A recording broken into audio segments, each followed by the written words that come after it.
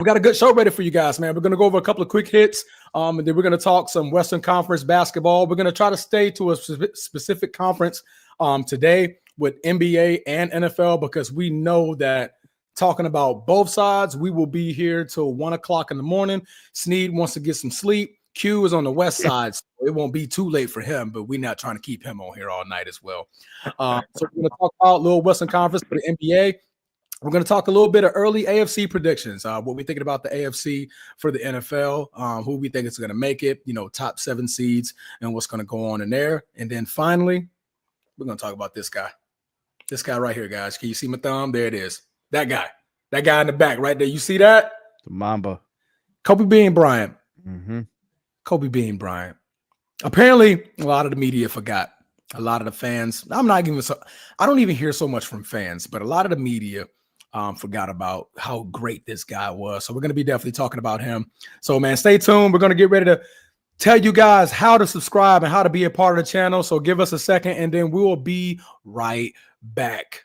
If you're watching here on YouTube, make sure you go ahead, click that subscribe, that like, that notification bell. Make sure you're kept up to date whenever we drop new content on the channel. If you want the audio only version of the podcast, open up your audio podcast platform, hit the search bar, type in the format podcast. We should come right up. If you're enjoying the content, make sure you give us a like, leave us a 5-star review, and drop a comment. All that stuff helps us rise in the algorithm, helps us find more sports fans, helps more sports fans find us. Make sure you write it down, put it in your phone, make a note of it. The Format Podcast is live Sunday mornings at 10 a.m. Eastern. And finally, if you're really and truly enjoying the content we're delivering you, make sure you hit that join button. There's going to be exclusive content here just for you. I'm talking to you right there. You see me? I know you see me. You're looking dead at me. Hit the like button. Hit the subscribe button. We appreciate you. Love you. All up in there, bro. All up in there. I got to get him with the eyes, Got to blink twice. All right, cool. All right, man. So we're going to get this thing started. A couple of quick hits, man. I want to start off with the ladies first. Now that I'm blinking in the camera. Blink. All right. We're going to start off with the ladies in the WNBA. So apparently they just got done enjoying their All-Star weekend, but not without a little bit of controversy going on.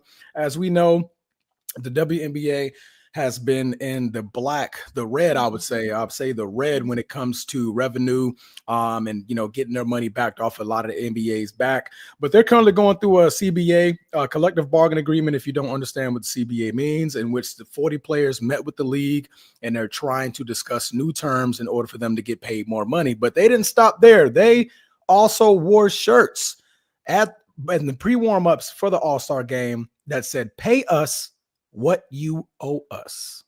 Pay us what you owe us." And it didn't stop there. Before the game started, when the MVP, after the game was over, the MVP trophy was handed to, I'm going to pronounce her name wrong. Excuse me. I believe it's Nafisha. Nafisha Collier? I want to say it's Nafisha. I always say Nafisha, but it's Nafisha. Okay, I got it right. Nafisha Collier, she won the MVP trophy, and the chants from the crowd yelled, "Pay them."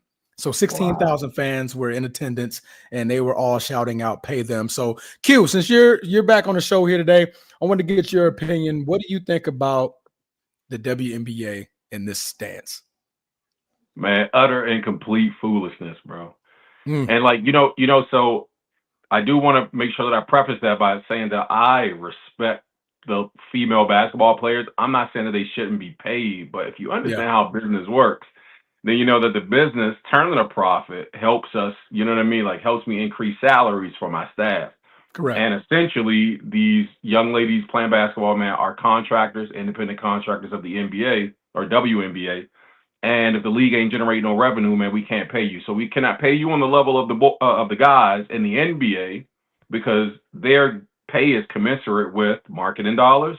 Correct. With, you know what I mean, TV money, you know what I mean? Like with apparel sales and ticket sales and like all that stuff, like help to go into kind of what is like comprises their salary. So, I was utterly shocked to see the "pay us what you owe us" like in boldness being worn on t-shirts. Like it was, like the WNBA is doing them some kind of a disservice, when it's actually the opposite. They've been subsidized by the NBA for years, just to be able to make ends meet in order to pay them the salaries that they're getting paid. And so so that's my take on that, man. It's like, sit the fuck down somewhere. You know what I mean? Sit down. All right, sit down and shut up. Sat down and shut up. You know what I mean? Sat down. So down, not necessarily shut up and dribble, right? No. So it's more just shut up and just sit down. Yeah, just sit down. Just sit down. Be patient. You know what I mean? Quick, man. It's coming. It's coming. Coming, bro. Yeah. Sneed, what you got? I mean, it's the economics piece. I think it's a lack of understanding of how this stuff works. Like we could just talk percentages. Most people understand those. So like if you take a certain percentage, the owners own, and they are going to share revenues with the players. Correct. So if the collective bargaining agreement is going to be made, it's going to be by percentages. The great Will Smith, as Fresh Prince of Bel-Air once said, I get 15%. And Uncle Phil, God rest the dead, Uncle Phil said, what's 15% of nothing? He's like, oh, carry over the one, carry over. It's nothing. Zero. It's still zero. So they're going to work on percentages, and they're going to realize like nothing's changing.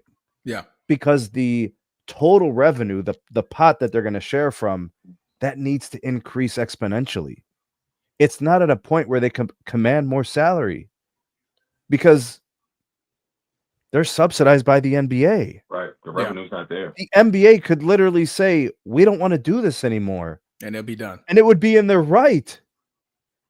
But they don't want that to happen because that's not good for the game. Yeah. Right? They understand and that. The optics would look yes, horrible. But the future is bright for these ladies and the game. So you don't cut that off. Right? But can we all admit that when you're in the red, you're on life support? Right. So we can't illegitimize the business side of it. It has to still be the primary reason why we're in this position. Yeah. Fortunately, if the NBA wants to continue to subsidize it and they want to continue to negotiate it, look, I hope the ladies get a little bit more money than the last time. Because then you could say at least there's progress. But I hope their expectations are realistic. That's all I'm saying. Yeah. Because if it gets cut off, well then what? You're asked out. You're back overseas. You're back overseas, man. I like what you guys. That's been my whole thought process on this, man. And when you look at the finance, like you have to understand finances, right? You have to understand revenue. And if you do not have the revenue, if you're not bringing in the dollars to a point where everybody's happy, the big wigs are going to make sure they're happy first at all times, right? They're the millions of dollars that are being invested into these sports and into these teams. They're like, hey, look, I got to turn a profit. So it's just like if you go to a business and say, for instance, you're creating a startup and you're the owner and your business is doing okay, right? You're doing okay, but right now you're in the black, right? But you're starting to see an uptick and okay, we're getting a lot more customers and stuff like that. And so, but we're still in the black. You have to understand just because you're seeing a lot more coming in, that doesn't always equate to, okay, we're back in the green. Once we get in the green, then we can have a different discussion to where I have more money. Now the business is driving in more money. I can now give you more. I can up your salary. I can up your pay and things like that. I think that's the aspect a lot of people are missing because we're looking at the WNBA. We're looking at the uptick that Caitlin Clark and these younger ladies are bringing into this league, and the more NBA players that are joining these games and the stadiums are getting a little bit more filled up. The WNBA has been so far in the red. Yeah, bro. But Transformer, you brought up names. Yeah. We need more Caitlin Clarks. Yes. We need more Angel Reeses. We need them to level up. We need more of those. Yes. The personalities that will draw people to the game, to go and watch them, to have rivalries, to see the competition. I mean, the more competitive that league gets, the more likely it's going to go standalone. And it won't even need to be subsidized. The fans will be paying and providing the revenues for the players' salaries. Yeah. Well, I'll add to that, Steve, by saying I don't think that it's a problem. And I'm not saying you're saying it specifically, but when just to the point of like we need more Angel Reeses, we need more Caitlin Clarks. I think that that's a really, really valid point, and not necessarily from a standpoint of skill set, but more individual players that folks in the various cities want to actually attend for, want to buy apparel for or because of. And that talent is in the WNBA. There just hasn't been a draw eyeball optically like a Caitlin Clark and like an Angel Reese. And now all of a sudden, now people are paying more attention. Those two players in particular, because of them, there are more people coming out. But they're incredibly talented basketball players in the WNBA. It's just not drawing the public, respect and maximizing those talents. Right, exactly. Is their media machine driving those ladies forward? Right, and so I say that more goes to the patient, back to the patience part that we were saying. Like, just you got to be patient. You know what I mean? Like Transformer saying, man, when you're so far in debt, and that's the reality of the WNBA is that they've been so far in debt. You know what I mean? Yeah. Like it's just because there's been an uptick in the attendees this season, between this season and last season, that's not to say, okay, cool, now let's go ahead and drop more money on these ladies. It's like, bro, we have to be able to sustain this. So I would say that I have this conversation and have had this conversation over the years with staff in my real world businesses. Like, I can give you guys a salary increase, right? And what's going to happen is if we can't sustain at this level of revenue, growth, then I'm going to have to start cutting some people. You know what I mean? So it's like, do you want to play the long game? I still look like the bad guy. Right. No, play the long game. You want to talk about bad guy? We're being called misogynist in this live chat. So check this out, right? Listen to this. Oh, are we? Listen to this. 60% of WNBA viewership is male. Man. That's a majority. We love you, Big Baby Chrissy. That's what majority. You mean, Big Baby Chrissy? We love you.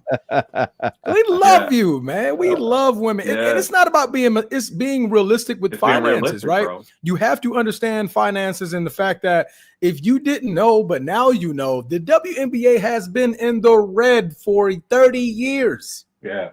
For like 30 the NBA years. Was in the red. Exactly. Yes.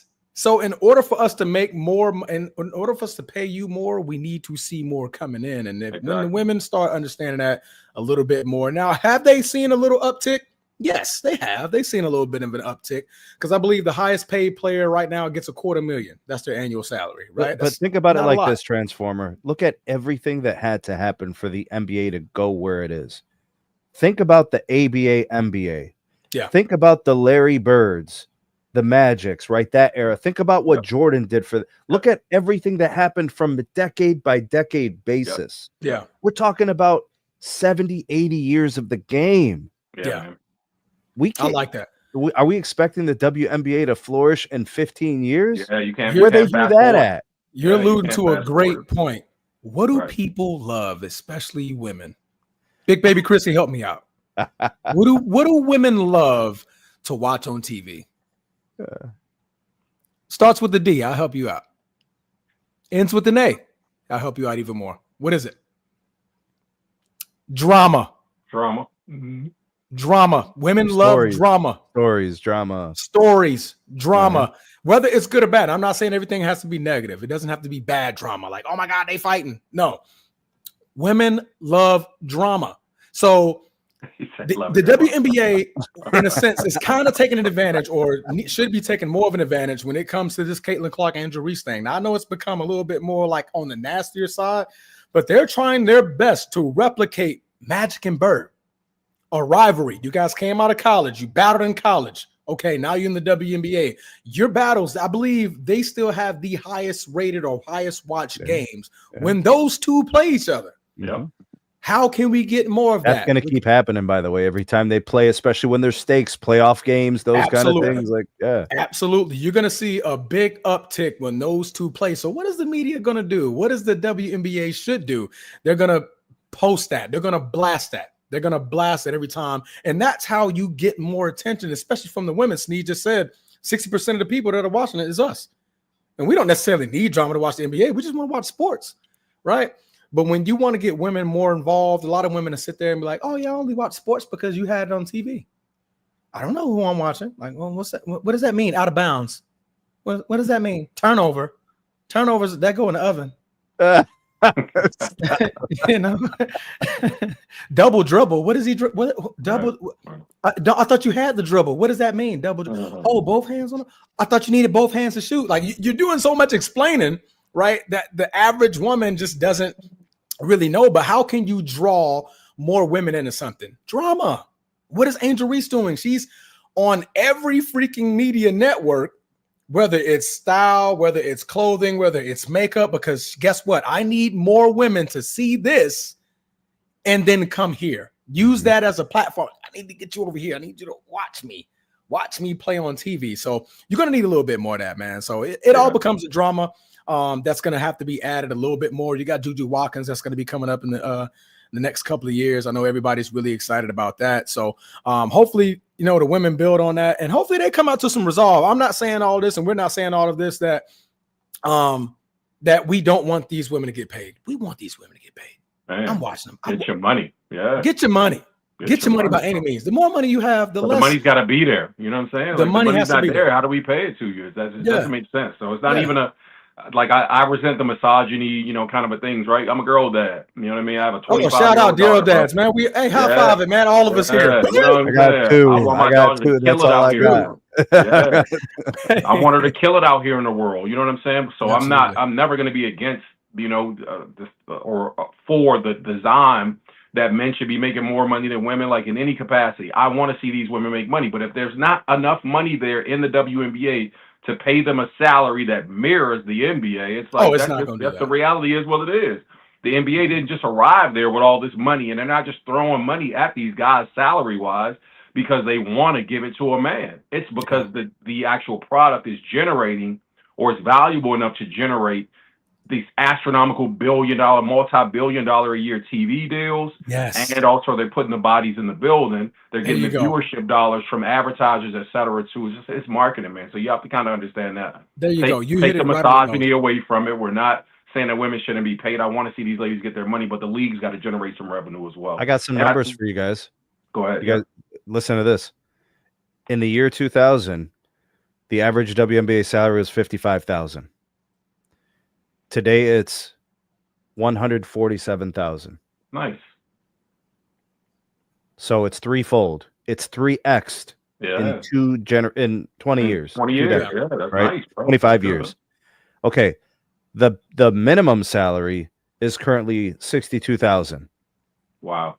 Which is more than the average male makes in the United States. The average male makes $40,000. Right.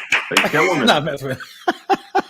Oh, they're killing it, bro. See, but if I give you these numbers, do you know what to do with them? Do you understand why I'm doing this? Like, for the people out there saying, like, we don't want people getting money and we're just hating and this is misogyny. There's progress. Yeah. Right. Like, you want to talk about who got screwed, who deserved more? Rebecca Lobo, Lisa Leslie, the foundation of the WNBA, whose shoulders Angel Reese is standing on, and Caitlin Clark and them, right? Now we should be acknowledging them as being underpaid. We can't say that these girls are underpaid anymore. They're paid way more than their ancestors, if you want to call it that, right? Yeah. We got progress. We're doing all right.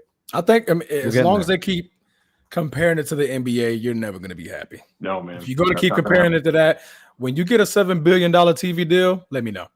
Exactly. Let us know, right? We're not, and again, we rooting for you guys. We're rooting for you ladies. I love watching the WNBA. Love watching Angel Reese, Caitlin Clark. What's my other baby name? Not in Minnesota.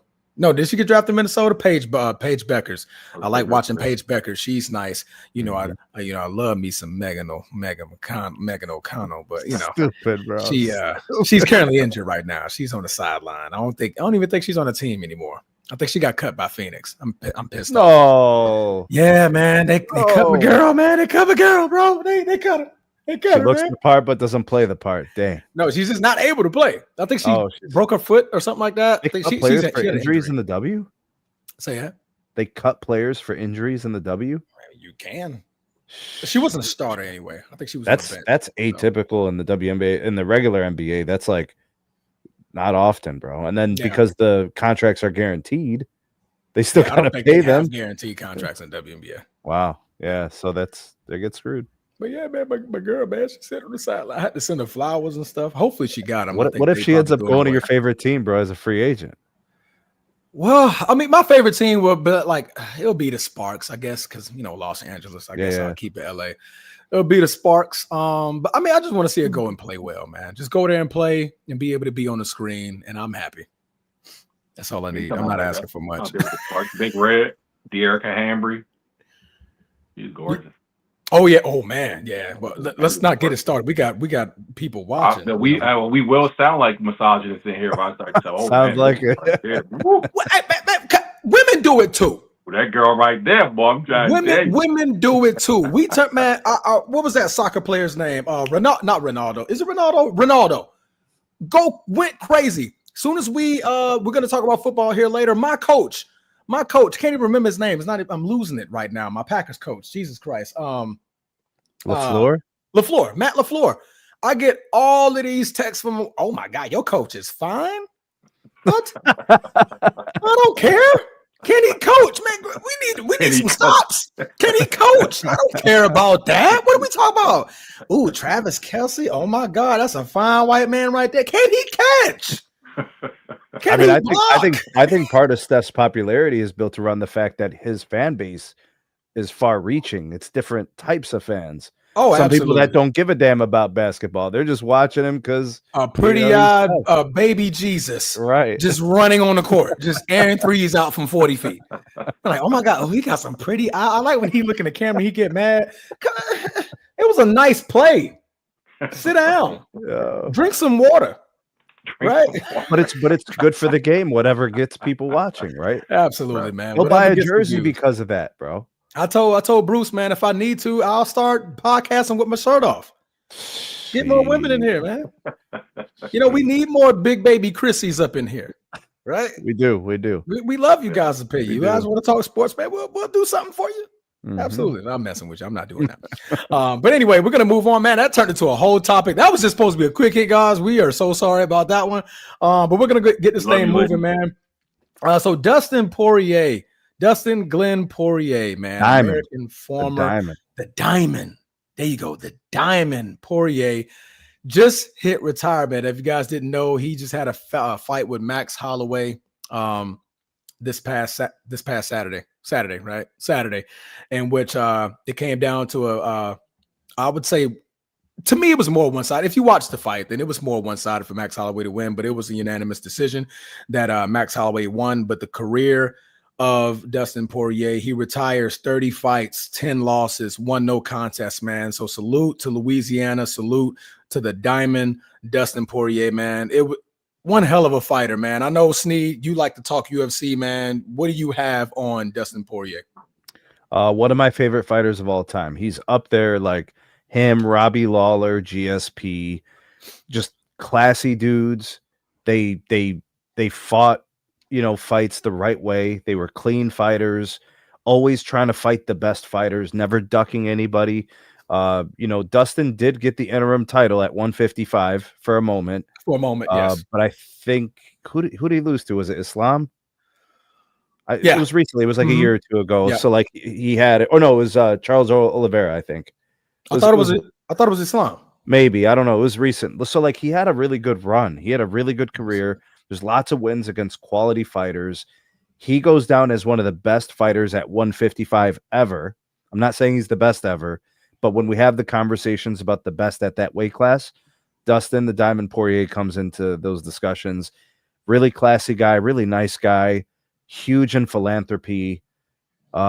Just always so respectful towards his opponents, always thanking them for fighting, being a class act and, always stepping up. And he was always about the fans, bro. I always respect that about athletes. If they respect the fans, I like to elevate those kind of athletes. Poirier is one of them, man. So one of the best to ever do it.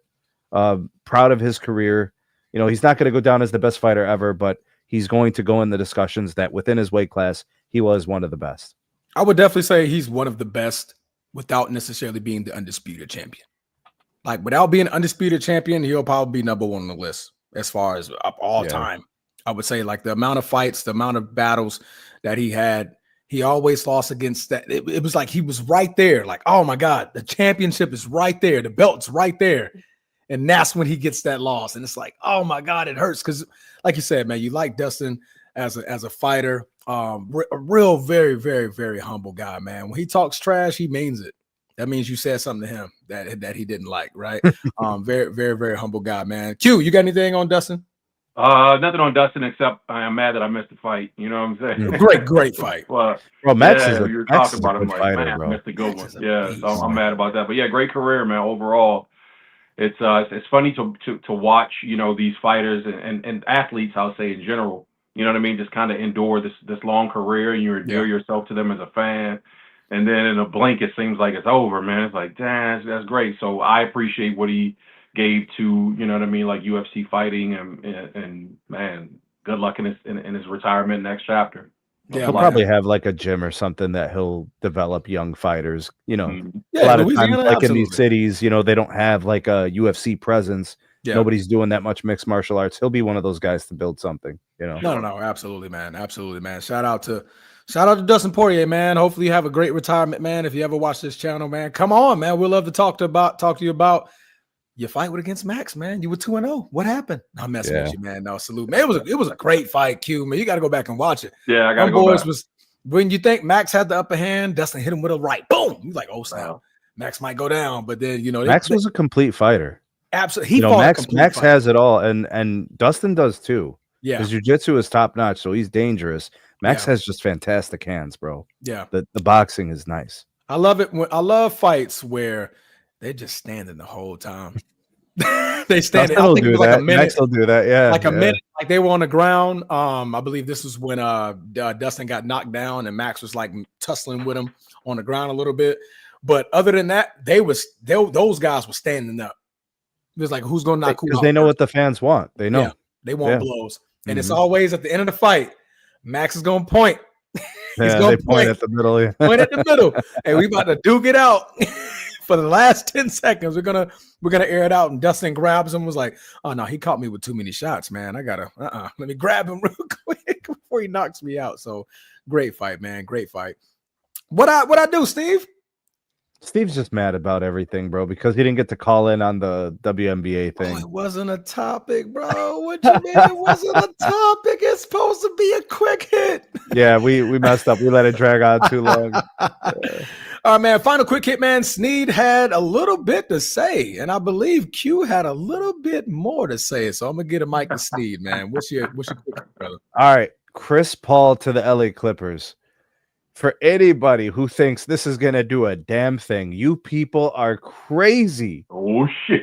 Chris Paul is 7,000 years old. He was at the first supper and the last supper. This fool is so old, bro. Listen, bro, Chris Paul, every time there's an important game, this fool will pull his hamstring, bro. I'm telling, pull a calf. It'll be some kind of... Wow. Bro, he ain't crossing the street in an important game, and that's the facts, bro. He's 40 years old or something, whatever. He's like LeBron's age. He's been injury prone for the last 7 years.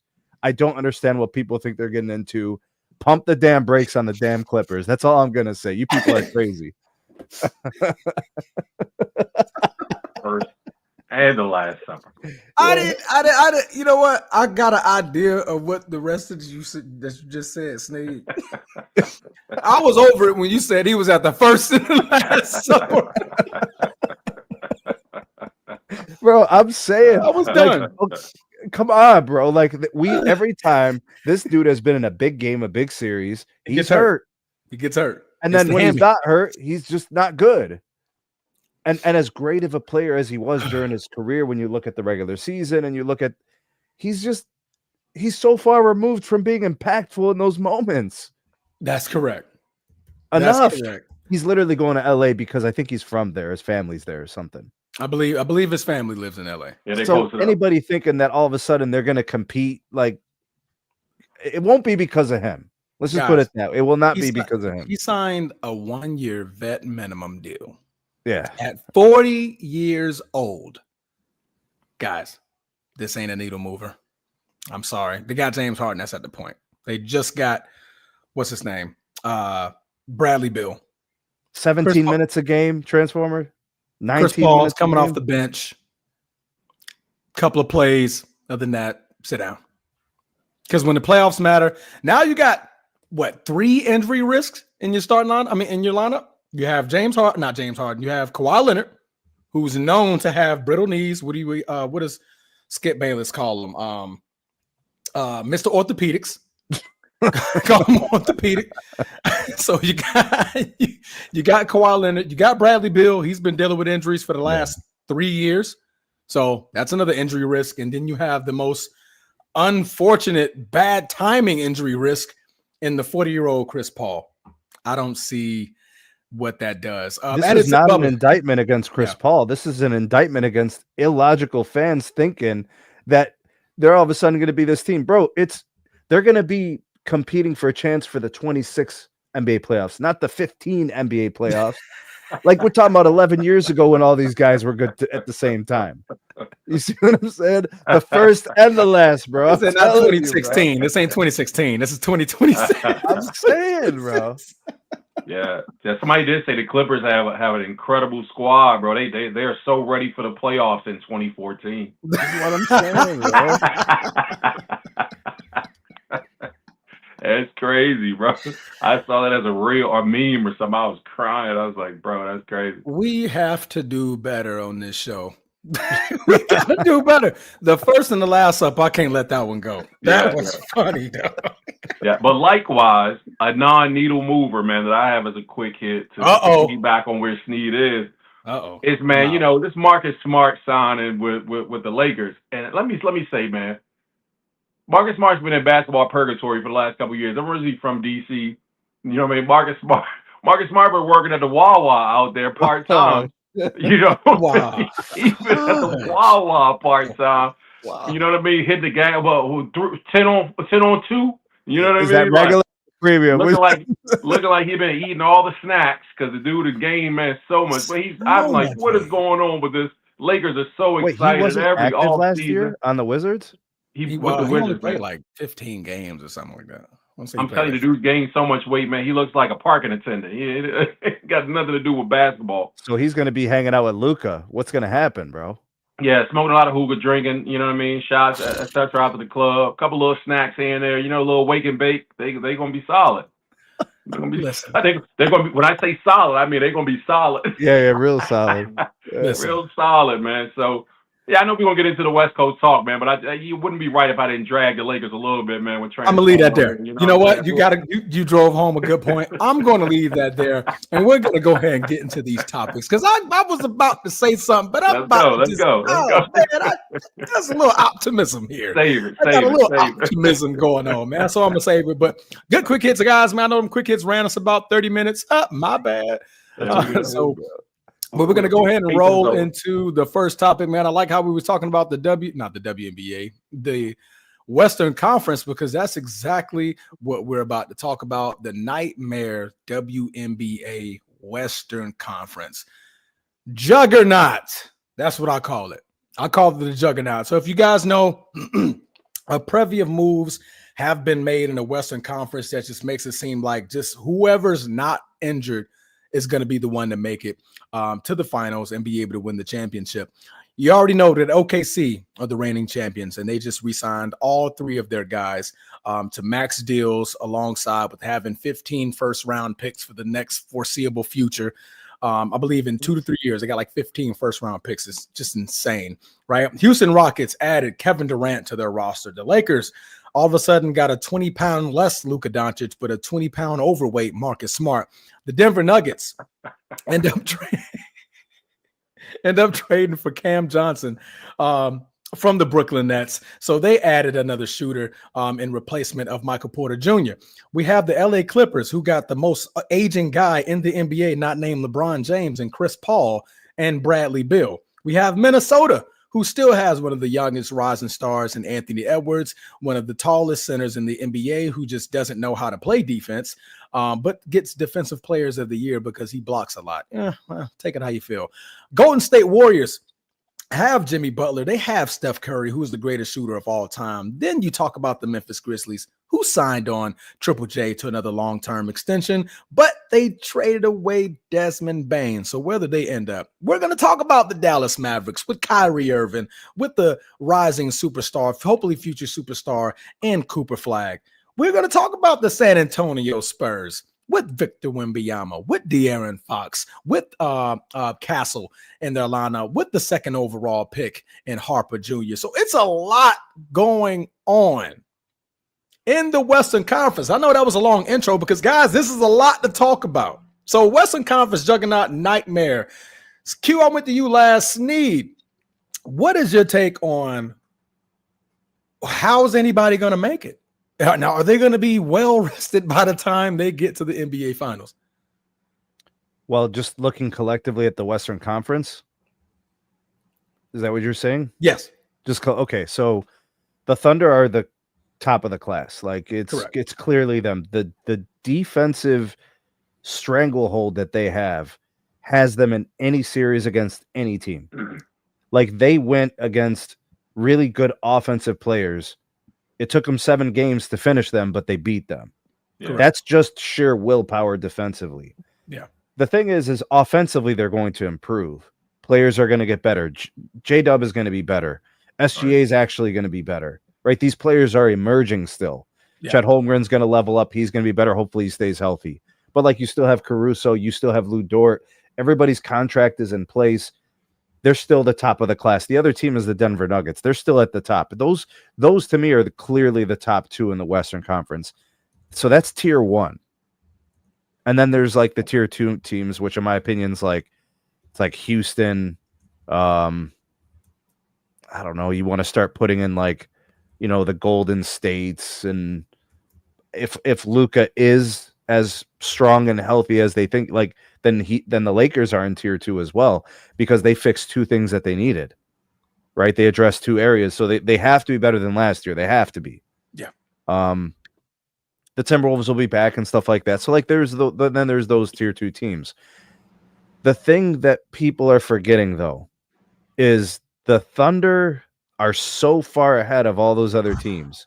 Like you could have improved your roster in 2 or 3 different ways, and you're still losing to the Thunder in a 7-game series, right? So I view it that way. The X factor, I think, is going to be Houston, because Houston has their same core that they're returning. Exactly. But they got rid of the guy they didn't trust, and they brought in a hired hitman like a bounty hunter in KD, right? So KD just has to assimilate within the offense. He doesn't have to go in there and innovate the offense. Yeah. That's going to be on Ime Udoka anyways. The other guys, it's going to be the defense. You're going to want to see Houston be a little bit more OKC-like when it comes to leveling up the defense. So Sengun, Amin Thompson, Jabari, like these guys, they're going to have to continue to just get better as players. They're interesting. And the Spurs are going to be dangerous, but they're not ready to take a step in the playoffs like that. You know what I mean? Let me add to your Houston point, right? Because I love it. I love where you're going. I was in agreement 100% until you left Houston out, but then you threw them in there. So I'm like, all right, cool. I took my gloves back off. I was putting them all out. Houston's legit. Yeah, Houston's legit. But what I like about the Houston roster construction for this year, like you said, they didn't lose anything from last year, so they were already a very solid defensive team. The one thing that they were missing was point production, and more point production, you know what I mean, offensively from Jalen Green. And when Jalen Green faded to black in so many of those games down the stretch of the season for them, it didn't leave a lot of hope. It didn't leave a lot of hope for them offensively. I was like, they can't score enough points. So to bring in, like you said, that hired assassin and Kevin Durant, for him, it's not even a stretch for him to come in and assimilate to offensive flow and style, because that's just what he does. He's a bucket. Yeah. And so the thing is going to be like the thing that really doesn't hurt them, I feel like, with adding a Kevin Durant, because you say, well, Kevin's a defensive liability on the outside. Inside, he can recover a little bit because he's so lengthy. Right. He can block shots at the rim. But it's that outside, right? It's kind of staying in front of people and being beat off the dribble that you were worried about with a player at his age.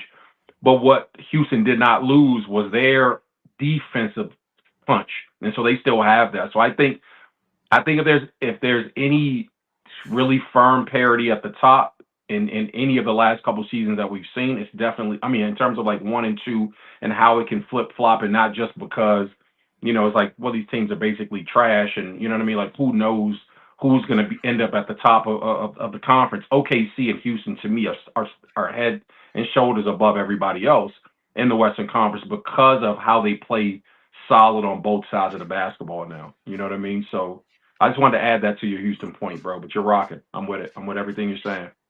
No, man, absolutely. I mean, obviously, Houston is going to be an X factor because of Kevin Durant.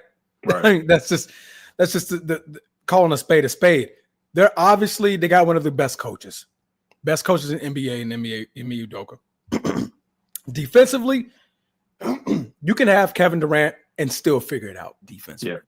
He's not going to be that much of a liability because your start of defense starts from the top, the head coach. The head coach is already game planning.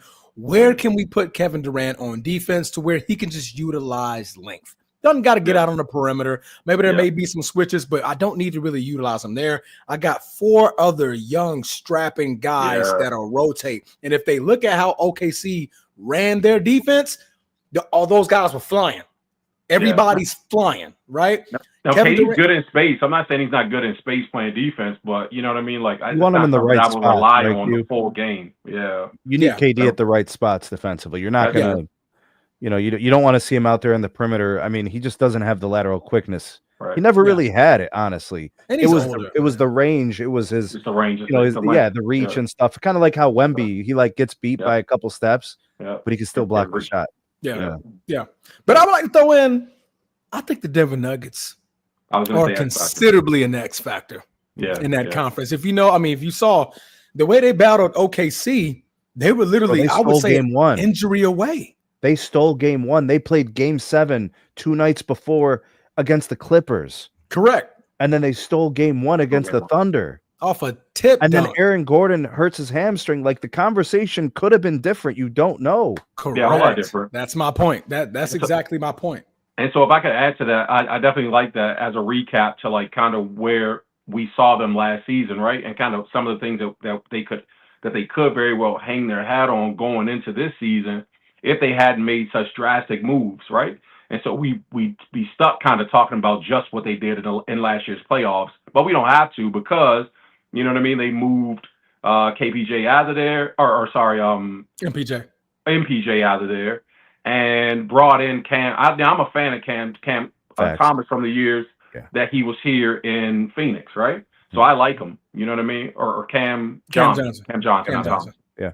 So Cam Johnson, but Cam's the same player as Michael Porter Jr., except he's got a better offensive game going downhill. Mm-hmm. I feel like he's not going to resort to taking so many outside shots. He can get his shot. He can. So do you know what that does to you? Do you know what that does? It makes him more reliable. It does. If you're more downhill, you're getting to the rim more, and also like just his jump shot is less streaky. Yep. It's more predictable, his game, right? Yep. And it's definitely more well-rounded, I would say. You know what I mean? Like MPJ would have to be, if he hits his first couple outside shots, you're like, okay, we're going to get a good jacking him up. MPJ. Right, but if he's off, he's awful. You know what I mean? So having Cam in uniform for them. What else did they do? They brought back Bruce Brown. Bruce Brown. That's my favorite add-on. Yeah, I felt like they really lost a lot when Bruce Brown, left in free agency to go and get his money a few years ago to Orlando. It was like, or wherever he went. I was like, it makes sense because Bruce, go ahead and get paid, brother, after the championship. It happens, right? But what they were expecting was that Christian Braun would step up and then he would fill in for the Bruce Brown minutes, and it just didn't happen. They still would have benefited from Christian Braun continuing to develop in his role and coming off the bench in the ways that he was, instead of kind of putting a bunch on his shoulders. So I feel like Denver didn't do a lot to improve the roster in recent years, but these offseason moves this year, I'm really excited to see because they were still competitive, to you all's point of recapping what happened in this previous season's, playoffs. So with their additions, man, and they were still competitive without the additions that they made. So this year, man, I'm really excited. They fired their coach a week before the playoffs. A week. Who does that? Yeah, and still took the champs to 7. Denver. Yeah, they knew something that we didn't know. If they had flamed out, I think if they had flamed out in the playoffs, I would have felt like clearly management, it's being ridiculous. Now, let's keep in mind, they didn't fire just the coach. They fired Calvin Booth as well. So they fired the GM and the coach. So they were just like, whoever ain't with us, you ain't with us. We out. We're gonna switch gears mentally, and just rally the troops. Hopefully, cohesively based around the moves that the franchise is making. So the players still play their hearts out for, you know, young Adelman as a coach. So that was really good to see, you know what I mean? And with the changes that they made, like I said, man, I'm with you, Transformer. I'm looking forward to seeing what Denver offers this season coming up. No, absolutely. And my last thing I'm gonna add on, the way Cam Johnson fits a little bit better to me. When Jokic goes to the bench, it was a lot of Jamal Murray that you had to rely on to get a bucket. Yeah. MPJ couldn't do that. He couldn't, right? That wasn't his forte. That wasn't his game set. We don't necessarily know, but yeah, they didn't ask him or give him the range. To do that. Yeah, that's true. Like, and I agree with what you're saying, but he wasn't put in that situation to where like, okay, do I go get the bucket now? Mm-hmm. Cam does that. Yeah. Okay. All right. You on the bench? Cool. Yeah. He's going to pair nicely with Aaron Gordon. He's going to pair very nicely with Aaron Gordon. And he takes that pressure off of Jamal Murray bringing the ball up. Because now you got... Jamal Murray might get more efficient now, actually.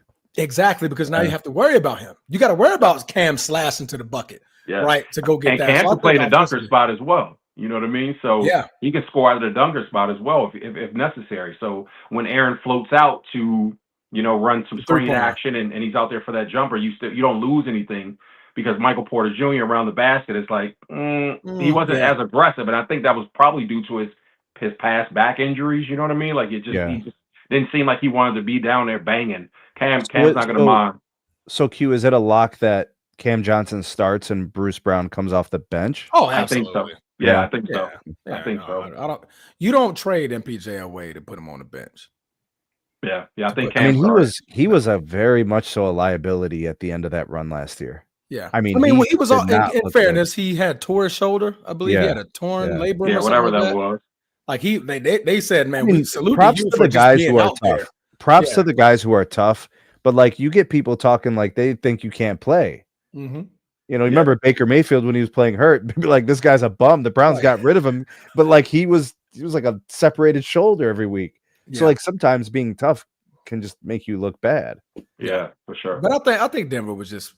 It was a lot of inconsistencies in the playoffs, and after they won that championship, they thought that was going to be Michael Porter Jr.'s chance to be like, okay, let's get to that next level. He did have a big year that year. They won it. Yeah, didn't have that next level appeal. Like, you know, like similar to Anthony Davis, we're going to get the Lakers eventually, or we're going to get the Dallas eventually. But when they won the championship in 2020, we were expecting like, okay, he got it. Here we go. Like this is going to be the Anthony Davis that we're going to get. The now they're saying he's not hungry anymore. And exactly. So I think that's what they got a little bit out of MPJ. So they're trying to recreate that. Okay, MPJ, you got your title. Cam don't got one. So he might be hungry. This guy's really going to be ferocious for us. We got Bruce Brown back. Oh, yeah. Yeah, we definitely got better defensively, right? We still got Jokic, best center in the game. We got Jamal Murray. Okay, let's run this thing back. So I definitely think, man, they're going to be a sight to watch. And I tried to mention Aaron Gordon, who's out there defensively as well. And I think if anybody could challenge OKC, beat OKC, it's Denver right now. That's probably going to be, I think, the toughest opponent for OKC because they got the size, the girth, the depth to battle those guys when they're all out there, man. But yeah, so that's the Denver Nuggets. What about the Los Angeles Clippers? There we go. He thought I was going to say Lakers. Nah, man. Clippers. What about the retirement home agency? I mean, not retirement home. Dang, not the retirement home. The rehabilitation. Not rehabilitation. God dang it, man. What's they center called? What do they play at? What centers they playing at? Staples. It used to be the Staples Center. Don't mention that name. No, that's the no. They're in doing that. What's their new? Isn't it the Crypto Arena? No. That's the Lakers. That's ours.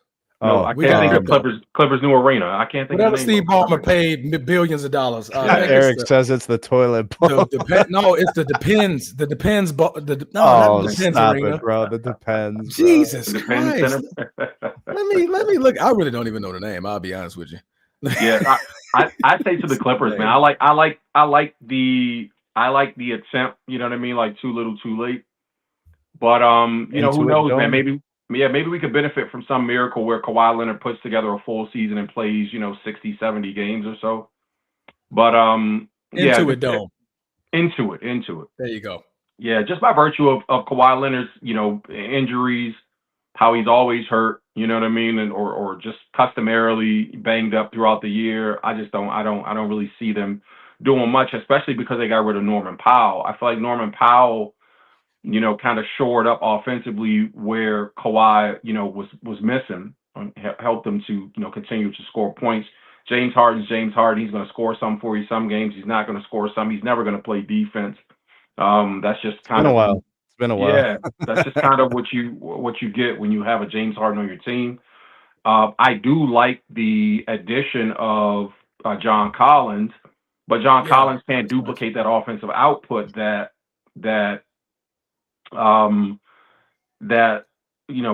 will be missing if Kawhi Leonard goes down as he typically does. So I just don't see him stepping in being like an offensive powerhouse out there for them. Like Norman Powell was dropping some 28s, 29s, 30s consistently. It's like, man, Norman Powell's like a star out there.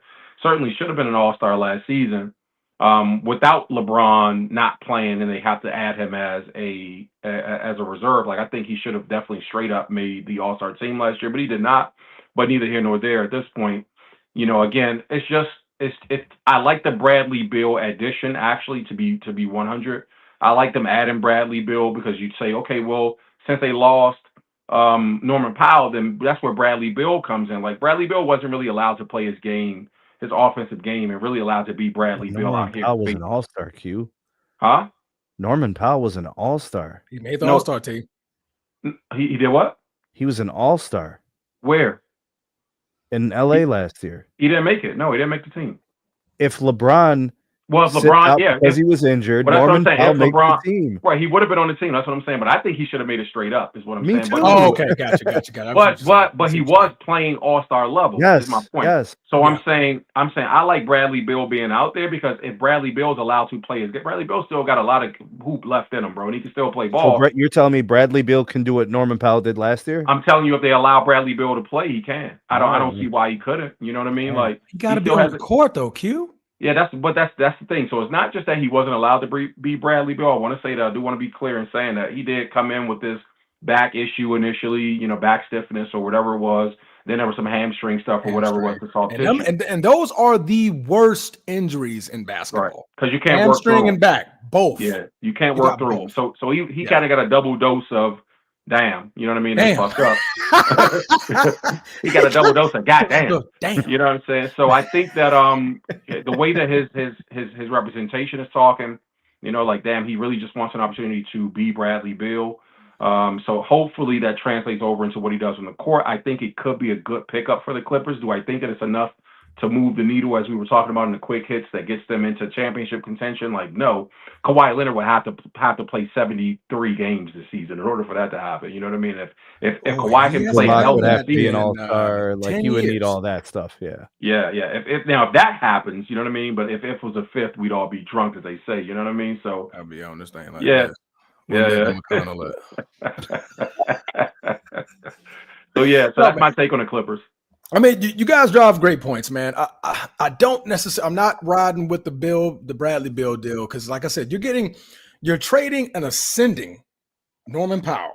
He's ascending, young, ready, hungry, declining Bradley Beal, hurt all the time, paid bukus of money. I mean, granted, he got bought out by the Phoenix Suns, and I think they took him for what, like a 2-year, $11 million or $12 million deal, something crazy, something small like that. But still, like, you're trading your youth for age, but the experience you also traded. Like, what's Bradley Beal's experience? Losing in Washington? What's his experience? Losing in Phoenix? Not making the playoffs again? When you got Norman Powell, who was smelled the playoffs, so now he's like, okay. And by the way, Norman Powell was the reason that they had team success. You know what I mean? Yeah. So to me, that's bad, man. I mean, you look at the Clippers last year. Kawhi Leonard played 37 games, right? You look at Bradley Beal. Bradley Beal played 53 games, right? You got an aging Brook Lopez. I believe he's 36, 37 years old. He's probably, I mean, he's going to be backing up Zubac, but like really the problem is there's one person who's not happy about any of this. And it's probably Ty Lue. His life just got so much more complicated. I need to figure out what I'm going to do with Bradley Beal because he's a good player that I have to figure out how I'm going to do this. How do I get 20 points a game out of this guy while all these other guys are on the floor at the same time? And you know, you brought like, bro, look, John Collins averaged 19 points a game last year. Yeah. He's not going to average 19 a game in LA. No, not in LA. No. Yeah, You see what I'm saying? And the same thing could be said about Bradley Beal. I think he averaged 23 in Phoenix. 17 and 18. Oh, 17. So he's going to be around last year there. in Washington. He averaged 23 points. Okay, so yeah, so his ceiling's like low 20s, and his floor is like 15. Yeah. So like you're trying to figure out how many touches, how many shots, what's Harden going to be doing? Probably more distributing. Yeah. Actually, he probably like if he's averaging 19 shots a game, he's coming back down to earth at like 15 a game. Right. Yeah. Which would be good for the team. Shots. Yeah. I think he can sacrifice that. Q, go ahead. No, I'm saying I think that'll be good for the team for Harden to be more of a distributor. You know what I mean? Like, but Q, check this out. But Q, check this out. The first 10 games are going to look bad. They are. The first 20 games are going to look bad. Yeah. And people are going to say, look. Yeah. People are going to say, look how bad this is. You remember the Heat when they first started? Oh, it was horrible. It was horrible. Well, they were like 4-10 or 4-11. How could you have so much talent? How could this be? But like Ty Lue did this before. Yeah. When they first started, like, you know, putting these players in, all these new pieces, they were getting their asses kicked. They were horrible. They had a really bad record. They finished pretty strong. So I think just be realistic with the Clippers, and then people should be okay. I mean, but the thing about it, the difference between the Clippers and the Heat is that LeBron played 70-something games. Dwayne Wade played 70-something games. Chris Bosh played 70-something games. Like they were able to be on the court. And those guys were all 26, in their prime. 7. Yeah, those guys were good. We're not talking about a guy who just last year played 53 and he had back and freaking hamstring issues. We're not talking about Mr. So Beal, it's a back. You know, for Kawhi's the knees. Kawhi, it's the knees. You know, for these other guys, it's a new team. You know, like Norman Powell was their Steady Eddie, and he's gone. Like soft tissue, also. Yeah, so Chris Paul has a lot of hamstring and shoulder issues. Like that's his calf and calf. Like is it pulling the calf? Calves. Like he had a calf injury one year. I'm just like, what the hell, man? Yeah. I mean, when somebody has a calf injury, it's from overexertion. He's going to be the backup point guard. Yeah. That's from I believe this is the Lawrence Frank. I believe that's the general manager, maybe. But Lawrence Frank announced that Chris Paul will be our reserve point guard. That's breaking news from the Clippers.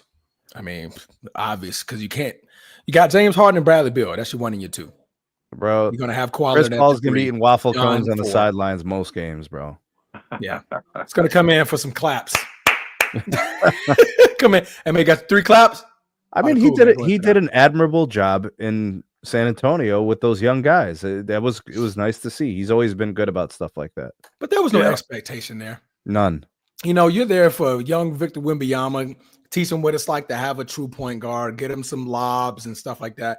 Like the role that Chris Paul will have will be interesting for the Los Angeles Clippers. But then again, it's only interesting if they all stay healthy. That's their biggest problem.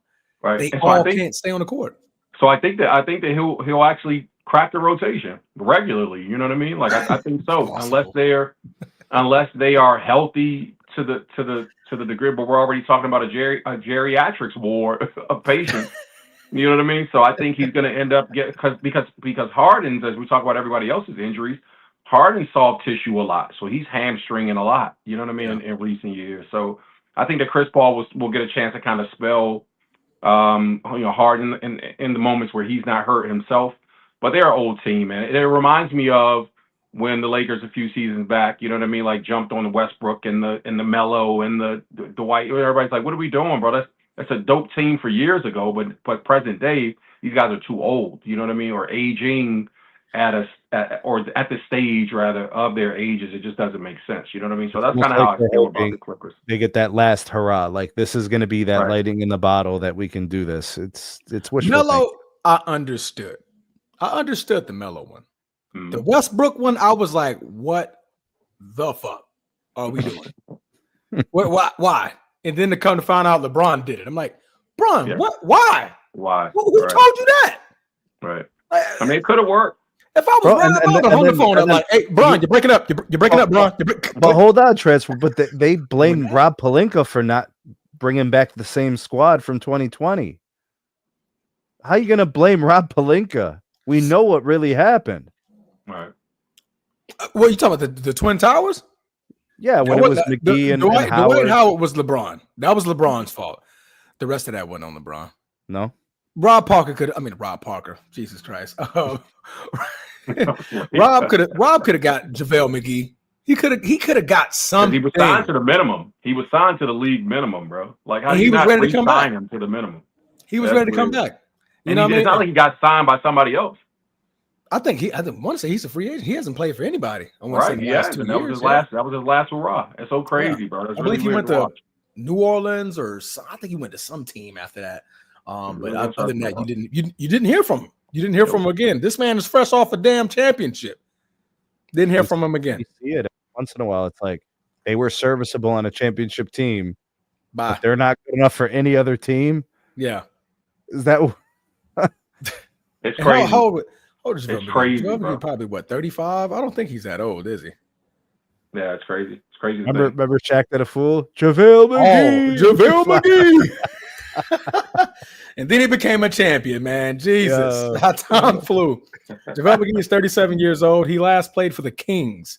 He played 46 games last season. Oh, no. He didn't play at all last year.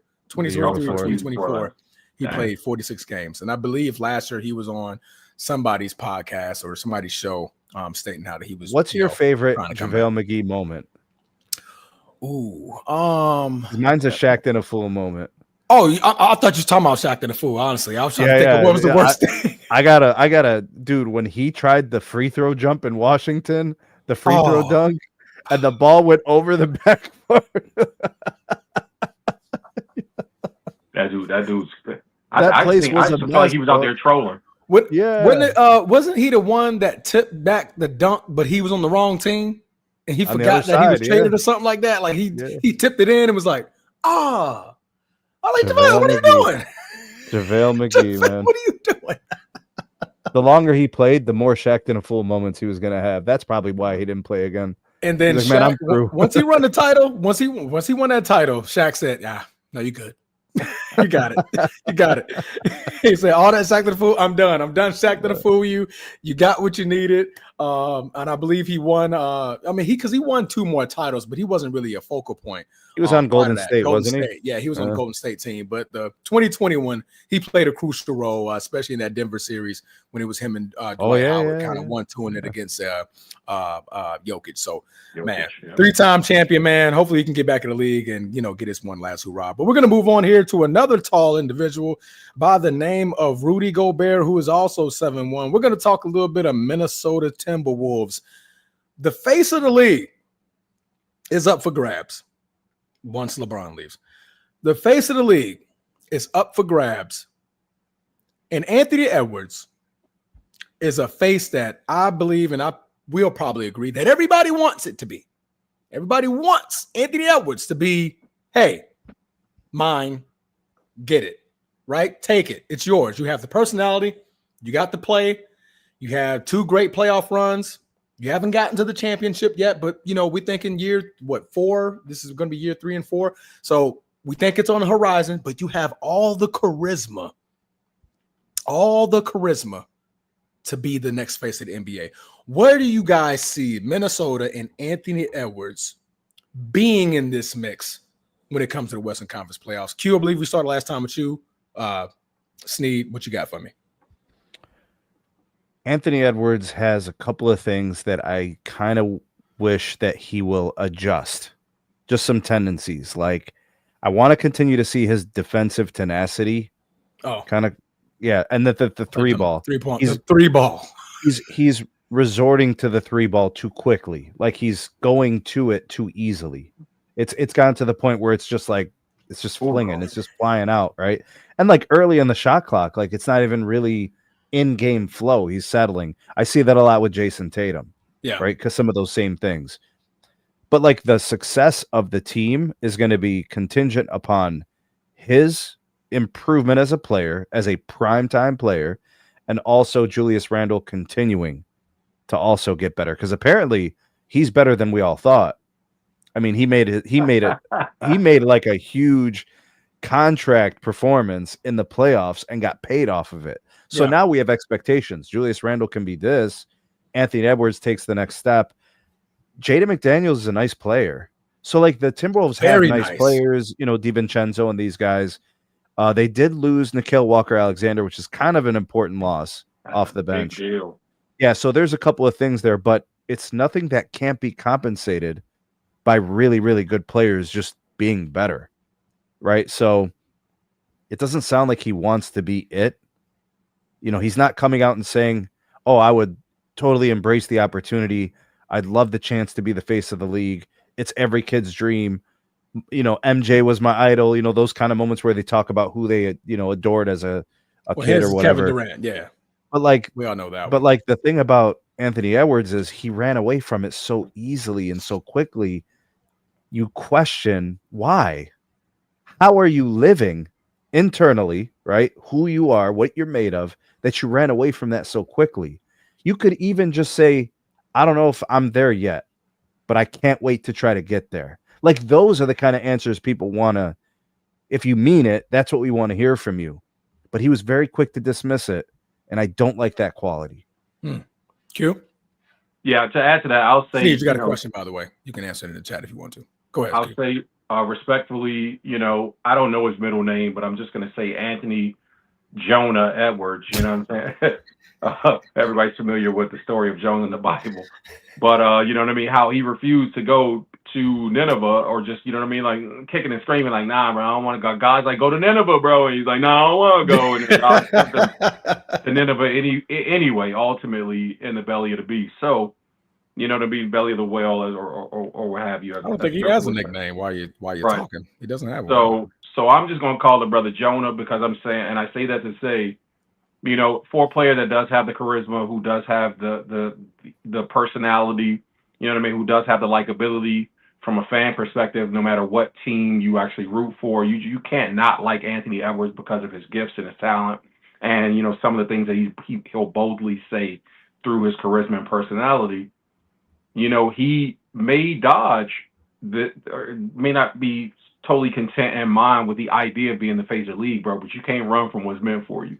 Yeah. And so I think that what I like the most about young Anthony Edwards is that we're getting a chance to see his triumph story actually build, you know what I mean, where he loses and pays his dues and looks really good really early, and we get a chance to see him, or we know that he hasn't peaked yet in terms of his talent, his skills, ability. His team's only going to continue to get better. What was really scary for me, I think, was, and I was really upset and annoyed with how, Cat was shrinking big moments as, the guy once upon a time in Minnesota until Ant arrived, and then accepting his role to be like, this Ant's team, I'll be, you know what I mean, like second fiddle. I don't mind being that. And so I really wanted to see them continue to grow together as a unit, but then they traded for Julius Randle. So to Sneed's point, Sneed's like, whoa, man, Julius Randle surprised us. And I smiled or laughed or something, because I'm like, he didn't surprise me at all. That's the Julius Randle that I expected him to be in New York. So I was happy to see that translated over into Minnesota. I hope that he can continue to improve on that, at least over the next couple seasons, so that it benefits Anthony Edwards. But to echo Sneed's point also, even with him having a really good second, chair in Julius Randle, I don't like the Nickeil Alexander loss, because Nickeil had the role and responsibility of guarding his cousin Shea in that series to keep Ant out of foul trouble. So Ant doesn't have to be to guard Shea. So it's going to require, as Sneed says, some others to step up. But ultimately, the thing that I am excited about is, kind of to see how they build upon last season moving forward into this season. They haven't made any off-season adjustments. No. So I'm hoping to see this year more from Rob Dillingham. You know what I mean? Yeah, I want to see him, because Mike Conley takes that step back. Yeah, let's see Conley take a bit of a step back. Let's see, Rob Dillingham get in there a little bit more. I'm really high on that kid as a basketball player, so I really want to see him develop a little bit. I think he can step in. If he can step in and offer, he'll offer more offensive impact than Conley. So that should be a bit more that they get from a distributor standpoint, that he'll have to make sure that he's limiting his turnovers and things like that. But just to incorporate more youth into what they're doing. which will help them to fuse together more of a cohesive unit as a young team. So I'm really high on Minnesota because somehow or another they figure out how to get it done every year. And unfortunately this year, if they don't, then it might be the end of the road for Finchy, man. You know, Coach Finch might get canned out of there if they don't get it done. Yeah, they got to do something. Yeah. No, so man. I mean, you drive home some great points, man. Obviously, when you lose a defender, you're like, okay, all right, now where do we go from there? I do like, I mean, they still got Jaden McDaniels. I love him as a defender. That man can guard 1 through 4 easily. I mean, the man's long. He's ferocious. He's fast. He's quick. And the man can jump out the gym, right? But I do like your take, and I was going to get to that. Rob Dillingham definitely should start getting more tick at the point guard position. Gives you a little bit more of a punch. Like Mike Conley's 37 years old, and we know he's on the tail end of it. So I can see him still starting, right? Like, okay, still start, but maybe 25, 27 minutes a game. Let's start seeing and getting Rob Dillingham, because these guys are all roughly the same age. Rob Dillingham's 20, Anthony Edwards is 23. So get those guys with more rapport together. Now he can grow into that. Hey, now we have a 1, 2, 3 punch on the offensive side. Julius Randle kick in 15, 20 points. We know what Anthony Edwards can do, and we know Rob Dillingham can be a freaking firecracker, right? When it comes to scoring. So offensively, you guys can get a little bit better. He's a little bit taller than Mike Conley, so at about 6'3". So you get a little taller, you get a little longer, and able to kind of, hold your own offensively, but at the same time, get a little bit better defensively. So I'm very, very interested to see what they do with that. Anthony Edwards, he's 23, man. Plenty of room for growth. Plenty of room for growth. We're getting a chance to see that story in its elevation, you know what I mean? From him paying his dues, from the team still being really competitive at this young age for him to say, damn, bro, we forget, like, he's only 23. Like, man, he's there. They're like a little bit away from turning the Western Conference Finals twice. Every year. Bro. So so we're getting a chance to see him take his lumps and lose, and you know what I mean? Like, at some point, that's the thing that benefits a face of the league, is that we watch you pay your dues. We watch you take your lumps. We watch you lose. We get a chance to, maybe next year, bro. Maybe next year, bro. But we know that at some point they're going to figure it out. You know what I mean? So he has that as a feather in his cap as a potential face of the league. But, you know what I mean? It remains to be seen kind of what happens with that. What do you guys think about the way he's like, I mean, it's not unusual and it's common enough. Like, it happens with the players all the time, but his complaint level with the refs was like every play last year. Yeah. So I felt like it was just a lot. So I'll say to that point, Sneed, is 2 things, right? I want to go back to you talking about the 3-pointers first and foremost, because I didn't comment that. So what I don't like that he resorted to the 3 so much. After coming off the Olympics last summer and working out with Steph, him actually going on record saying, hey, I beat Steph in some of these shooting drills. So I think that for him, he came back thinking like, yo, I'm going to let more fly this season, and he certainly did. He shot. He led the league in 3-point attempts in the regular season last year. And so I don't like that part of his game, because it took away from, as Jordan said years ago, it takes away from your level of aggression in the rest of your game, because you just start to rely so heavily on the 3, and that's what happened to him last year. So I'm hoping he flips out of that, right? So I'll come out of that and say that I agree with you on the too many 3s. I literally commented that your point on him with the complaints to the refs. Man, and maybe 4 videos during last season. You know what I mean? I'm just like, bro, I don't like this idea of, hey, ref, every time to the basket. Like he's trying to make the ref call instead of finishing. And now we love Anthony Edwards because of how he will put it on his mama head if she was in the lane all these years. And so last year is just this weird, he's trying to get a foul call, not even really focused on seeing the ball into the basket, because he's just so intent to get calls. And I'm like, bro, get back on your focus. So I would like to see him flip back. I think that fits kind of the 3-point thing too, bro. With like, I'd like to see him get back into his focus, get back into his mode. To answer Sneed's question, he shot 39.5% from 3 last year, averaged 10 attempts a game. Right. So he shot 40, and that's the most. It's good. He edged out the gambler by like 1 or 2 threes to lead the league in 3-point shots last year. That man called him had a the big year last gambler. year. The gambler. The gambler. I thought he was quoting X-Man. Like, no, it's Gambit. No, bro. the gambler is The funny. gambler. That man cost his team, bro. And I don't know, that Detroit game is not a game that's in question in the playoffs. But bro, there ain't no way you're telling me that dude the ball goes right through his hands twice at the end of the game like that. 2 turnovers in the last minute of the game, bro. I'm like, come on, bro. Cute. Come on, so cute to go back to the Anthony Edwards thing. If he goes back and watches that film from that last series against OKC, I mean, he probably will look at things and be like, damn, I was doing that. I was settling. That was me. Yep. I kind of turned away from the thing that makes me special. Threes don't make him special. No. See what I'm saying? See, this plus.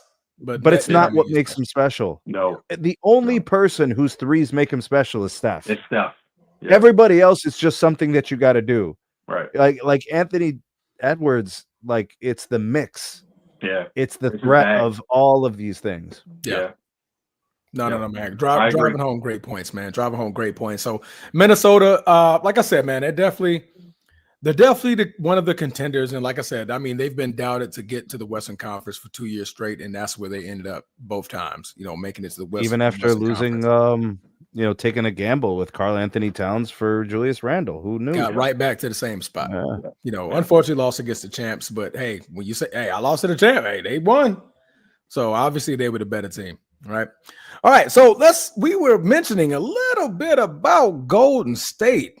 I mean, we got some older guys in the league, right? So let's talk about the other older guys. And Steph Curry, whom I believe is about 37. I'm looking at the wrong age.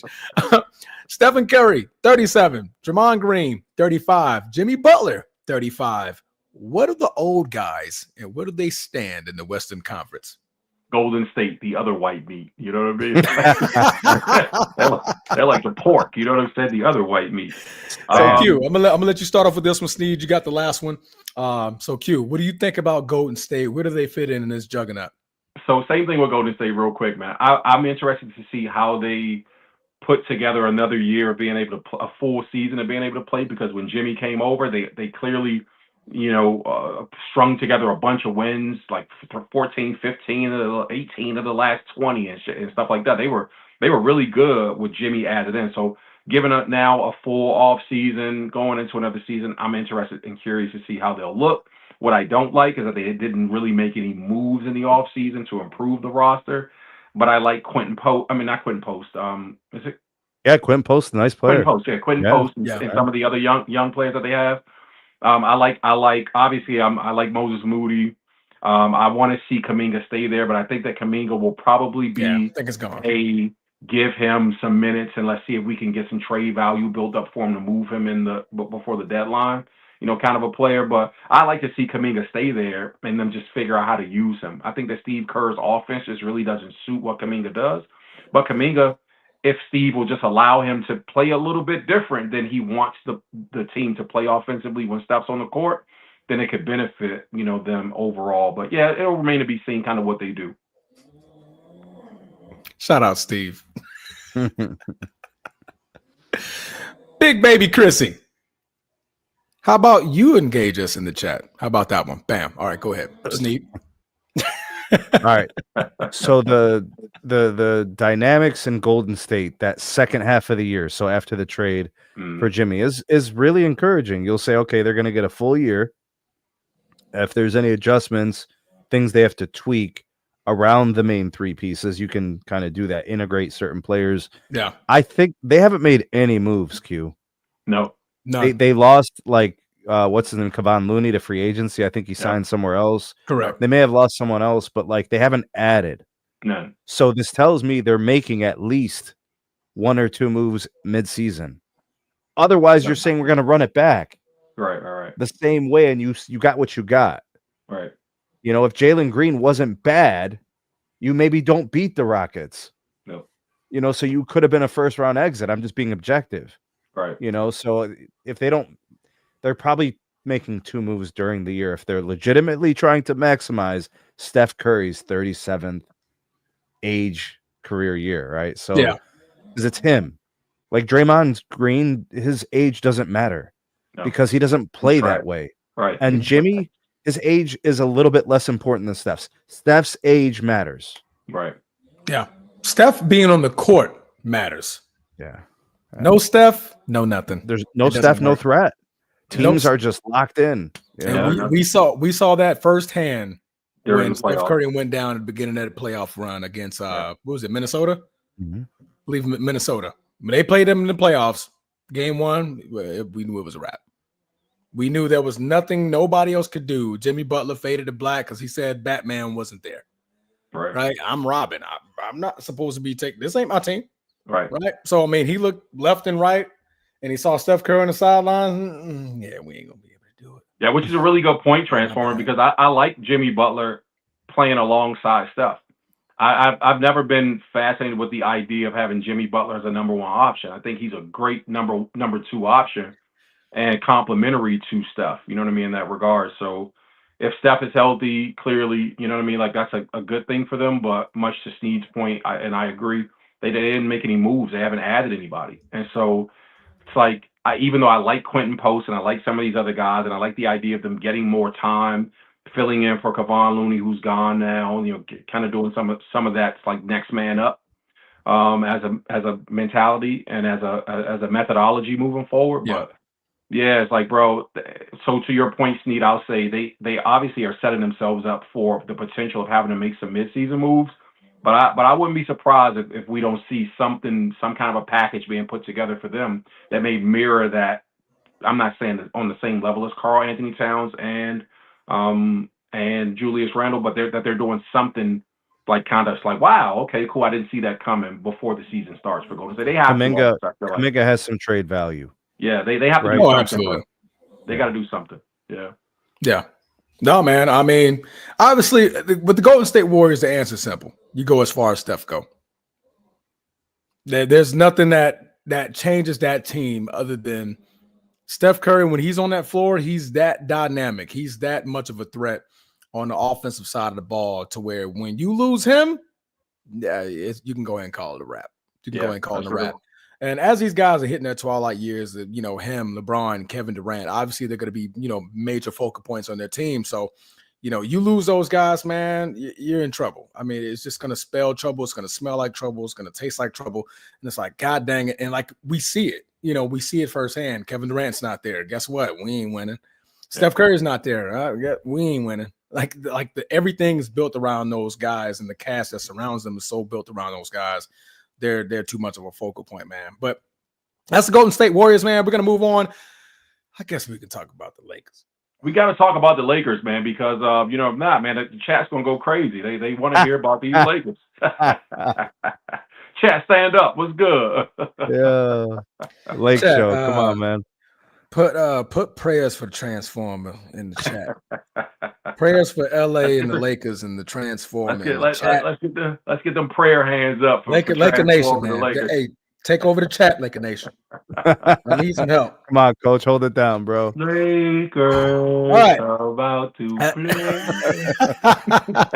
We're gonna talk about the Los Angeles Lakers. Let's go. Let's be quite frank. I'm already looking at season 2026 to 2027. You hit the fast forward button. I'm already looking at 2026 to 2027. All right, guys, listen. Bro. We got so many problems. Bro, why you sandbagging it, bro? You lying. Who, me? You. I'm being totally honest. I'm actually being honest. And I believe him, Sneed. I believe him, bro. I am actually being genuinely honest. I've been having this feeling. The moment I saw it come across my screen, LeBron re-upped to $55 million. I said, yep, there it goes. It's a wrap. It's a wrap. So we're going to be looking at this next season. I think LA said the same thing, too. I'm pretty sure that's exactly what they said. Yeah. That's exactly like, damn it, he's not going to do anything else. What I want to do. Mark Walters woke up. He's like, he signed it. Now, granted, I looked at it wholeheartedly, right? I'm looking at, what was on the free agent market, what was a move that we could have made that if we'd have had this conversation to LeBron, because apparently this conversation was never had, right? Hey, LeBron, if we can get this guy, can you cut a little bit off the top? Or can we spread you out a little bit?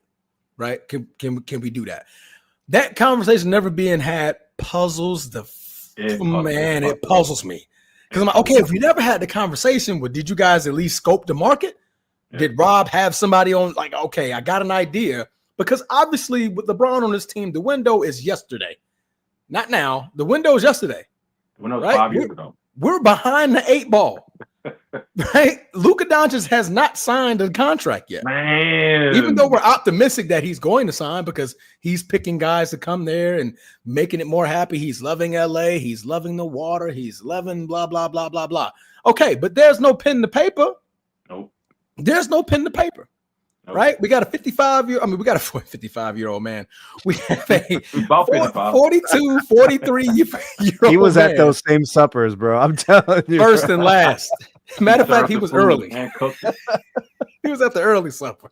He served the food and cooked it.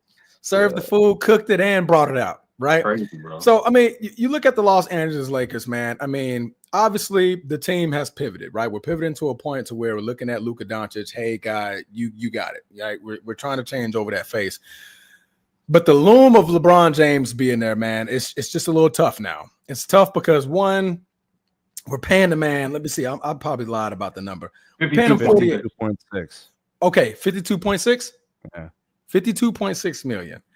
Granted, all NBA second team. He got that, right? I'm not taking that away from him. Great player. I am. But you can't take that away from him. How, Snead? The man was good last year. He was good in January and February.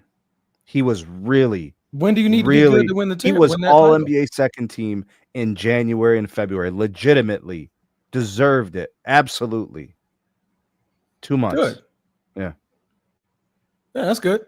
They're giving out awards for 2 months now. That's how a lot of players win them freaking get on second, third team. Mm-hmm.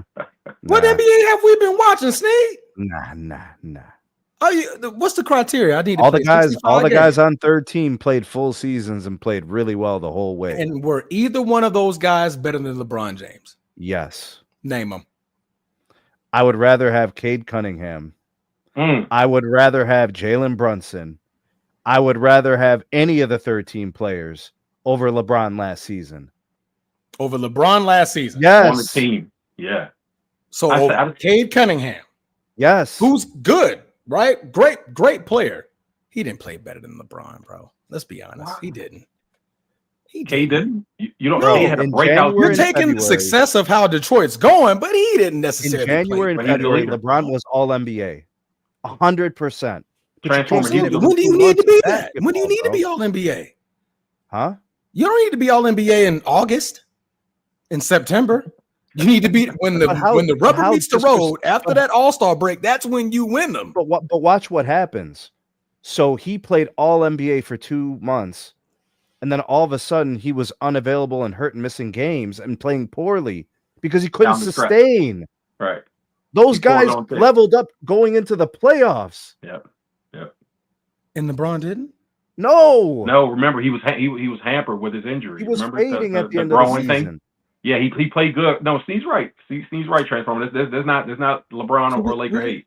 LeBron played well February, March, and then he tweaked that little growing hamstring. Groin. He had the adductor strain. And then he kind of limped his way back into playing. And Anthony Davis was a top MVP candidate until the end of December. Yep. Yeah, he was. Okay, but back to the point here. I'm stressed. Granted, whether you think he deserved it or not, I'm stressed. He would have made third team. Still an all-NBA team at 42. I'm not even going to take 40. I'm sorry. I'm aging the man already. He's 40 years old. It's stressful over here, man. Help me. Laker Nation, help me. Help me. Right? Okay, but let's be objective, though. Hold on, Transformer. They had center problems. They brought one in. Okay. I'm not talking about the quality of the center. I'm just saying they brought one in. right? Ayton as a center, right? In today's NBA. Okay. Quality. Okay, so they address that. Marcus Smart is a perimeter defender on pedigree.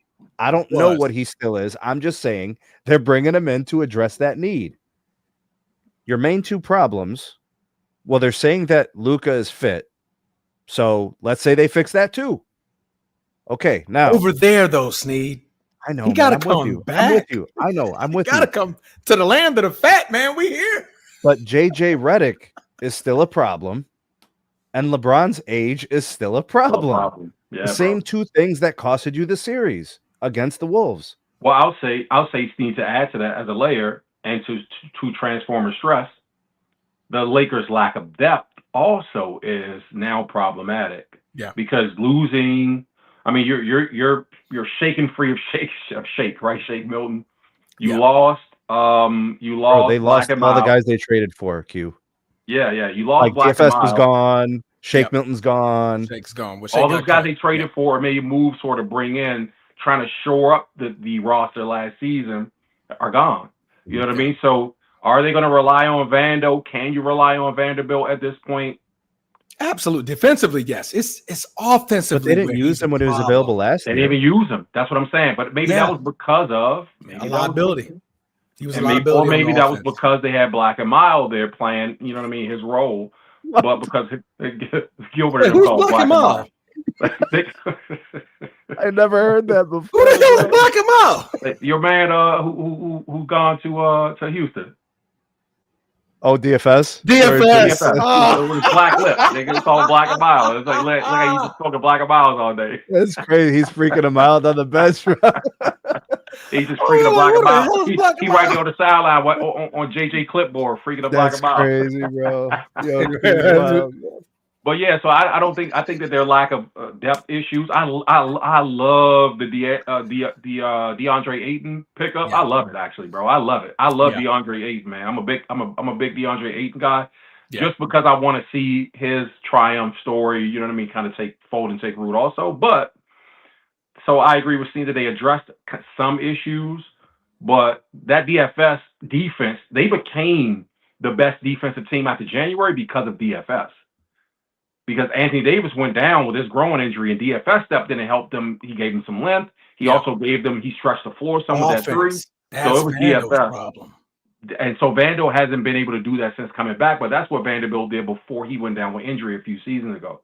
So maybe, just maybe, they won't miss anything from that, but they got to allow your guy to get some rec too if they're gonna keep him, Gabe Vincent.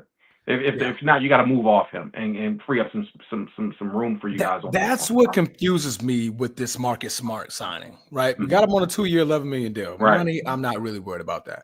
You guys can figure that out.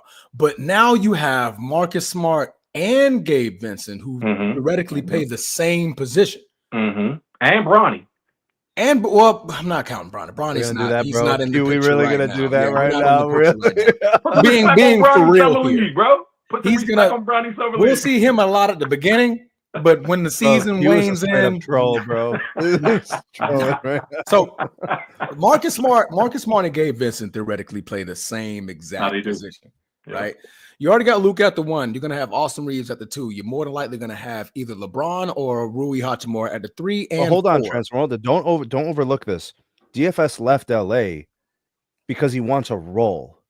No. He didn't leave LA. He left LA because we didn't have the money. He wanted a long-term deal. We couldn't offer him that. Right, but if he has a role, he believes he can play, which means he can get another contract that's bigger than the last one. He needs a role where he could shine. He had no shine in LA, bro. They were giving him the shot with 2 seconds on the shot clock when they couldn't do nothing with it. That's his friend. He's used to that. That's his friend, Luka. It didn't help him. Luka, we played in Dallas together. I thought we were friends. But that's why Houston made sense for him. Boys. He sees upside in Houston, where he could be in the rotation, have a role, and get another contract better than this one. I think it was more so the con. We can only give him. I think we offered him a 2-year deal. Because they said he would have signed if we would have extended it out to 4, which we didn't. We didn't have the money for it. Bro, there are games where he got 2 shots. That's his boy. Talk to his boy. I'm not blaming Luka. I'm blaming JJ. I'm blaming Luka. I'm blaming That's JJ. your boy. You blame the star. No, you blame the star. JJ don't run that court. Who does? LeBron James, Luka Doncic. Who's the ball? Who has the ball? That's Luka. But they told me JJ Redick was the Socrates of basketball philosophy. They told me that, bro. They told me. That's what they said. That's what they said. Not when you got Luka Doncic and LeBron James. Absolutely not. No. They said JJ was JJ LeBron gets the ball. I'm gonna get the most we're running LeBron's offense. When Luka has the ball, we're running Luka offense. That's how this works. Said it, bro. He said, I'm gonna get the most out of these players. So you tell me, Transformer, who'd he get the most out of? He benched Jackson Hayes. He didn't give the ball to anybody, not named Luka, LeBron, and occasionally Austin Reeves. The ball didn't move. It was just between the same two guys. It was getting tough. I'm concerned about your Lakers. I'm concerned about them. Hey, this year, man, like I said, bro, we're looking into 2026, 2027, baby. The West is Wait, what happened to Lakers at 5, bro? Hold up. What happened? When I saw Houston get KD, I'm like, God damn. When I saw OKC re-signed all their boys and got 15 first-round picks for the next 3 seasons, I'm like, God damn. Denver went and go get Cam Johnson. Like, God damn. Like, what are we doing? We got DeAndre Ayton. That's it? What happened? Who else? Where did DFS go? Oh, we got who? What's his name? Jake LaRavia. He played where? Sacramento. Or did he play? Who knew that? You knew that? What you mean we got a guy from Sacramento? Yeah, that's crazy. Where the hell is Rob at? So that's how I felt like when we made that signing, that was our first signing. All right, that was our first signing when we got Jake LaRavia. There you go, Jake LaRavia. I had to Google this guy. Me too. Wow. I didn't know who he was. I don't even know who that is, right? People said it was a good pickup. I didn't even know who he was. I looked at a scouting report. To me, he looks like a Austin Reeves. He looks like an Austin Reeves. That's it. It's like we just got another Austin Reeves who just so happened to be 6'7". And so you don't need another Austin Reeves when you have Austin Reeves and you have Dalton Connect, and now you got Jake LaRavia. They're the same people. They're the same player. Same player. You know what I mean? Which is it's interesting. The roster makeup and construction is really interesting right now. Well, I'll say that Jake and Dalton were going to play the 3 spot. They're not going to play the 2. That's Reeves' spot. So Reeves can stay on the court. Reeves can stay on the court with them. I'm going to be very, very curious. I need Dalton Connect to get the ball more. I want to see what it's like for him to take that next step. We know he can put the ball on the floor. We know he can shoot it. We know he can attack the basket. Well, JJ now open things up for Dalton Connect to make that next step, right? We're already looking at LeBron James leaving. Are we going to run more plays where Dalton Connect gets about 15, 20 minutes? Like, are we involved in that a little bit more to where we can, because obviously the Lakers are looking at post LeBron already. Yeah, but Sneed, we know you don't like JJ. Jesus Christ. No. I'm talking about Dalton. You're talking about how Dalton Connect could be something that they could develop. They don't want to. As much potential as you think he may have, which I believe he is pretty good. They're not going with that. Like, they're not going in that direction. What do you mean? They deserted him. They left him on the bench, bro. How many games he got? DNP, 0 minutes. Coaches, in the playoffs, we didn't want to run him. No, even in the regular season, he wasn't ready. No, even in the regular season, there were games that were DNPs. Yeah, post the All-Star break. You're right. Post the All-Star break, because which made no sense. Philosophy, he was gearing up to like, hey, we're not running rookies. That's basically what he ran. He's like, we're not running rookies. Not to run them. That's weird. It was just weird because he contributed. Remember, he came in and played big. He came in, and there were some games where he dropped like 17, 21. Yeah. You're like, what? Yeah, it's like, this kid's good. Like, they increased his role, and he did more, right? Yeah. So here's my concern. Like, he had a little bit of an injury. Then post the All-Star break, we started seeing less of him. Even I was questioning, like, okay, why? So yeah, it's true, Transformer. Post All-Star break, but that's when he was involved in that potential trade. So I feel like they started to treat him a little bit differently in terms of his minutes after that trade didn't go through. It's almost like they played him and wanted to showcase him enough to be able to trade him. Yeah. And then when they brought him back, his role was just kind of weird. It was really strange. The Mark Williams deal. He was in that deal.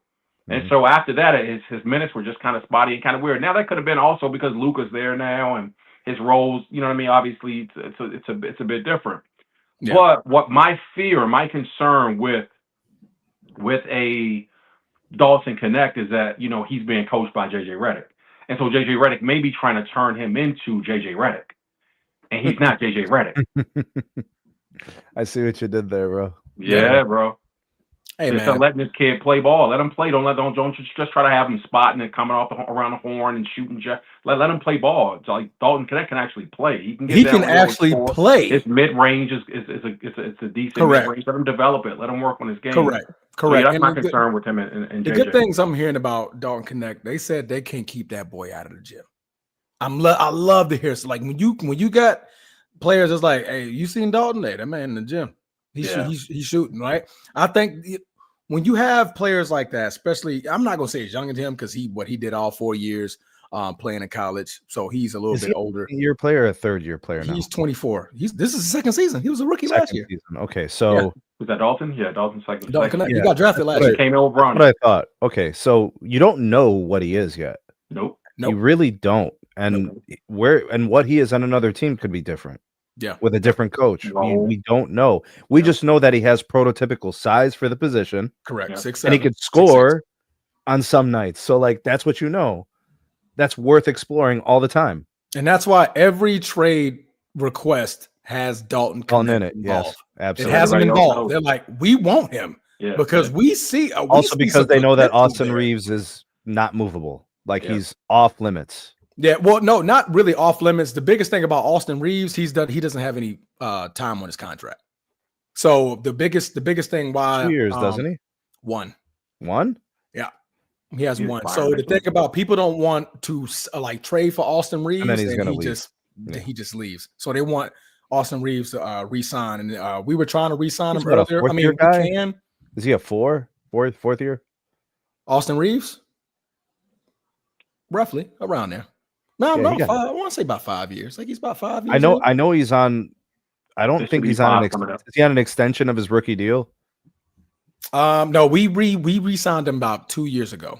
We gave him a 3-year deal, like 3-year, 40 or 50 million or something like that.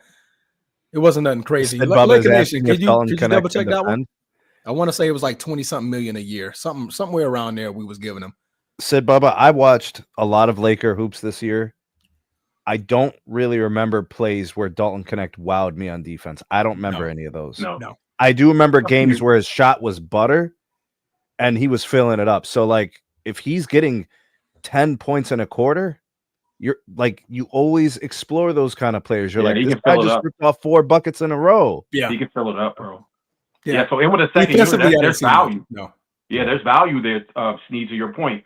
Like for a guy to come in with a second unit and who can get you 8 quick points, you know what I mean? Like that's really good. Saw him hit some threes. He stretched the floor. He's flashing, moving around a little bit. It's good. And he has a quick release. Yeah. He has a very, very quick release. A very high release, catch and very shoot. quick. He's letting it fly, right? Catching that shooter's pocket, lets it go high. I love him, bro. He doesn't seem like a malcontent, even though he's not playing consistently, like in terms of getting on the floor. You don't hear him being disgruntled, like, I need my shine. What's up, coach? Like, what are we doing? And I think that's where I think he enters in at. You know, you don't have Denny Finney-Smith no more, right? That's normally your 3, right? Now you got more leeway to be like, okay, we can slide Dalton in and have him play 18, 20 minutes. Let's see what we can get out of him, Austin Reeves, and Luka on the floor at the same time. All 3 can score. Yeah. All 3 can score, right? Now you got DeAndre Ayton in the middle. So now on that pick and roll, I'll become more of a threat as Dalton is sliding, Austin sliding, and DeAndre Ayton is cutting, Luka's driving. Yeah. I can pitch the ball in 3 different directions, and you guys don't know where it's going. So I'm thinking 4 years, 89 million. Thank you, Laker Nation.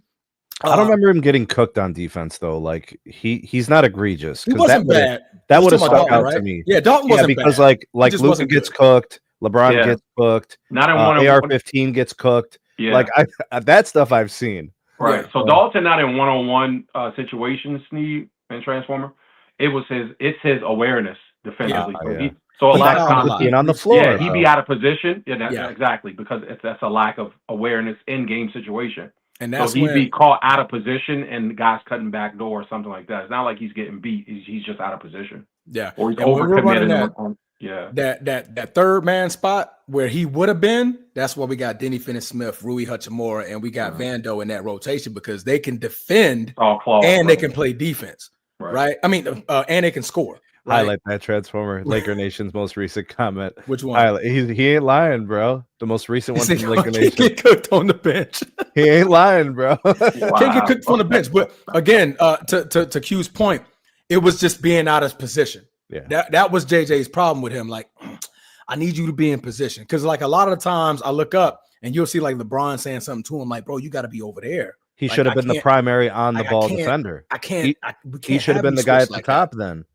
Because that responsibility is easy to identify. Across the timeline, I'm picking him up. Yeah. You know, JJ, Socrates of basketball philosophy. There you go. He loves JJ, man. He loves JJ. That's a Socrates, bro. But yeah, man, I'm looking at 2026, man. We're going to go ahead and move on. I should talk about these Lakers. If they finish fifth in the West, I'll be like, yeah. You tell me they can't finish second with all the improvements? JJ Redick, LeBron, all NBA second team. Top 10 in the league still. We got Luka, third last year. They told me Luka's a first ballot Hall of Famer today. Talking about them or me, Sneed? Remember, you're talking about me. them. I'm talking about them. Lakers in 5, brother. Lakers in 5. I think the Lakers finished 6th. I think they finished 5th. I think they can get 5th. You think they can crack 5? Yeah. So he's got them beating out like. Combination of Houston, he's got him beating out Denver. Some combination of Minnesota, Memphis, Golden State. I don't think Memphis is going to be that good this year. Yeah, but they're going to be ahead of them. I'm saying they're going to beat them out. They're going to be like a play-in team. Who? Memphis, like a 7, 8, 9. Oh, okay. You're going from the bottom up. Okay. Yeah, I'm saying that they're going to finish ahead. Like they're not getting past the Nuggets. They're not getting past the Thunder. Yeah, they're not top 3. So Houston, Oklahoma City, Denver, they're not above them. They're probably not better than the Warriors. Minnesota, they're not better than Minnesota. Are they better than the Warriors? Yeah. I don't have them being better than them. I got them squeaking out. I got them better than the Warriors. Yeah, I got them better than the Warriors. They got age problems and they don't really have much after you get past Jimmy Butler and they got a Kuminga problem, right? So you don't, other than Steph, it's like, okay, what do we got? We got Jimmy. Okay. Yeah. Well, we seen what happened with that. The other two teams in the West are wild cards that we haven't spoken about yet. That kind of might have me a little. How about the Lakers, which is why I have about 6. Dallas, Spurs, and Dallas. Yeah, Dallas. I think they're waiting on Kyrie. I think they're going to be doing a lot of experimentation early, to see what they got in Cooper Flag. I think that's going to be their philosophy. Like, let's see what we got in Cooper Flag while Kyrie's out. But I just don't think they're going to consistently win enough games, especially if AD goes down. Then you're really in trouble. Well, yeah, when it comes to probably going to miss. AD's probably going to miss 15 or 20 games. Yeah, which is good. Actually, I would like that. He plays 68, 67 games. I won't be mad at that. I think that's a good season if he plays. Yeah, that's a great season if he only missed 20 games. I wish Embiid could play 67 games. Well, you ain't getting that, brother. You are not getting that. You'll get it. You'll get it on 2K. 2K, man. The only way you get that many games, remember. So we talked. We talked about the Western Conference a lot, Chad. So guys, if you want to call in, we're not putting the number. We are inviting you on the show. You don't have to turn your camera on. You can just call in and talk, unless you're Steve. Steve is gonna make sure Steve always got the flow, bro. He got the flow, man. He's gonna have everything. So if you guys want to chime in, give your thoughts. We're gonna get ready to wrap up this topic. But if you guys want to chime in, I am putting the link right here in the chat. Bingo, you guys have it. So call in. We're gonna bring you on the show. And give us your take. What do you see going on with the Western Conference? Who do you have coming out of the Western Conference? And did you say a prayer for my Lakers and me when I asked you to? Start off with that one. Start off if you said a prayer for me and my Lakers. Prayers and then up. after that, you could talk about what you think about the Western Conference. All in and cook Transformer and his Lakers, man. Prayers up. You ain't cooking me. We cooked ourselves, man. I'll tell you, we finished 5th in the West. I'll be like, all right, that's good. All right, But I I'm see good what with you're that. doing. It's like the reverse psychology. You set the bar low as hell, bro. Yeah. 5th. I think 5th is a good ceiling for the Lakers right now. But how are we gonna go from 3rd to 5th after you fixed several things? Right, you addressed a couple of key things. Well, if you look at and LeBron is all NBA second team, and JJ is Socrates still. Well, LeBron is getting old to Sneed. The man got to regress at some point. But they're saying he's still top 10. He is, but he got to regress at some point. But see, this is where you're lying, bro. You can't talk out of both sides of your mouth. You can't tell me he's top 10. No. I say they're going to be 5th. Because you could be here, and then 41 really hits. Boom, you smack a wall. So you're saying that could happen this year? That could happen, yes. That's what I'm saying. That could happen. We've seen it happen. We've seen it happen in NFL. We've seen it happen in NBA. I watched the NFL player leave at halftime, bro. Retire in the middle of the game, bro. That corner. The corner. Yeah. He said, bump it. I'm out of here. Bye. Chuck the deuces, man. Chuck the deuces. Right? Man, if you guys want to call in, man, feel free to chime in. The link is in the chat. We're going to bring you over to the show. What's going on, bro? Could things get messy with LeBron during the season? Absolutely. It can. Because it's not good right now, right? Possibly trade rumors by the deadline. Like it's not good between him and the franchise. So. Absolutely not. No. I think they're definitely at odds in right now. It has a lot to do with him resigning. Yeah. Like that I'm like, damn, we get you, Brian. We got you. But if you didn't have conversations with the man, this is where I'm upset about what's going on with our front office. Like when Rob and them, before they brought all this in, did you guys at least talk to him? You know what he wants to do. He wants to get pieces there. LeBron never not wanted pieces. You're saying they owed it to him. No, not saying that. No, not saying they owed it to him. Did you provide the opportunity? Like, did you give him an opportunity to be like, all right, well, if we can go get him, then I can restructure this contract. No, the conversation wasn't even had. It was never had. So it was just like, yeah, dang, like, did we even do that? Like, I'm not saying kiss LeBron's ass. That's the last thing we're doing. Obviously, we're kissing the other man's ass. His name is Luka Doncic. We're kissing it, wiping it, making sure it's powdered up and good to go. We're kissing that ass. Anybody kissing ass, we're kissing Luka's ass, right? Luka Doncic, all right, the Slovenian prince. All right, we're talking about him, right? LeBron is like, all right, man, we care about your ass. Yeah. Because right now we're paying you $50-something million a year. So we care.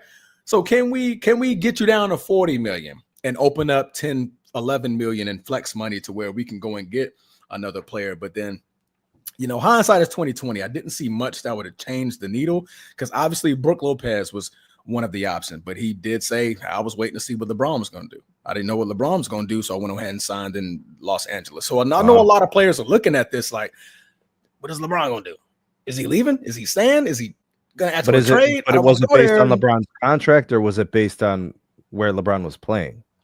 Based on LeBron's contract. Okay. Brook Lopez said contract. Okay. Yeah, because those people want to get paid too. Yeah, they don't want to go there for no minimums. There's some money, bro. They're not ready for that yet. Those guys want to squeeze out a few extra mils in a couple of years. Absolutely, man. Right. I think deservedly so.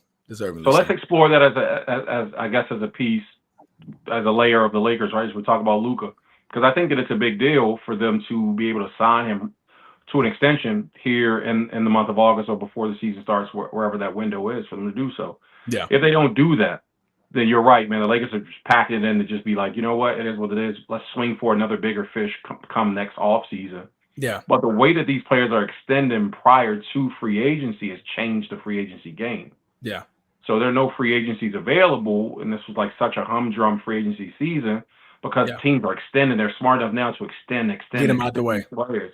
Get them out the way. A lot of the big moves that have been made over the years have been players signing the extension, signing the big contract, and then demanding a trade after a year or so. It's like, you know what I mean? So that's not happening. Luka is the biggest piece in free agency right now, bro, because if he decides not to extend with the Lakers, bro, let me tell you, The league is about to flip, bro. Trouble. Is this his last year on contract? Yes. Yes. So he's a they could restricted sign an free agent. extension between now and February. Right. Yes. Yes. And We'll but see how this the goes. extension is up for question because I think he signs a 3-year deal because I think the way they're structuring it out in 2 years time, he can sign. He'll be 28. Bigger, yeah, He'll be 28. contract. So it'll be Exactly. 6 years, 310 million or something. Yeah, right. it's something 340 million. It's something and it'll be higher than stupid. that because the cap's going to go up and the TV money is going to kick in. So it'll Correct. be more. It'll be a bigger contract. It'll And so I be think something that's It'll be the better 75 option. anyway. Yeah, I think that's the better option for him because keep in mind he would have been eligible for the Supermax this summer with Dallas if they hadn't traded him. Yeah. And so he because still would be eligible for it with this team because they have his bird rights. No, it No. only comes to the team that drafted really? you. Yeah, and so that's why I'm thinking. Yep. They said he could still sign a 3-year deal with the Lakers and be eligible for that big money. Yeah, But not the Supermax that But not SG the Supermax. No. But that'll help him at least get closer to that Supermax money that he lost out on. He clearly cares about money. I mean, nobody's going to pretend. Everybody does, bro. Yeah, Absolutely. And I'm not mad at him because if you look at these Jason Tatum deals, the what Shea got, what Jaylen Brown got, what Booker just extended for, like this big money. This is what trade now is going through this thing with the contracts. So they see what big money is being thrown around and they want that money. So I'm not mad at them for that. Yeah. But I just think that it's going to be such a earth-shattering thing, like literally for the league's sakes. I mean, not just furniture moving, structures are moving. Oh, yeah. Organizations are moving, man. A rumbling that's going to be and then the amount of panic and the amount of movement everybody's going to try to do to get Luka Doncic is going to be it's about to be it's going to be absurd, bro. Everybody's going to start dumping salaries all over the place. Like, everybody's cut. Get Luka. We'll start over. But with all due said, we're going to welcome in Houston. We have a problem. I believe your name is wrong. It should be Lakers. We have a problem. It's the Lakers with the problem. Houston is fine over there. They good in Houston. Welcome to the chat, man.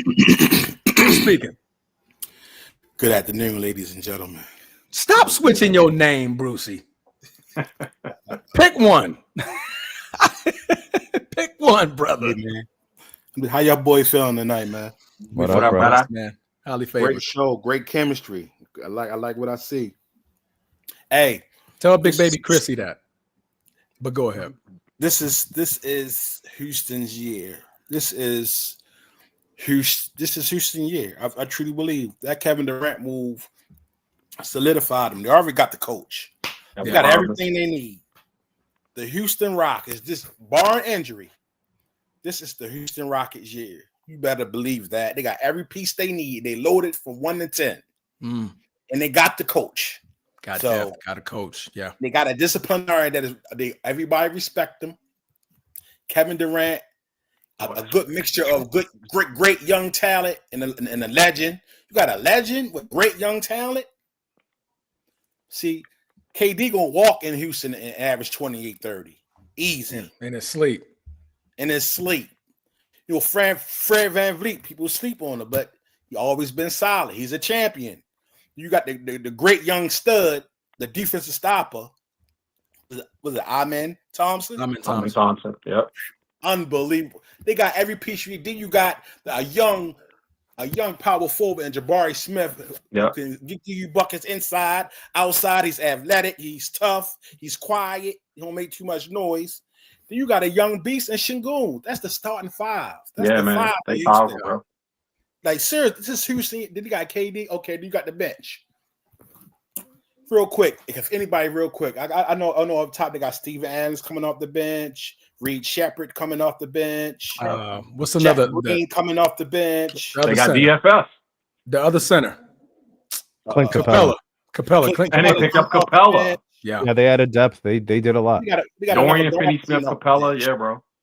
So this is who I'm keeping my eye on very closely next year. I'm very intrigued to see what happened in Houston because this move, Kevin Durant move going to Houston, it's gonna be a redemption year for him. I think he's really gonna be locked in this year. Yeah, it's powerful. He's past after KD got his 2 rings, he kind of like he's sad. He got a little bit satisfied, like He just was hooping. He just was hooping, you know, bouncing from team to team. But I think this move where what's Udoka? He really going to this is championship or bust for them. They got the most talent. They is loaded from over roster. No roster is better than them on paper. Can I push back a little bit though? Go ahead, Soldier. Go ahead. Let's say that things don't work out with KD in years 1 or 2. Their team is still put together. They're just going to replace him with someone else. So they're not like they're going to be here for a while. The guys you just rattled off, those core guys, they're here. Yeah. Yes. I mean, I'm gonna help you out on this one, Brucey. Fred VanVleet at the 1, Amen Thompson at the 2. You have Tari Eason at the 3 with Durham Finney-Smith coming off the bench. You got Reed Shepherd coming off the bench. You got Kevin Durant, who's going to be your power forward. Jabari Smith Jr., who could be coming off the bench. You have Sengun as your starter, Steven Adams as your backup, Clint Capella as the other backup when it comes to your 5. That's depth. Spell depth. That's depth. That's some major depth right there. Now, do y'all fellas get where I'm coming from? Oh, I'm not mad at your choice. I absolutely think it's going to be 1 and 2. Play Houston, OKC, like Houston, Denver. Yeah, we got those are the ones. Yeah. I got OKC, Houston, Denver. Top 3. Absolutely. So to see the Baltimore stupid know what he talking about sometime. I'm tired of hearing about LeBron. I'm glad when he retired. That's my guy. I'm just so. I wish he just. We got another year. I wish he just how Tim Duncan retired, just disappeared and sent a message to everybody like he's retired. He ain't nothing. He doesn't strike me as that type of dude, though. Nothing you know what extravagant. I'm saying? Lord have mercy, man. He wants to be in every damn thing, man. God damn, man. I don't hear nothing about the Lakers, man. This is a big soap opera. That's all it Bad is. Boy Records. You remember Suge Knight at BET Awards? Remember that? So yes, that's what I'm looking for. So yeah, how your boy feeling tonight, though, man? Feeling good, man. Feeling great. Man. Not too good. We keep talking about the Lakers. I mean, you already know I'm gonna get off. I ain't gonna talk too much because you know y'all say anything about. I'm locked in on the next subject. Oh, you know what? This next subject, I think you're gonna like where my take is going. All right, man. I'll catch you on the next one, chat. All right, brother, man. Be easy, man. Appreciate you. That was Brucey, guy. I was Baltimore Bruce holding it down for B More up in the building, guys, man. Show some love. Anybody else want to call in? We're going to give you guys 30 seconds. Other than that, we're going to talk. I smoke rocks, NFL. If y'all know me, y'all know I would rather talk football every flipping day on this channel. Now, I love basketball. Don't get it twisted. I love basketball. Love it. But football, it's just that different love, man. It's like that, pretty little baby. It's like my Megan McConnell, right? You know what I mean? Like, I only watch basketball for Megan McConnell. Let's be easy, man. I watch the Lakers, but then I flip the channel over. I see Megan McConnell, and then that's it. And after that, man, it's just back to – I watch all of NFL. It could be the Browns versus the freaking Carolina Panthers. I'm watching the game. I'm sorry. That my bad, Sneed. That was – I didn't mean that for real. I should have said somebody else. Browns just came off the tongue a little easier, bro. Just came off the tongue a little easier. You're used to it, bro. It's not good. It's not good. Hey, man, the paper bags, man, that was a horrible era for that team. Damn shame. It's a damn But anyway, shame. we're going to go ahead and move on here. We're going to move on to the very next one. We're going to talk early AFC predictions. Oh, man. After you just woke up, nice little stretch, little 8-9 hour nap. That's how I feel right now. But we're talking football. Sneed, the Browns are in the AFC, so I'm gonna let you start. I'm gonna let you start off with this one. Your AFC predictions. Now, this can only playoffs. We're just talking playoffs, 1 through 7, right? We got 4 teams going to win the divisional title, but we got 3 teams that can slide into a wild card position. Where and what do you see happening in the AFC for this season? All right, I'm just going to name the teams who I expect to be there in that conversation about the playoffs. Ravens, number 1. Correct. Bills are in there. Correct. Chiefs are in there. Correct. Denver could be in there. Ooh, Denver. I think Bo Nix makes that next step. There, okay. He could be in there. I don't believe in Justin Herbert. We've already had this discussion. Yeah, I don't. So, like, but I believe in their coach. But go ahead. Go ahead. Go ahead. All right. Let's go with two teams making out of the AFC North, right? Correct. So give me the Bengals. Mm-hmm. Oh, I'm just assuming that they don't start off as awful as they did before. Okay. I just don't think that should happen. It just shouldn't. Jamar Chase is too good. Okay. You know, the what's his name? The quarterback, bro. Burrow? Joe Burrow. Gotcha. They're just too good. Like that should not have occurred. Yeah. And that really just derailed the season. It's hard to come back from that. Who loses 6 games in a row, bro? Like that's atypical, you know? Yeah. So I got them in there. What is that, 6? So I need to get one more in there. Mm-hmm. Let's go Houston. Well, yeah, you need 4 divisional titles. So you got Baltimore. So I'm gonna go Houston. You got Houston. So yeah, let's talk about your AFC North. You got Baltimore.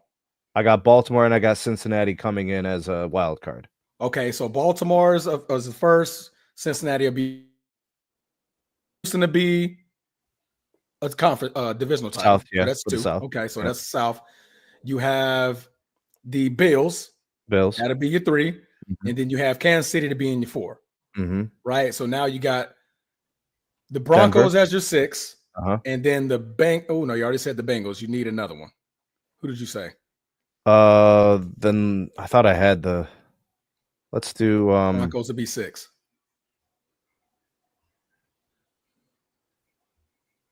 I'm not picking Pittsburgh, bro. What, you're not? I'm not picking Pittsburgh. What? I'm not doing it, bro. That's what I'm shocked. I'm like, wait, I hate them. I hate them. I hate them. You're probably right. You're probably yes. Okay, fine. It's gonna be Pittsburgh. Fine. Okay.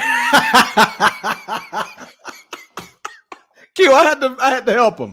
I'm like, wait, he's not gonna put Pittsburgh. I have to pick 3 teams in my division to make the playoffs. I'm being realistic. Yeah, you do. I'm sorry. Because I don't believe in Miami. Nah. You see what I'm saying? And I don't believe in those guys, bro. I think there's going to be 2 divisions that have one team that come out. Are you going to say the Raiders? Are you going to say the Dolphins? You're not going to take those guys. The Colts, like, you got faith that they're going to be a playoff team? I don't. Absolutely not. Who is their starting quarterback again? Daniel Jones? What's his face? Yeah, no.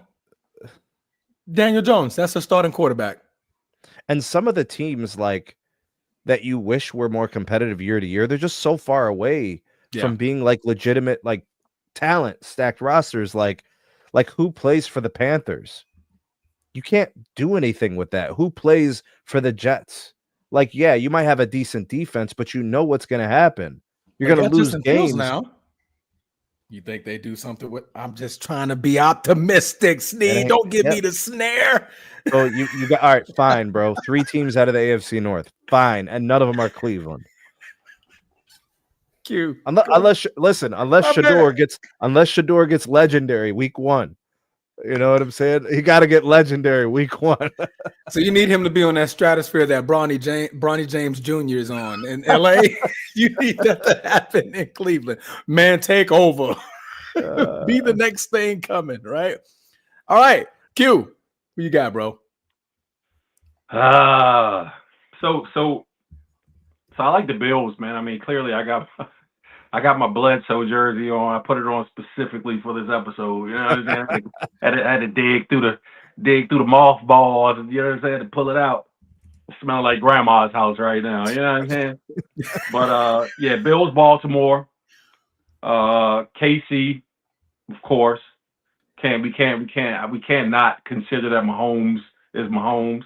Correct. I like Cincy just because I like Cincy. Again, they're too good. They're just that roster is like, how can they not?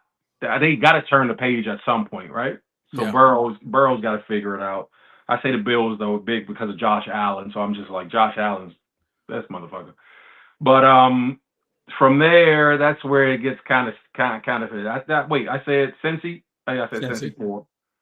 I'm gonna go with Cincy will be a wild card, right? Yeah. Gotcha. I'm gonna go with Houston. Yeah, it would be better for me to write this down, right? Yeah, I'm gonna go Houston. Exactly where you going. So your divisional winner is Houston, Baltimore. Yeah. Bills. He said Chiefs. I think we're all going to Ravens. probably have the same ones. Chiefs. Yeah. All right, there goes your top 4. Yeah. Wild card to be Bengals. Yeah, I sprinkled in Bengals. Okay. And then I said Cincy. Cincy. Well, you said that's the Well, I Bengals. said Cincy Bengals, yeah. And what I say, damn, bro, I'm kind of torn. I'm thinking Denver Broncos. Los I'm Angeles thinking maybe Chargers. Denver. I think I might throw Denver in there just because I kind of like the Okay. way they look. But my team from last year that I was really impressed with, The Jacksonville Jaguars. No? Okay, I thought that's what your team was. Okay. Proceed. no. Proceed. Wait. Well, I said. I got Houston. you. You said No, it's Houston. Houston. So Houston is that's a divisional winner. You got the winner of the division. Right. Give me who else is in there. Who am I missing? I'm missing somebody that I was thinking. I thought I typed it, but I typed Cincy twice. Were you thinking about the Chargers potentially? The Chargers last year. I was Okay. really impressed. I was impressed with the Chargers last season. Chargers. That's what I was thinking about. I didn't mean to type Cincy twice. I meant to type Chargers. Gotcha. Okay, so Chargers- what impressed you about the Chargers? Because I don't see it, but Yeah. I that's what I was gonna say. Is if Their you were looking for coach. someone, Yeah. Their Would coach. you say Transformer? Their coach. They were well coached, bro. They're I like well the way coached. they played I like the way they played as a unit, even though they're not the most talented. That's what I like about them, Yeah. honestly. I like the but way do you they see were how just they kind of lose able to games though? gut out some games and stay in some games that they probably should not have been in. That's all it is. It's not Yeah. even like they were winning impressively or anything like that. I just like the grit that they showed last season. I was like, okay, so maybe coming into this season, they might. I'm not saying they're going to contend for a title, but I'm thinking they become a playoff team for certain. Where are you with Justin Herbert?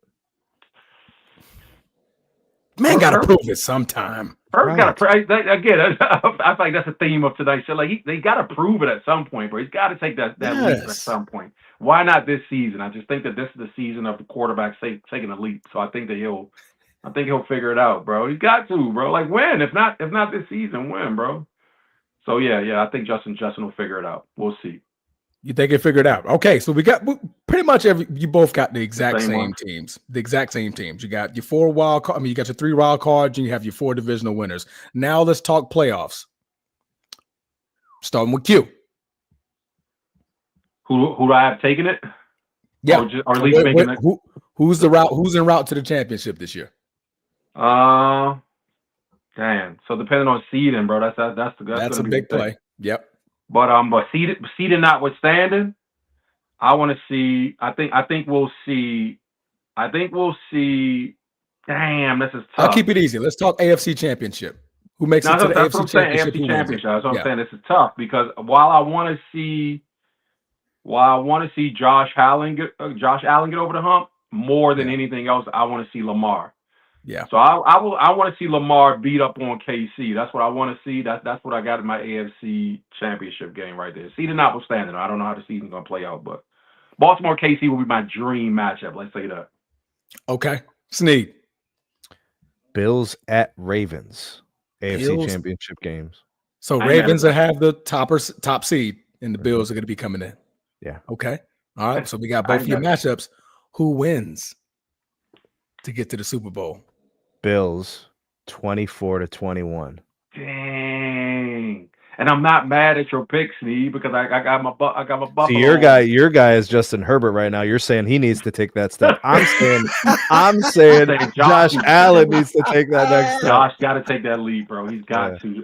So I'm not mad at your picks, but I would like to see. If I say KC versus Baltimore, then I'm saying Baltimore wins 24-17. Okay, that's your dream matchup. What about your matchup? No, that's what I'm saying. That's the matchup. Okay, got you. That is your matchup. KC and Baltimore. Got you.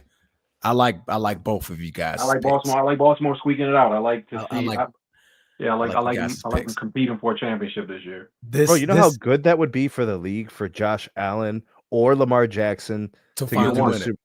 Finally do it.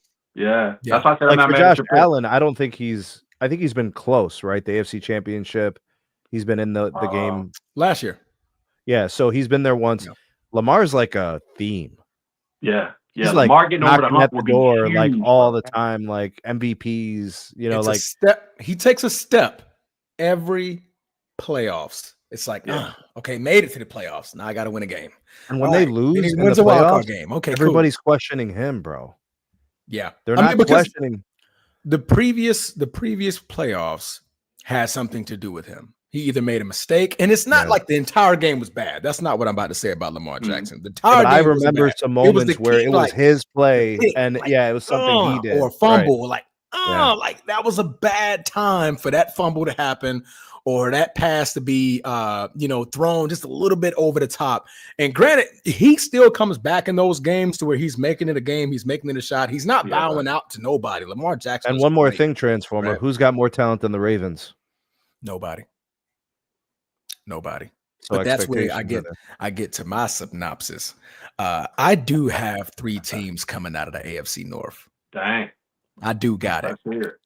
I see the Bengals going home. Shador, Cleveland Browns, Shador. Come on, bro. Yeah, no, it's gonna be oh boy, it's gonna be tough. Cincinnati Bengals are going home week 1. Not worried about them. They don't have enough of a defense to do anything. Anybody in the AFC South other than the Houston Texans, don't believe in. Tennessee Titans, they're gonna be starting a rookie. Jacksonville Jaguars are just going to be trying to take a step in the right direction. 4-13 last year. I can see them being 7-9, somewhere around that area. Just taking a step in the right direction. That'd be a couple of teams that are 7-9 in that division. Yeah. And I think the Colts are going to finish around the same where they did last year, where it's 8-9. Got Jonathan Taylor in that backfield. They're able to do a whole lot with just the run game, period. And hopefully they can get something out of Daniel. Just get him on your fantasy team. That's all you need. Absolutely. RB1 if he not already. If not, Saquon Barkley is already taken. The AFC West. AFC West is going to be a challenge. All right, KC, that's almost like a sure thing. Andy Reid, Patrick Mahomes, pencil them in. They're just like you can pin them in, and that's just there. Unless Patrick Mahomes gets injured, I still believe that team can somehow make it because Andy Reid's that great of a coach, and we've seen him do it with other players before getting Patrick Mahomes. Los Angeles Chargers only because not do I believe in Justin Herbert. He's okay. I believe in Harbaugh a whole lot more than I believe in Herbert, right? Michigan State. What he did in Michigan, he's trying to replicate that back in Los Angeles. I think he's about a year or 2 away from that. But Justin Herbert has to show me something. You have to show me something. We can't go into other than the flowing hair, bro. Other than the flowing hair, we need some head and shoulders. Other than head and shoulders, right. Other than head and shoulders. Transformer, is Aaron Rodgers better than Drew Brees? Yes, absolutely. That's my opinion. No, that's everybody's opinion. Yeah, I mean, 4 MVPs. I mean, that's everybody's opinion. The man was better than him a lot. He's better than him in a lot of categories. But except the pass yards, I think Drew Brees has him in like passing yards or something like that. Maybe. But anyway, I believe in Harbaugh. Denver Broncos are nasty defensively. They have a great coach who won a Super Bowl. Speaking of New Orleans, had a Super Bowl in New Orleans, so they have a championship-minded coach, and they got a young quarterback who I didn't think that was going to do much last year, but Bo Nix has fit in that team, and I'm like, dang. Seeing him last year in the playoffs last year, I'm like, yo, this kid can play. What did he throw? 3 TDs? Yes. But it was and I think my favorite game was the Bengals game. That showdown between the Bengals. It was back. Bo Nix was not bowing out. Ready. He was the rookie. Yeah, Bo's ready. He's ready. Bo's ready. And that defense, I think, can get him the ball a lot more. And I think that Sean Payton could definitely do something with that team. So that being said, we pretty much all have realistically the same 7 teams that are going to make it. Right? Here's where we get to the AFC Championship game. Here's where we get to the AFC Championship. Number 1, Baltimore Ravens. Baltimore Ravens. Oh, man. I've been wrapping my head. You want to say Kansas City. Why? Patrick Mahomes has shown that that's as least he can get to. Can he take a year off? Can he? That's a good question. Take a year off. Now, this is where I'm a little bit more optimistic that he can get beaten a little bit earlier. 1, Travis Kelce's getting older, right? Now you're starting to lose a little bit more of your flame right? You've been to back to back to back to. This is a lot of Super Bowls back to back. This becomes tough. It wanes on you mentally. I'm thinking about a lot of that. Now, is the fire in you because you just got your behind kicked in Philly by Philly? Yes, but that's there. But at the same time, you're looking at, I got 1, 2, 3. I'm young. Okay, maybe this is the year we take a step back. Perhaps, work our way with the draft. See what we can get for Travis Kelce, see if that ship is sailed and see where that's at. Because last year they was running into that problem. Not only were they worried about the three-peat, last year was an extremely stressful season. How much is that stress is going to wane on this season? Right? It's going to be tough. So I want to say Kansas City, but I'm going to say the Bills. I'm going to say this is going to be a Ravens-Bills AFC championship. And somebody's got to do it. Somebody's got to do it. Somebody got to knock Pat off. Somebody got to come over. They got to knock Pat off before he gets there. not the Super Bowl. They got to knock him off before he get there. Who makes it to the Super Bowl? And this team is going to win the Super Bowl. The Baltimore Ravens. They top to bottom, from the coach down to the damn water boy, are stacked. Defensively, they can get stops. They shored up, got even better defensively, especially in the secondary. They still got the best 1-2 punch. Lamar Jackson, Derrick Henry. Can Derrick Henry have a step back? I don't think it matters. How about this, Transformer? How about a season where Lamar Jackson wins 15 games, MVP, that'll be 3, and the Ravens choke in the AFC Championship? Don't now do it. What? At this point, Lamar shouldn't gun for no MVP. But it may just happen because everything's clicking. Like their team, their offense may be like a machine this year. Yeah. And the defense is going to get him the ball back too. So like he's going to have a lot of drives where he could, I think the Ravens are going to have like 8-9 games over 35 points. It's a definite possibility. Like I think like what's his name? Derrick Henry's going to rush for 1,000, easily. I think another guy's going to rush for 800. I think it's going to be that kind of offense, right? And I think Lamar's going to throw for a bunch, and there's going to be games where the play action is just like guys are wide open down the field for 40-yard bombs, 50-yard bombs. Okay, you look at the Baltimore Ravens schedule. Let's go here. We could just shout out quick W's or L's, right? Week 1, Indianapolis, dub. All right, Dallas Cowboys, dub. Washington Commanders, that's going to be a sexy game. I still think the Ravens win that game. But the Ravens win that game. Ravens win that game. Ravens win that game. I'm sorry. I'm reading the preseason. I stand corrected. Let me start over. Buffalo Bills. Oh, that's week 1. Rematch. So here we are. We're already writing the script for the season. It already started rough. Like, wait a minute.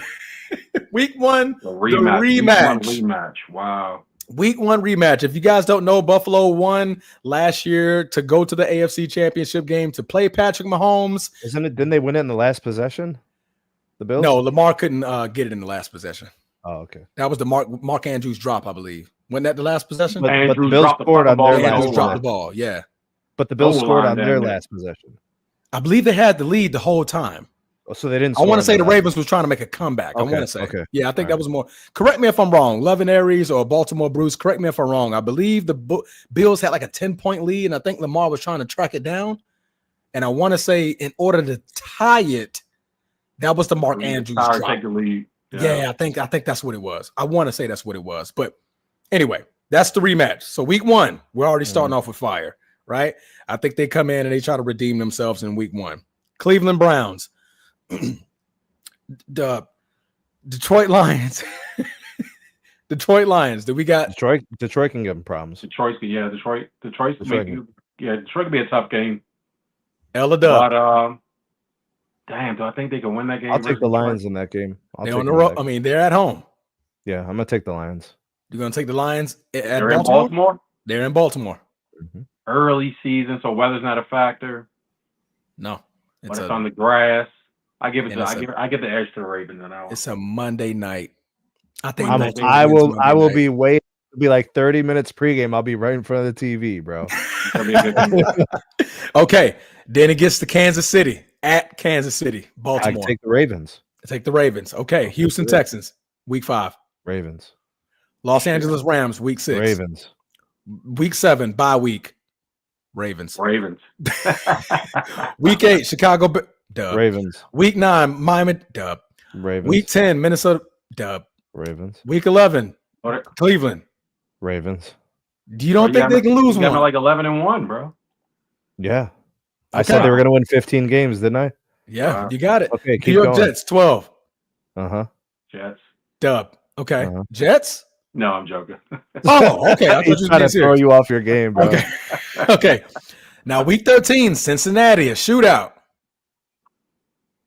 at Baltimore. Injuries. I think they lose one of them. Yeah, let's give that one to Cincinnati. That one could be trouble. Okay. That's one. Yeah. Okay. All right. So now that's 2 losses right now. Yeah. Now, because this is the juggernaut ending that they got to go through. This is where it gets a little tough for the Ravens right here. You got Cincinnati week 13. You got Pittsburgh week 14.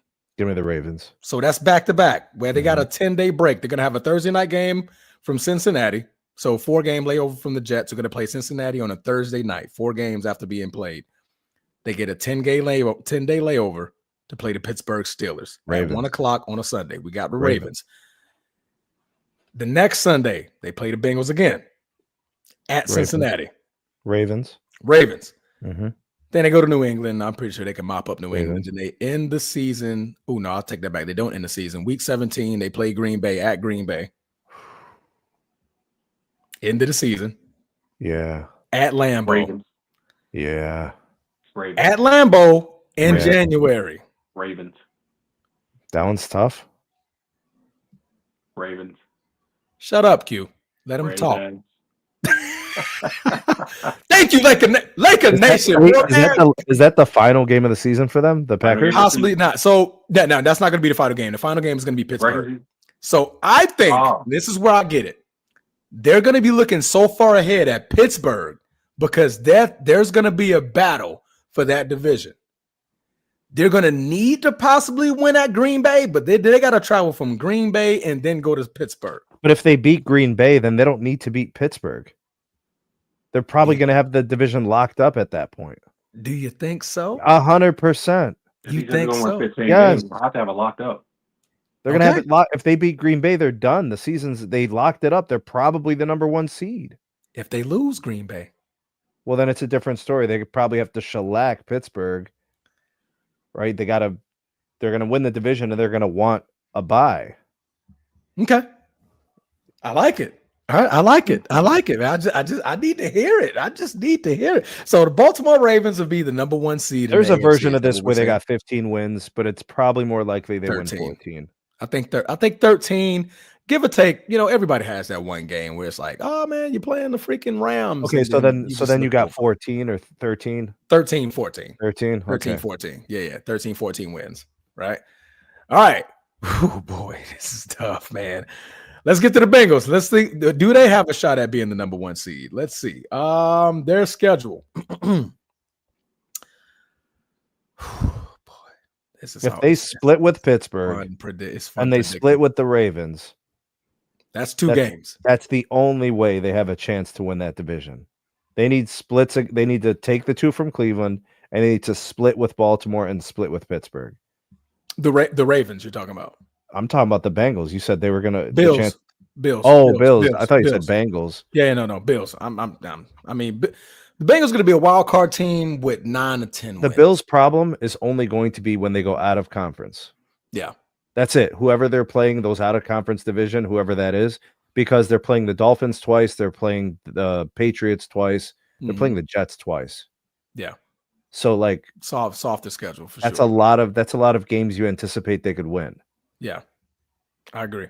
All right, so we got the Buffalo Bills. All right, week 1, Baltimore. We already answered that question. Week 2, the Jets.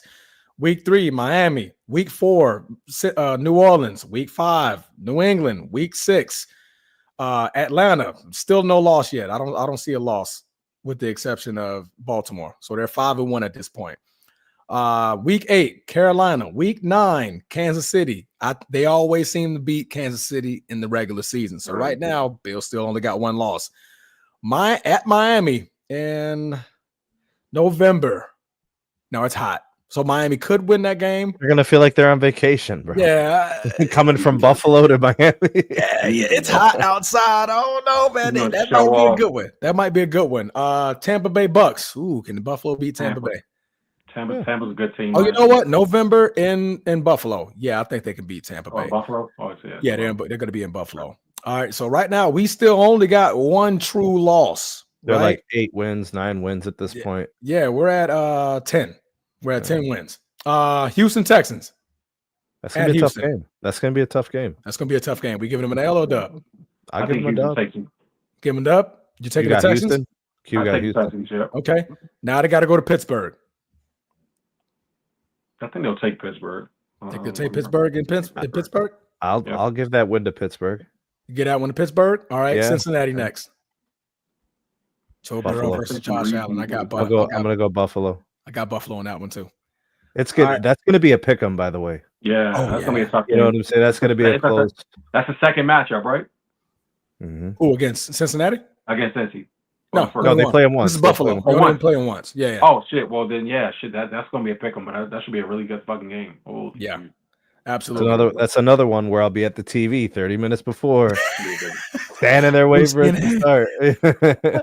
All right, we got Week 15, New England. Week 16, Cleveland. Week 17, Philadelphia Eagles, the reigning champs. The Eagles are probably going to be playing for something, so I'll take the Eagles. Okay, take the Eagles and then the Jets. That's going to be the last game of the season. They're going to be right there with the Ravens for that record. That they're going to be right there. That's going to be a dogfight. That's going to be a neck and neck battle, and that's specifically why I wanted to talk about. I mean, I wanted to go over their schedules because I do have the Ravens and the Bills being neck and neck when it comes to the win-loss category. So a lot of this is going to be predicated on who's flowing through where, because I don't think you got to go through Kansas City this year. I think Kansas City will be grateful with 12 wins. They're going to be starting off the season a little rough. No Rashid Rice at the beginning of the season. Not sure if they even announced his suspension yet. Have they announced that? What's his suspension for? Is it substance related? No, speeding, reckless driving. These guys need to get some Ubers. Reckless driving. He got in an accident with reckless driving. These guys don't like Ubers, man. Well, good thing. I mean, he wasn't drunk. It wasn't alcohol related. This was just him racing. He got in trouble for racing, and then he got in. But racing is like they classify it as reckless operation. Yep. Like judges, they don't play nicely with racing. He only got 30 days. 30 days rehab. No, not rehab. Probation. No, I think he got probation longer than that. I think he's on suspended probation for like 3 license. years. But it's something he has to do for 30 days. Don't get me to lie to you. I have to pull it up on what Rashid Rice got. But he's getting games because of that. Well, you know the NFL gotta fine him. Got to hit him with a suspension. Now that you were found guilty for what you did, right? Now that's when the NFL. Oh, they're talking about 3 to 6 for speed for the racing. Mm-hmm. Damn. Yep, they're looking at 3 to 6 right now. 3 to 6 games. So let's say he misses 4. Okay. We'll go somewhere in between. Let's say he misses 4. So a month without your number 1 receiver. Correct. Because Travis Kelce's not that anymore. So Well, let's see the schedule. Pulling it up now. All right. So I believe they're start off a little rough too. Okay, here we go. Week 1, Chargers at Los Angeles. Can they win that game? Yes. Okay. Week 2, the rematch in the Super Bowl rematch. Philly. Yep. In Kansas City. Without the number 1 option. Without your number 1 option. You need to be flipping on all cylinders to beat Philly. Yeah, I'll take Philly. Okay. Yeah, Philly. Then you got the Giants. So right now you're at best 2-1. Mm-hmm. Then you got Baltimore week 4. Damn. Yeah. You're 2-2. You're 2-2. You're so now 2-2. you're already starting off 2-2. Then you go to Jacksonville. That's then a you win. go to Detroit. Ooh. No. Detroit comes to see you. Bro, the Lions are not an easy out, bro. No, Every time they go on the field, they can win. I'm telling any team, the Eagles, the Ravens, it doesn't matter. They can win. Yeah, agreed. Then after that, high-powered offense. When you think it gets easy, it don't, because Hutch is back and healthy, isn't he? Who? Hutchinson?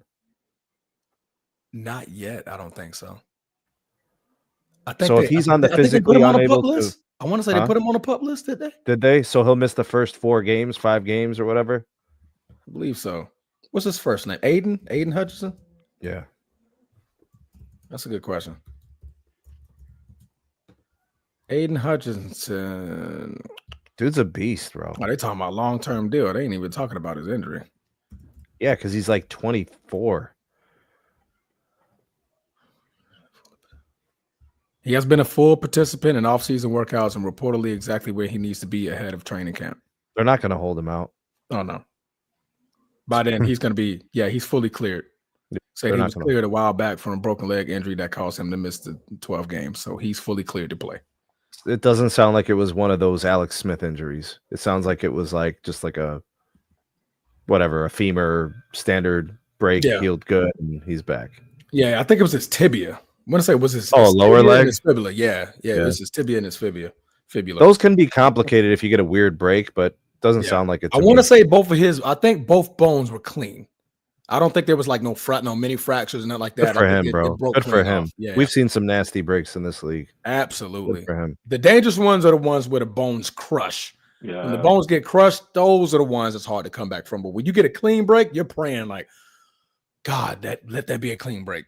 Because at that point, the healing just becomes that much easier, and it's easier for you to come back to, especially in rehab. They get back pretty quick, actually. Yeah, because he got hurt. It's much easier than an ACL or any of that stuff.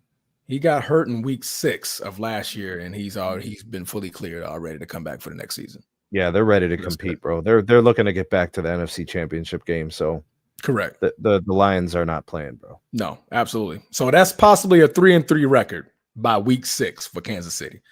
We're already past, but the Ravens, we got 15. Bills, we got possibly 14, 15. Yeah. Right. And we haven't even gotten to the slaughter of games that they got to go through. But the Chiefs are the type of team that can rip off 10 in a row. They can. But let's hear this. They got the Ravens. Then they got not the Ravens. They got the Raiders, which is a win. They got the Commanders. Then they got to travel to Buffalo. Then they get a bye. Then they got Denver. That's got to be the hardest schedule to your bye. Up to your bye. Yeah, that's going to be tough. You got if they're 500 at their bye week, like everybody's going to be like, what the hell's wrong with this team? But you got to look at the schedule and be like, they just played death row. Yeah. They can't be 5. They can be either above or below. They'll either be 4 and 5 or 5 and 4. Yeah. 5 and 4. I mean, to me, I'm looking objectively that if they're 4 or 5 and 5 and 4, it doesn't matter. That's like the same to me at that point in the season. It's early. Yeah. They still have the back half of the year. Yeah. Then they play Denver. You got India. They got the Colts. You got Dallas. Then you got Houston, the Chargers, the Titans, Denver, and then the Raiders. There's a lot of wins in there. You still got 1, maybe 2 tough games after that. So even if you are 4 and 5, you can rip off losing 2 more in 10 and 7. See, here's the thing about that stretch. They're going to be playing meaningful football because they're trying to win their division. Correct. The whole way, because they're going to have some losses on the front end. So they're not going to be sitting guys. They're not going to be managing guys. Those last few weeks, they're going to try to lock up a spot, you know? Yeah. No, absolutely. So, man, it's going to be tough, man. It's definitely going to be tough. Chat, what happened to y'all? What happened? We talk football, y'all disappear. We talk LeBron James, and y'all light up the chat. What's going on? I'll tell you what. We start talking about Mamba and Bron. Watch what happens, bro. Watch what happens. So they come back. Laker Nation by himself in the chat, man. What's going on, man? If I told him the truth that the best basketball player they ever watched was probably Kobe Bean Bryant, then they'll come back. Oh yeah, they're gonna come back. Oh my God, you're just a Kobe lover. Blah blah blah blah. Kobe lover. Laker Nation stat padding for the crowd. He said, "Hey, the king right now is not here, so he got to step in for the king, man. Laker Nation stepping in for King Steve." But no, man, you're right. So that's who we got, man. I got the Ravens winning the Super Bowl, getting to the Super Bowl, winning it. You guys got I think you got Buffalo, don't you, Steve, making it to the Super Bowl? Or was that Q? Buffalo? Yeah, Buffalo. And you both got Buffalo. I had the Ravens too. No, to Super Bowl. Yeah, I had the Ravens. I had KC. He had Baltimore and KC to the AFC Championship, and then he had Baltimore advancing. Yeah. Okay, gotcha. I'm okay. I thought you said Buffalo. I can't count out Patrick Mahomes, man. That's motherfucker. It's tough, man. It's like when I'm giving him a year off, bro. Take a year off. Your whole career, and you have yet to not make it lower than that. Bro. He's a winner, bro. He's a winner, man. That's crazy. Lower than that. Hey, see, look at that. I mentioned Kobe's name twice. We woke him up, bro. Now they're woke. Comes back. It's got to be the YouTube algorithm. It's got to be like Candyman. Yeah. Hey, Chief. Bruce would be absolutely proud. I think I'm a sound biting clip that I got the Baltimore Ravens making and winning the Super Bowl. I just feel like it's time, man. But if they did it, it'd be a big disappointment, bro. For who? The Ravens. Why would it be a disappointment for winning? I think a lot of people have them advancing to, the Super Bowl or the AFC Championship. So if they don't get there, I think there's a lot of disappointment. Oh, got you. I thought you were saying disappointment for winning it. I'm like, wait, I'm saying it's going to be a disappointment. It's an underachievement if they don't, because we see the talent, we know the pedigree, Lamar, the MVPs, the defense, bro. They bolstered the team. They're bringing back a better squad than they had last year. And you got better defensively. Yeah, Baltimore is known for defense. Yeah, they're known for cooking it. They haven't really had many off years defensively. Not many at all. Yeah. Them Pittsburgh, like teams like Pittsburgh, even Cleveland, like that entire division except for Cincinnati for some odd reason, just knows how to keep defenses around. Cincinnati's defense has been very spotty in terms of the division. The Browns have always either had a really good defensive line or a really good secondary. Not together. It's always been like one or the other. Yeah. Like you got Myles Garrett now, but then after that, what you got? Well, like Denzel Ward's fantastic, but he's like so injury prone. You know. Okay, man, get me to come over there, man. I can play safety. Knock a couple. You'll be screaming for safety. That's about it. Safety. Help me. Who's trying to tackle Saquon Barkley running a 4-4? No, I'm not doing that. I'm out of here. Let that man go by. All right, man, we're going to open it up for the chat, man. Opening up the phone lines. If you guys want to come in and talk about the AFC, what do you guys think about the AFC? I'm going to put the link in the chat. Remember, you are not calling the phone. You are joining the show. And just like Bruce just did earlier, you do not have to have your camera on. If you choose to have your camera off, that is fine. But please do turn your mic on so we can hear exactly what you're saying, guys. So come on in. I just put the link right there in the chat. The StreamYard link is there. If you guys want to hop in, if you could do it on your phone, you could be on your iPad, you can be on your computer, hit that link, then you'll come to the show and we'll welcome to hear your take. Let us know what you guys think. I got Baltimore winning it all the way. I think we pretty much all had the same 7 teams making the playoffs. So curious to see if you guys. It's only going to be injuries that derails any of that. In my opinion. Correct. And this is the early AFC predictions, of course. So of course, injuries do play a role in the NFL. So Transformer. The NFC probably has a little bit more unknowns. The NFC. Oh yeah, the NFC is up for grabs. Yeah. NFC is more up for grabs than what we think it is, and like Green Bay getting involved.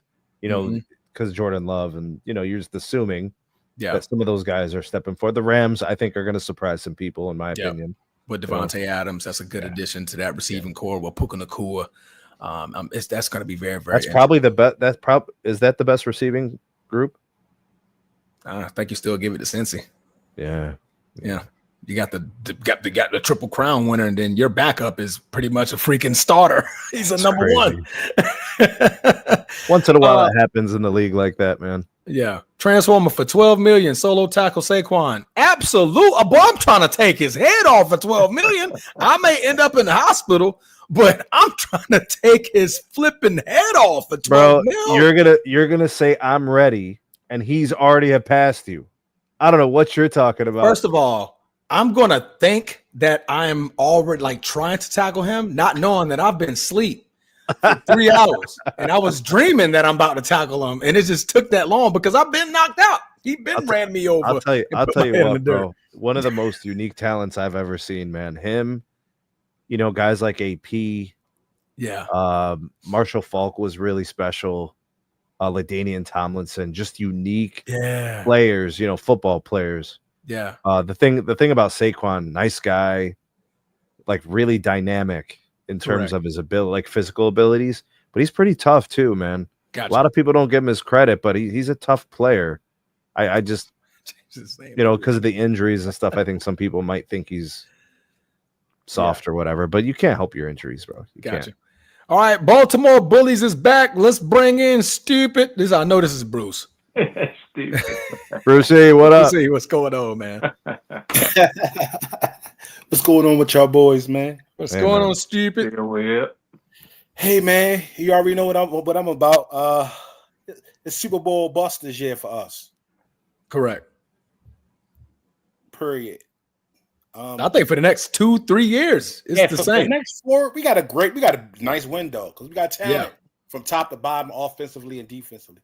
This is Super Bowl or bust, man. This roster that we have. If you're a Madden guy, I'm pretty sure our roster 99. Close to it. Close to it on both sides.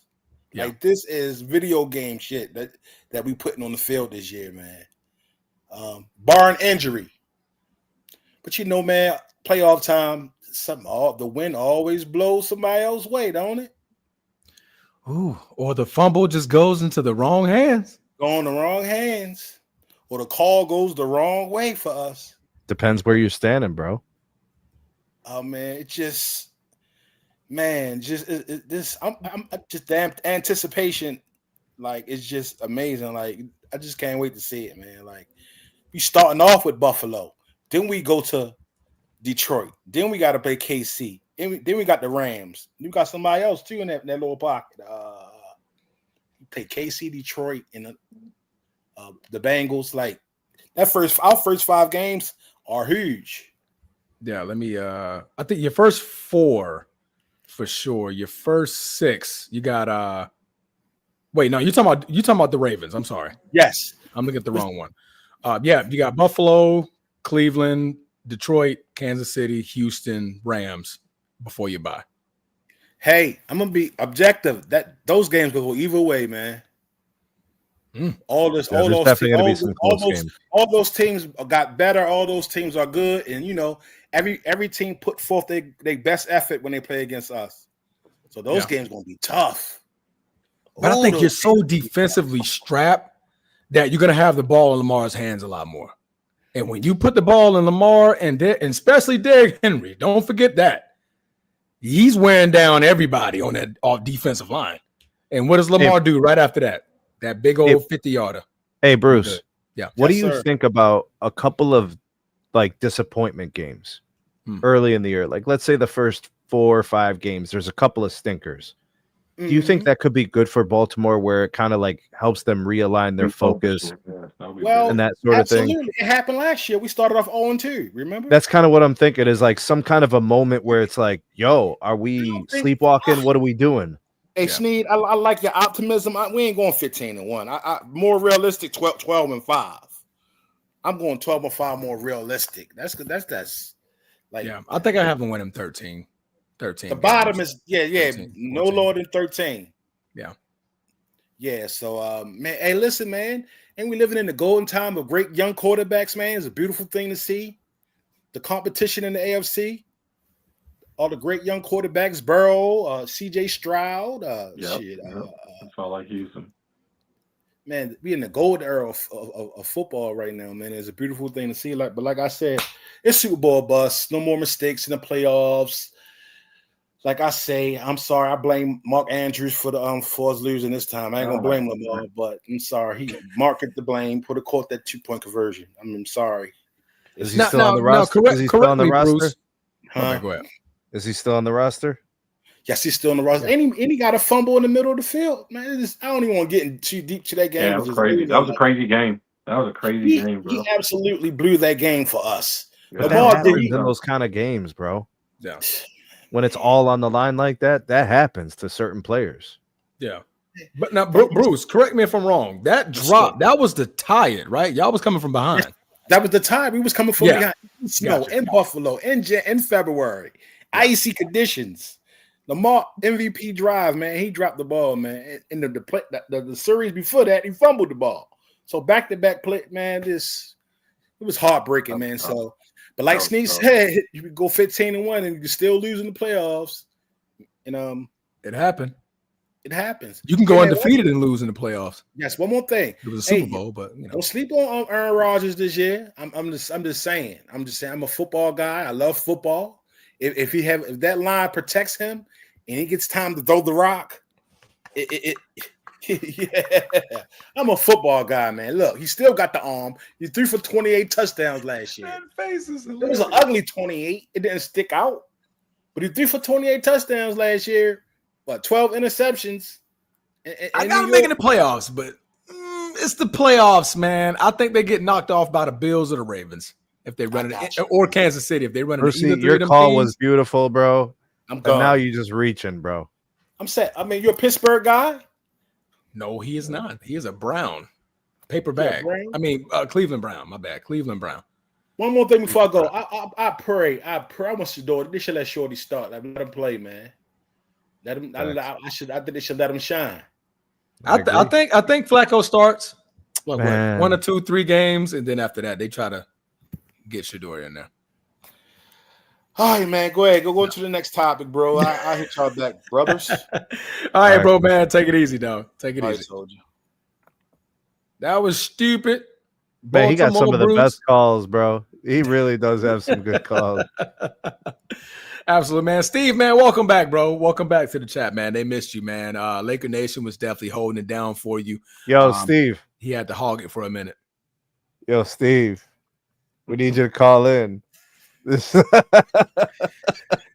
So Sneed thinks Pittsburgh ain't doing crap. He didn't even want to put y'all in the playoffs, Steve. He put Cincinnati in there over you. I was like, I'm like, dang, he's not gonna say Pittsburgh. I'm not saying that team B. I'm not transform. I'm not okay. Screw it. The Pittsburgh Steelers are gonna be the 17. I gotta say it. Bro, you didn't give me the option. You're like, no, Steve, I'm not letting you do it. You have to put him in there. I'm gonna be like, you're not putting Pittsburgh. But it's no. True. It's true. You'd be violating logic. It's true. Yeah. Trust me, that's how the Bears feel in our division. Yeah. Hey man, 3 of us gonna make it, not you though. My bad. Go paint your nails somewhere, bro. The big dogs is over here. Dude, how long have they been out of the playoffs? Since Rex. No, it's been a while. Rex Grossman, bro. It's been that long. No, I want to say since Rex, man.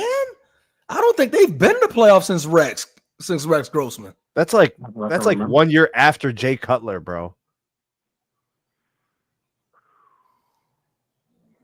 Yeah. If I can remember correctly, I got to go back and look at it. When is the last time like Minnesota had a couple of good years? Obviously, the Lions have really emerged recently. The Bears playoff game. Jesus, that's a great question. 2011, when we knocked them out in the NFC Championship. 2011. That's the last game. That the last time they won a playoff game. No. I meant last. Okay, so 2011 is their last win. That's their last win. The last playoff game was a 21-9 loss. They were a wild card team in 2021. I was gonna say it feels like it's been more like a 5-year drought for them. Yeah. I didn't even remember that one. Yeah, I remember 2021. A wild card loss, bro. Unless it's like the Cowboys choking. You're gonna remember a wild card loss? Yeah, they made the wild card in 2018 and 2020. That's what they call them, the Saints. They lost against the Saints and they lost against the Philadelphia Eagles. But prior to that, it wasn't since 2010. That was the last time they made the playoffs. Jay Cutler, bro. So 2 years they've made the playoffs in the last 15. 2 seasons. Oh, my bad. We got Ed Dog waiting in the chat, y'all. Hold on. Let's bring in Ed Dog. What up? Yeah, dude. Shout out for Pittsburgh Steelers. Terrible towels in the building. Wave them, wave them, wave them. Ed's about to be mad as hell, damn. My bad, Ed. Yo, can y'all hear me? Yes, sir. Can Crystal hear me? Nah, you're muffled. You're very muffled. Sound like brother. you're far from the mic. Okay, wait a minute.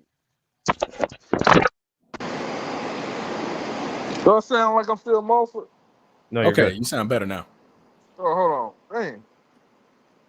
Told you, man. What's Hey, going stop on? buying Wait a minute. headphones Let off me- Temu, let me- man. Just let me shirts fix and this real shorts. quick. Temu. All right, how about now? Headphones on Temu ain't worth good, it, bro. Still You're can't. good. God dang. He can't I'm hear still- us. Hello? You We can't hear us? you. You can't hear us. I just turned my doggone Bluetooth off and I still can't hear y'all. Here, bounce him out. Let him come back in. Yeah. Got them Temu headphones, man. You gotta get them Alibaba joints. Yeah. You gotta get the authentics, man. You want to come on the show, man? Get some good headphones there, brother. There's the AirPod Pros, and then there's the AirPod Nose. The AirPod Nose. There's the Beats, and then there's the Wheats. Because god damn, that was not good. Yo, come on, Ed Dog. Put on a wired pair of headphones, man. I know you got a pair. Let us know, man. Let us know in the chat when you're good to go, man. Let us know when you're good to go. Shockingly, man, Steve, you're not finna defend your Steelers, or is he optimistic? Okay, here we go. Ed Dog's back. All right. Can you hear us now, brother? Yeah, Eddie, I'm what here. up? Crystal clear. Yeah, we can hear you, brother. All right. Hey, Q, what up, man? What's good, brother? Long time no see, B. Yeah, it's been a minute. I know, right, man? You got on Buffalo. You DC, man. I thought DC where it was at. We talking AFC today, you know what I mean? So I had to come in and represent Buffalo. That's it. Oh, okay, man. You being straight up, man, Calvin, the uncle, you know what I mean? But anyway, check this out. Hey, yo, Sneed. What up, bro? What up, bro? Yo, bro. What's going on with the love you got for my Steelers, bro? I'm not feeling that, B. Ed, real talk. The Steelers. No. Real talk. The Steelers are gonna make it to the playoffs. They'll be the third team in the AFC. That's okay. I understand, bro. Get. You know what I'm saying? No, don't be in your fees. It's gonna be all right, big bro. You know what I'm saying? You're right. But let me. But for somebody to say in the chat, Cincy, what makes you think Cincy's gonna do it? And they got contract issues on their defense. The only way they can make it through is just their offense, and like they did last season. Somebody help me out. What makes you think it's gonna be Cincy this time? You don't think the Cincinnati Bengals defense is a little bit better than last year? Absolutely not. They got what's that? Okay. I like that defensive coach. I mean, who was that? I think it was a linebacker. Was it the linebacker or the defensive line? He's trying to get a contract, and they don't want to pay. All right, so Ed, check this out. I'll give you that you might have a point about the Bengals. What? But I'm not going to be all in on Aaron Rodgers winning games in Pittsburgh like he's going to save the day. I give you that too. I understand that. I'm not. So I think they're kind of one and the same. Right. Yeah, but hey, we just signed TJ Watt on the block. You know what I'm saying? He got a good contract. He makes more than his brother in his career. That's mad crazy. I think his brother's total career he made 120 something. Yeah, but he's good like his brother was. Yeah, but what I'm saying is that he making more than his brother because he came after his brother. Yeah. The little brothers are always better somehow. Man, that sucks. Let's say Steph Curry. Steph Curry was just better.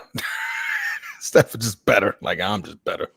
Yeah. So I mean, okay, I give it. We'll be number. If it is what it is, I'm gonna keep it a buck. I see us making a wild card spot consistent. Don't mind that I'm at work. But I'm seeing us making it at least being in a 6 to 7 seed. Right. Now Pittsburgh? Yeah, the 6 to 7 seed. I mean, they would need to be because if Baltimore wins you think they could be as high as 5, 6, 7. Do you think they could be as high as 5? Q? I don't know. No. It's going to be interesting to see. I don't think so, but that's just me being biased in my brain. You know what I mean? Man, bro, I'm still tripping, bro. You got a Baltimore, you from DC, man. That's wow. So look, Ed Dog. if Baltimore actually makes it to the Super Bowl, and now my fandom for the NFC kicks in, and I say Jaden Daniels gets over the hump also and shocks the world, then that means I get a Lamar, Redskins, I get a Ravens. That would shock the world if Jaden Daniels got to the Super Bowl. That would shock the world. That would be incredible. Yeah. And I wouldn't be mad at Lamar winning. Lamar Jackson. Man, that's gonna be an exciting Super Bowl to watch. I wouldn't be mad at Lamar beating Jaden at that point. You know what I'm saying? I know. And but not only that, I didn't see nobody say, okay, a sleeper team. You don't think the Raiders can be a sleeper team? No. Really? No. What do you like about the Raiders? I mean, I like of course they got. I like the Chargers better than the Raiders.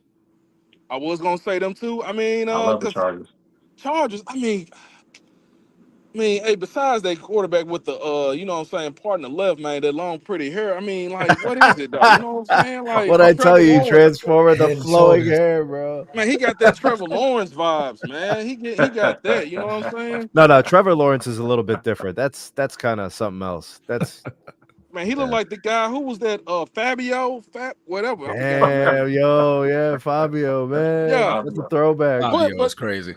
Well, the reason I say Milli Vanilli. Milli Vanilli. Nasty work. But no, they had dreads. Sometimes.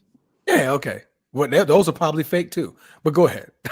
But I like the reason I say the Raiders. I mean, of course, you know that Pete Carroll. I ain't gonna sleep on Pete Carroll, and of course Geno Smith. I can't sleep on him, man. He's been doing really well. And I also like that running back. What's his name? He came from Boise. What was it? Boise State. Genty. Yeah, he's gonna. Then they defense. I know they just re-signed. Oh God, what was his name? The I forgot his name. Max Crosby. Yeah, Max Crosby. Yeah. Yeah. Then yeah. So I said them. I mean, it's not gonna be a cakewalk. I just said that was a sleeper team. So of course, number one is always gonna be freaking. I ain't gonna say Kansas. I'm gonna say B More. Then I'll say number two would be the Ravens. I'm sorry. 3 would be the Chiefs. Buffalo. Wait, you said Baltimore, then the Ravens. Which one is it? I mean, no. I'm saying number one, the number one seed. You know what I'm saying? Number one seed, you got Baltimore. Got it. Start over. Yeah. Start over, Ed. What was that, Q? Start over. Number one. Okay. You said Baltimore twice. Yeah. Oh, my fault. I said B More number one. Yeah. Then I got the Bills number 2, Kansas City number 3. All right. Lee, man. I'm not even gonna be biased, man. I want to so bad. It's gonna be Houston. I like Houston. Houston. I think they're like one of the surefire. We making it, bro. Yeah, they're gonna make it with 8 or 9 wins, bro. Yeah, like we got it. We ain't gotta try hard. AFC South, man. It's a toss up. I mean, because like they what's that guy Mayo? He's out for the season, so they only got Cam Ward. Is he? Yeah, he got. No, you're talking about Will Levis. Yeah, Mayo. Will Levis is out for the season. Yeah. Yeah, that's his nickname Mayo. Mayonnaise. You know what I mean? He loves mayo. Yeah, disgusting. He had the mayo commercial, like he eats he eats it straight out of the damn stuff. Yeah, is nasty, gross. Bro. It's gross. It's the death of America, bro. Continue. Mayo. Yeah, so I mean, like I said, got to come back here. Damn it, man. Yeah, so I mean, of course, I'm gonna see us, man. We're gonna be the 6th or 7th spot, man. I just want us to get out the first round. I mean, it's more than the first round. I do, but it's like I'm just tired of the. Soon we get in the playoffs, then we stunk. I'm sick of it. But if you go in at 6th, like you could play Baltimore, you could play the Bills. I mean, only one team's getting a bye, so like you're gonna play one or the other. Yeah. Yeah, that is true, but hey, I mean, it's any given Sunday or any given Saturday when that starts. So Aaron Rodgers claims that he's been inoculated, whatever the hell that means, immunized, whatever. Do you think that he could still throw for a few TDs in a playoff game against a top-ranked AFC team this year? Well, I would see that being. It depends on if play action, and plus we have a good running game, and we were going to allow on our defense. I mean, A-Rod is up there in age. I mean, it was just like with the situation. I ain't gonna say with Peyton Manning when he was with the Broncos. I was gonna say No, I can't use Tom Brady. He was still moving around. He ain't had that Bro, issue. there's going to be a game, Dog. There's going to be a game where Rodgers throws for 290 and throws for 3 TDs, and the Steelers, Pittsburgh is going to be lit up. Yeah, we got A-Rod. He's going to win us these games. And then the next 2 games, he won't combine for 3 TDs. No, you think so? I don't think that. I am positive. Because this is not Peyton Manning we're talking. Peyton Manning was hurt, and he should have retired. The last time I saw Aaron Rodgers try to run, he tore something. But he doesn't need to run.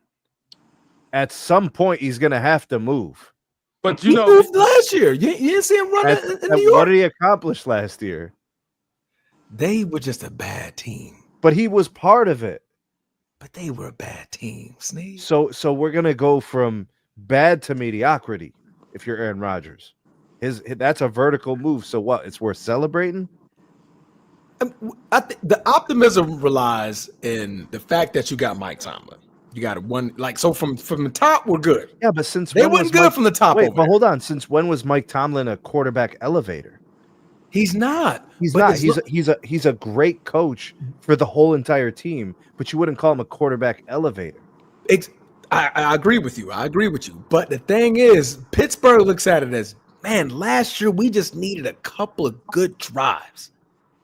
And we feel like Aaron Rodgers could make us that not 10-win team, but maybe 11 and 12. If we're putting in the right situations, Aaron Rodgers can make those game-winning drives. Dog, what's the ceiling for the Steelers this year? What's the ceiling? Do you really ask me that question, bro? Yeah, you're the Steelers fan. I gotta ask. I mean, bro, if I said we're gonna be either the 6th or 7th seed, I mean, what does that tell you? Come on now. So who do you got finishing in front of? Oh, maybe the Chargers. Maybe Chargers or Denver, probably. I mean, I'm just trying to measure 10 and 16. I mean, yeah, we're gonna win at least about 10 games. Okay, so you got 10 what you did last year. Huh? That's what you did last year. Yeah, the same thing like it was last year. That's what it's gonna be. I mean, that we're gonna rely on our run game. We're gonna do some play action. I mean, hopefully DK eat some Skittles and lifesavers. All right, who's gonna be the best quarterback in the AFC North? I mean, Lamar Jackson. Who's gonna be the second best quarterback in the AFC North? Of course, Joe Burrow. Joe Burrow. Yeah. But again, who's got the best defense in the AFC North? Well, now wait a minute. You said who? Well, that's going to be you know what? That's going to be a good battle this year. Pittsburgh. It's going to come out of Pittsburgh or Baltimore. They both got some It's going to be either one or two. Pittsburgh or Baltimore. Be more those two. Because like I said, Cincinnati. You think Pittsburgh has a secondary that's as good as Baltimore? Yeah, they beefed it up. You think so? Adding Jalen Ramsey. Darius Slay's in Baltimore. Yeah, Slayton. He went to he went to Baltimore. Steelers. No, Slayton. He went to Steelers. Okay, so you got Darius Slay back there too. Yeah.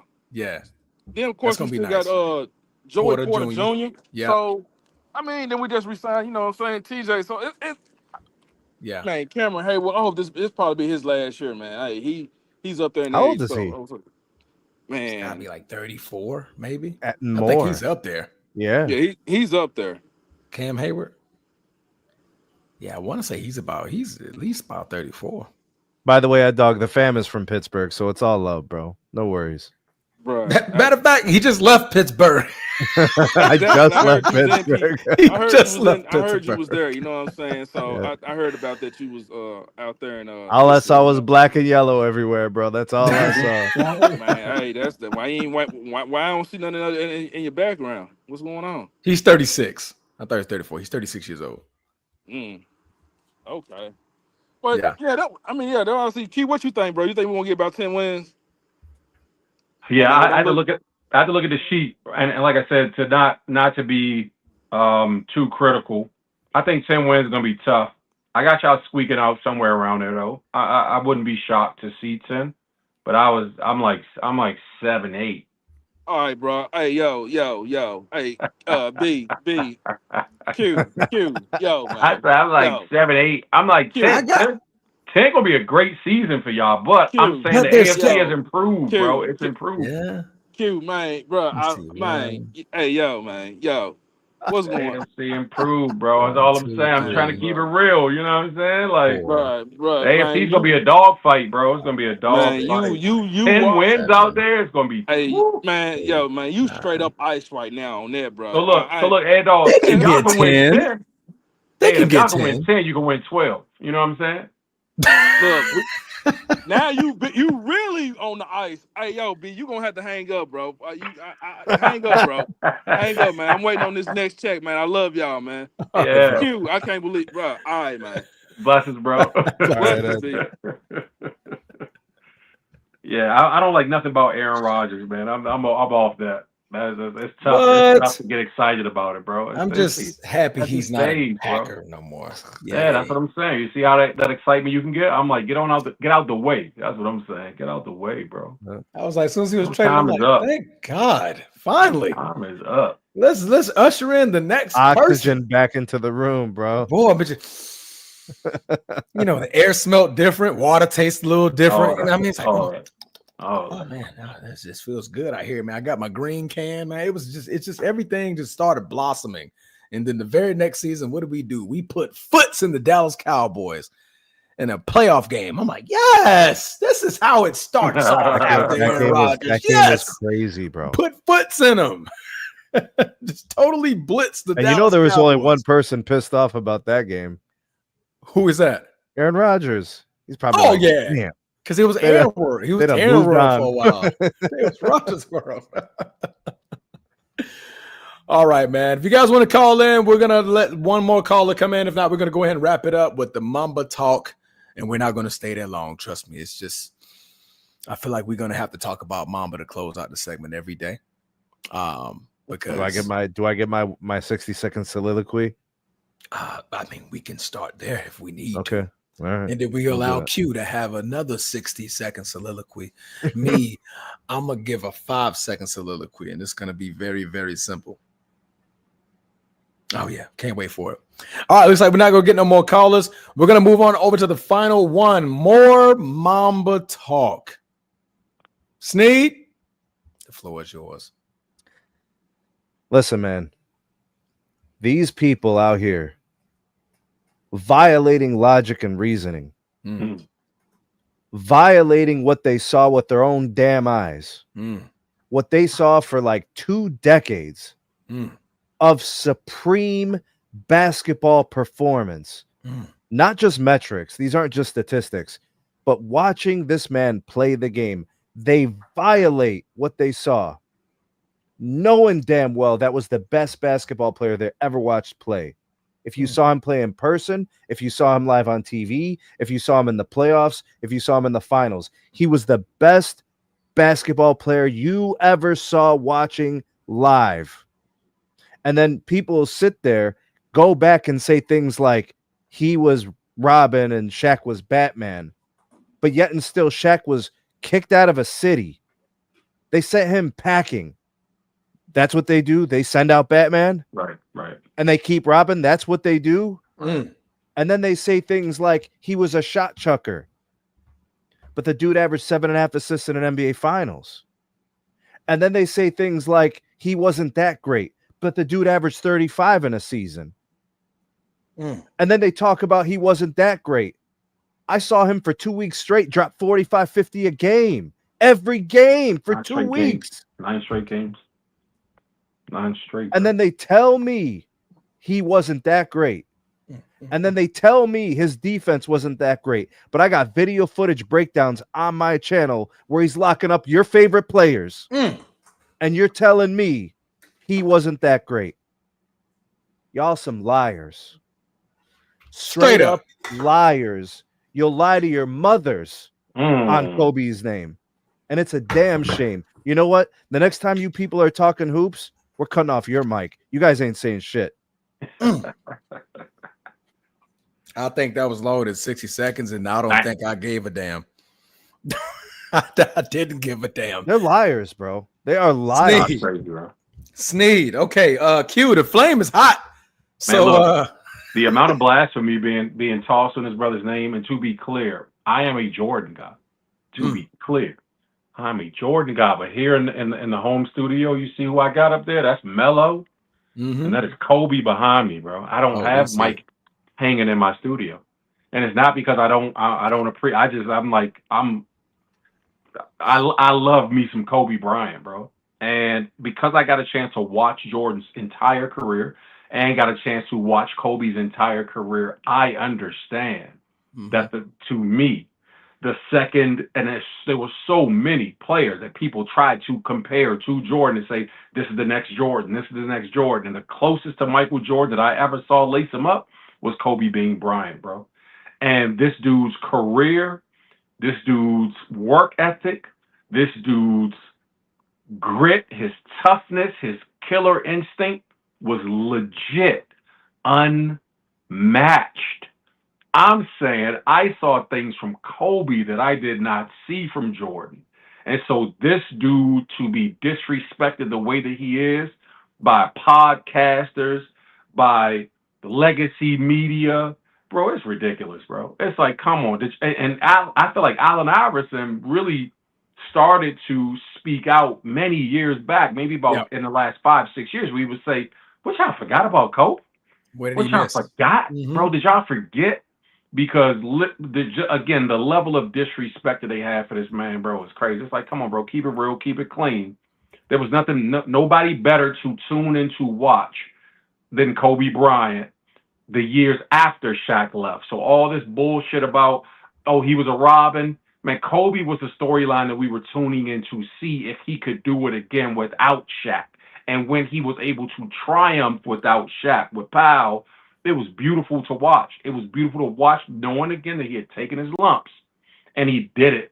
You know what I mean? Carrying the team on his back, not as a Robin, but as Batman, Superman, whatever, Iron Man, literally. You know what I mean? So, man, put some respect on Kobe's name. I did an episode, much like Steve said, and I used footage from a documentary where Kobe addressed this BS about him being somebody's sidekick. He addressed it in his own words. And so it was really good that I thought it up, and then I came across that footage because I was able to use it. And since people have been talking bullshit about him in the last couple of weeks, that video is trending on my page again. And that video is from like October, November of last year or something. You know what I'm saying? So it's like a 10-month-old. You know what's the best part about Kobe, Q? Yeah. Narrative free. Narrative free. All the winning, the 50-point games, the 60 at the end of his, none of it's sto Nope. None of it's fabrications. Nope. Nothing. No stories. Just hoops, bro. Just hoops. Just cooking everybody. Just cooking everyone. And it's the greatest story too, bro. It's like when you can't fabricate real. And so that's what I love about his career, is that he had a stellar career, ups and downs, and then it's like the Jordan Jazz finals. You know what I mean? Russell shot game winner, bang. It's like you can't script that. That's just it's a thing of beauty. And so for Kobe's final game to go the way that it went, his career outro to be like, man, my curtain call is this, bro. Come on, bro. Kobe, bro. When people, I'm gonna drop the mic with this because it's been longer than 60 seconds too, and I'm gonna let you have it, Transformer. But I'm gonna say this: Kobe wasn't that good, like Sneeze said. He wasn't great. He was all right. He was Robin. For the last, and I would say now even 25 years, the last 25 years, it doesn't matter if it's a child or an adult.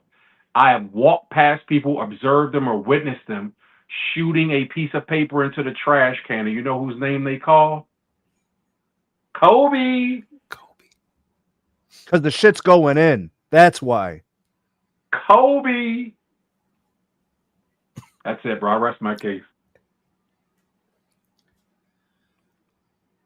Stop the bullshit about Kobe. Stop it. Media, I don't know what you're doing. I have no reason. We can say it's because LeBron camp's doing it. Revisionist history. Forgot. Mother effers getting too old as writers and experts in the NBA. You can say all that. Stop the bullshit. Because you was just singing a different tune 7 years ago. The tune was completely different 7 years ago. Yes, before he died. 7 years ago, the tune was completely different.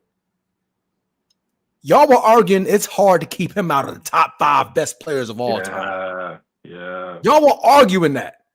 Folks was telling you he's the next best thing since the best thing. How can you not be top 10 if you're considered the best thing since the best thing and not be top 10? Don't even make sense.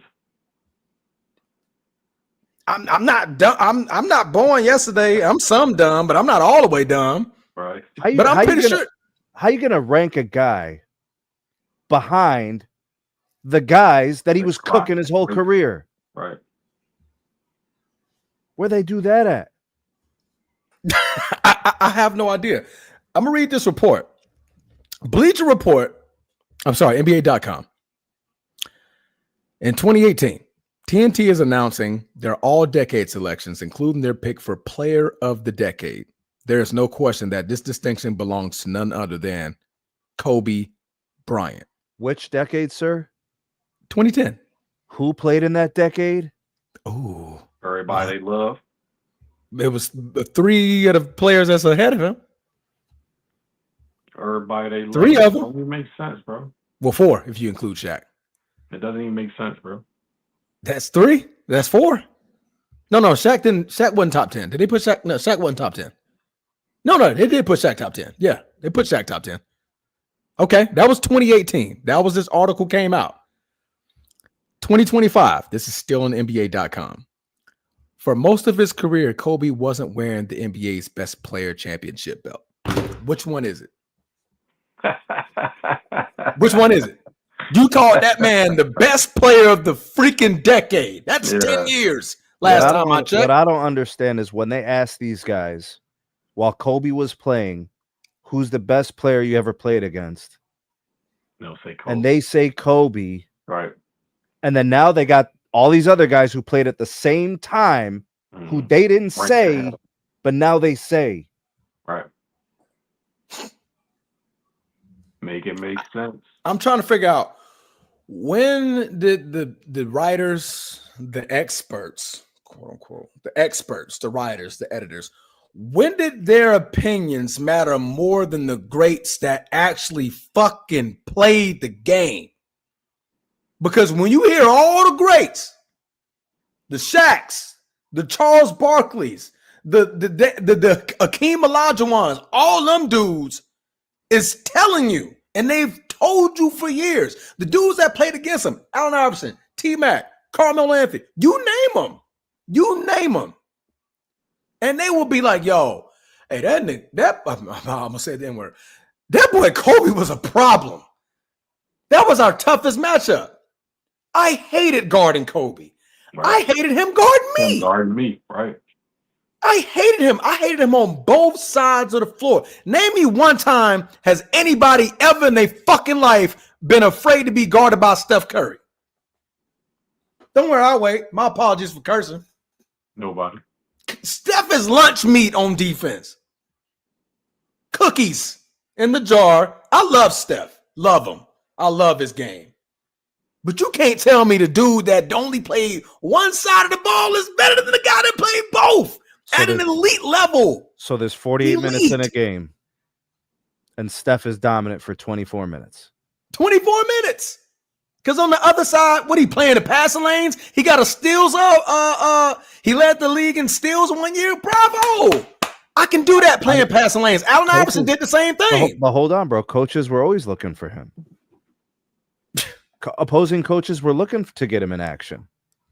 Pick and roll. I'm getting Steph. He's mistake prone defensively. He's small. It wasn't until even now recently he's gotten a little bit bigger. He added on a little bit of size. And yeah, but that's only for durability purposes. But that gives him a little bit more bump. But that's it. He's still getting fried on defense. You got to hide him. Jimmy Butler got to go guard the best player. Draymond Green got to go guard that guy. They got to switch him. You got to hide him. He's not the one stepping up to the plate at the top of the key. It's them. Everything that everybody hates about modern basketball, Kobe was on the other side. Right. They hate load management. Yep. They hate the diva nature. Mm-hmm. They hate this, that, and the third. They hate the narratives. They hate the podcast. It's everything Kobe isn't. You hate the anti-Kobe, but you hate Kobe. How does this make any sense? He's everything you want in a player, but you violate logic and you lie. Right. So I think the biggest flaw, the fatal flaw that has occurred in and around sports conversation and communication over the last, I don't know, man, maybe 10, 15 years has been fandom. And Channing Frye said nostalgia is killing the NBA. I think that that fandom is killing, the NBA. Fandom from sports media pundits and those in the professional space that are getting a chance to speak. They're speaking from their heart. They're speaking out of fandom. They're not talking real. You know what I mean? And so back in the day when folks gave opinions about sports, they gave opinions about sports, not their favorite team, not their favorite player. And so people are incapable of removing bias from it in the mainstream media. And so now you have, because of their fandom, other casuals and other fans that are saying, well, look, they said it, so it must be true. Because a couple articles are being published that say that, then it must be true. And there was a time when even in the mainstream media, they were crowning Jordan the greatest player of all time. And there was pushback for those who were alive back in that era of coming through the 80s and 90s, where folks were like, let him win something first. It was like 89, 90. Let him win something first. He ain't won nothing. Right. He ain't won nothing yet. Yeah. Like stop being disrespectful. And Wilt was speaking out about it, and a whole bunch of folks were just like, pump your brakes. Let the young boy win something first. Like, we see him. And then when he started to win, it was a different story. It's like, okay, maybe we can concede that what they're saying is actual. But it's the sports fandom, bro, has really tainted, you know what I mean? Like, what's happening around here, and unfortunately has led to a bunch of disrespect that is unwarranted. You know what it is, and it's unnecessary. They're not satisfied with who they are. Kobe left the game with a 60. A 60, bro. He dropped it. As his body fell apart, he gave the fans 60. That wasn't for Kobe. That was for the fans. I'm telling you, everything the fans hate, they wanted in that last game. And bro, Shaq said, if you go back 50 to that point, Steve, if you go back and if people would be honest and go back and look at that game, bro, Kobe was fucking exhausted, bro. He put it on. He was exhausted. He literally gave. Who was it? Who was it that grabbed him? Randolph or something out there? I forgot who grabbed him. My man was just like, hey, Q, beat, bro. You said Channing Frye says we got to get rid of the nostalgia. He said nostalgia is killing the NBA, but I don't agree with nostalgia. So how about this? Wilt Chamberlain had 25 games with 61 or more points. He wants to bury that? Yeah, interesting, right? All of a sudden in 2003, we got athletes. They don't want to talk about Wilt, right? They just started making athletes in 03. Hey, man, that was unfair. Wilt just bigger, stronger, faster. They know basketball. They just started thinking the game of basketball, apparently, in the last 5-10 years. You know what I mean? Hakeem Olajuwon got 7 moves off of one pivot. Disrespectful, bro. 7. They talk about they're more skilled, they're faster, they're more athletic, all this silliness. I'm like, come on, bro. Like, I just see Achilles getting torn more. That's all I see. Yeah, it's wild. That's the only thing I see that's different today than before. I still see the same bums that I saw then that I see now. I still see the same greats today that I saw before. Yep. I just see a lot more people today that are unsatisfied with who they are publicly, snitching on themselves, like Channing Frye. Interesting. Right? Like these people, KD's not satisfied with himself. He's not, because he hears what people say about him. He can't handle it. He can't live with it. But it's on you, bro. You played. This is your career. You chose where you played. You chose who you wanted to play with. Who had as much control as you? Nope, nobody. These guys have control of their basketball fate. That's why I don't give Melo excuses. He chose. Right. And that's why he doesn't make them. Because he's satisfied. He's content. And you can respect that. You can respect it because he's content with who he is. He's content with his career and the decisions that he made. He's like, see, Jeff Teague's not happy. He's not satisfied. Right. D Wade's not satisfied. Right. Jeff Teague wasn't even in the freaking league long enough. Was he a second-year player when Kobe retired? Third-year player? 2 seasons when Kobe was in his prime.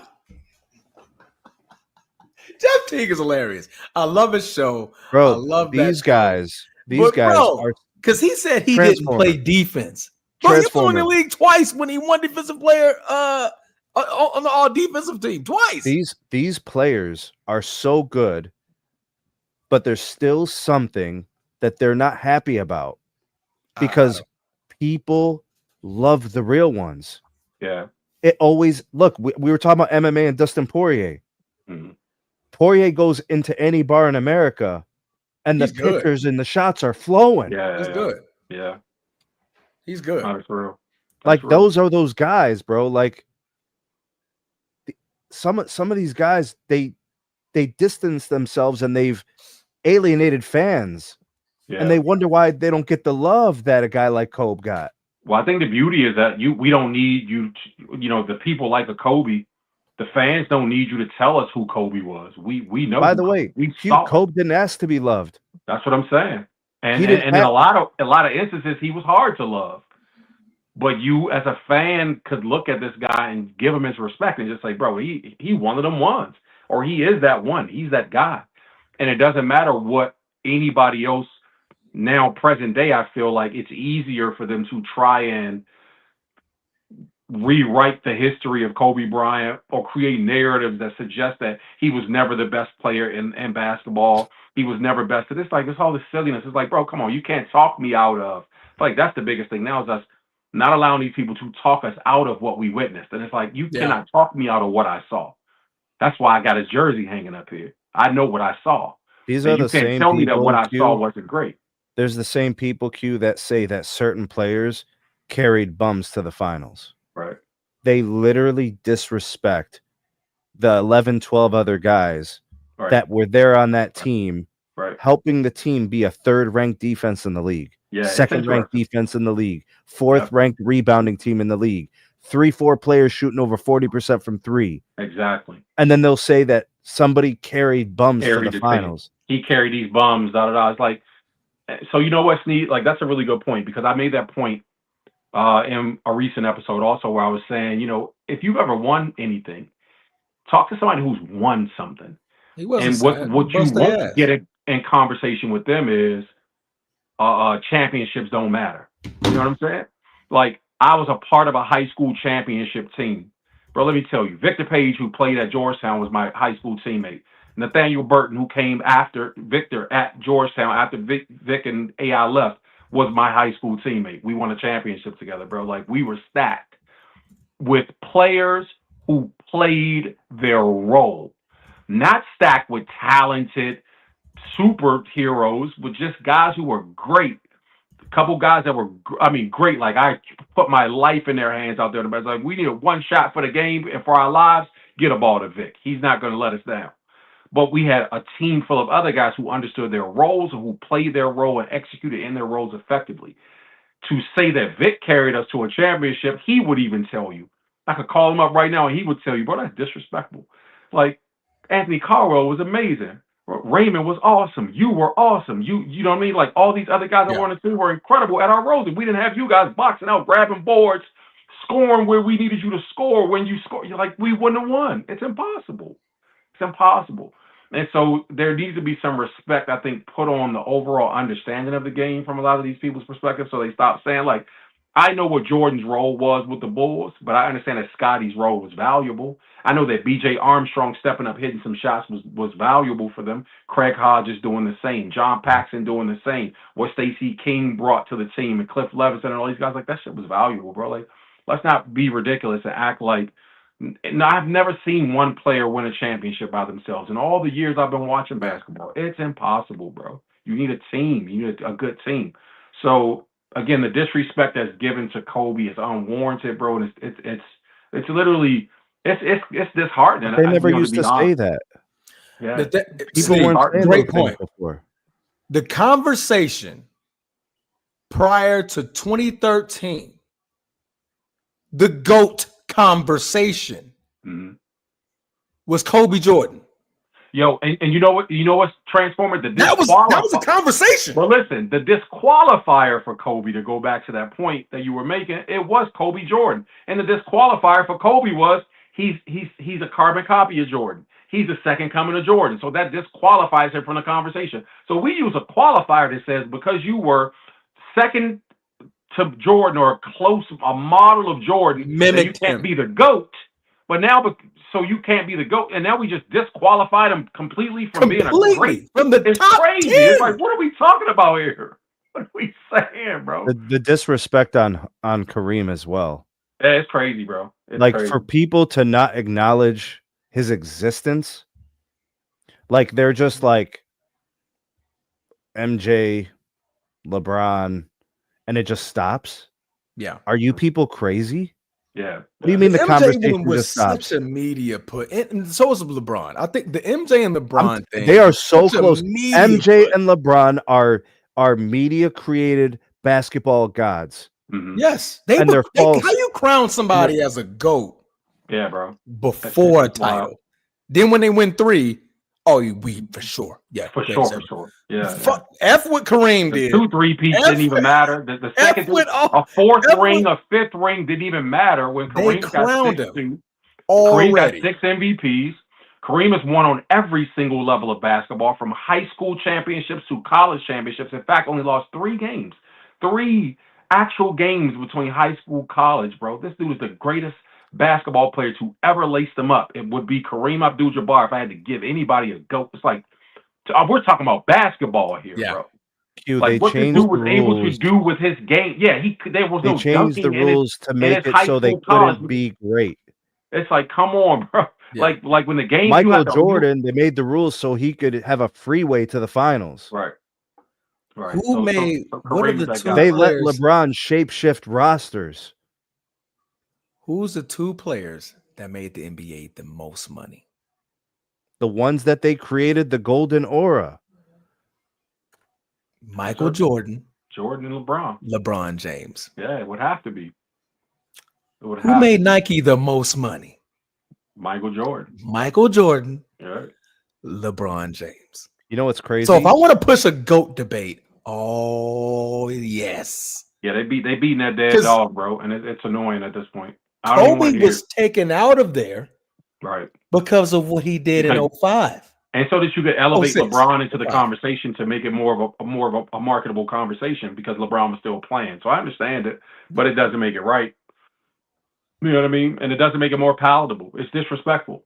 It's a really disrespectful. I mean, I'm saying the GOAT period, because you know, Transformer, you know, you can attest that I went back in some of my earlier episodes. I was like, man, I won't debate this GOAT thing anymore, because it's childish, it's ridiculous, bro. It's disrespectful. Yeah, but what they're not going to do, Q, you can respect someone's personal list, and you're going to see a bunch of great players, and you're going to salute that because they were amazing, but you're not going to let them lie on Kobe.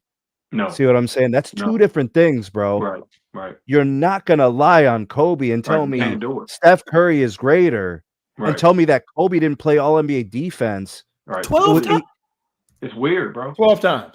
Over half my career, I made it all defensive team. They're not going to tell me that at 20 years old, he was already looking like he was going to be better in Shaq in about a year. Right. And you're not going to tell me that Del Harris was a bum coach, and prevented Kobe from being greater than he was. Right. Because he was biased in his old way and mentality of coaching, that their thing wasn't to give rookies minutes and shine and design plays for them and all that stuff. So Kobe was just kind of getting it how he lived. Yeah. And he had to earn the respect of, like, damn, let's draw up some shit for him. I guess he is that guy. You know what I'm saying? These are the same people that say these things. Bro. They don't know who Mark Price is. They don't know who John Stockton and what he achieved. They don't know. John Stockton was. They don't know history of the game, bro. They'll look in like a stat sheet. They'll look on like a list and be like, "Oh, this guy must have been good." Nobody talks about Zeke. How is that possible? How is Zeke not in a all-time point guard conversation? People just saying Magic and Steph. Like, why does that conversation end there? Isaiah definitely is arguably still the second best point guard of all time.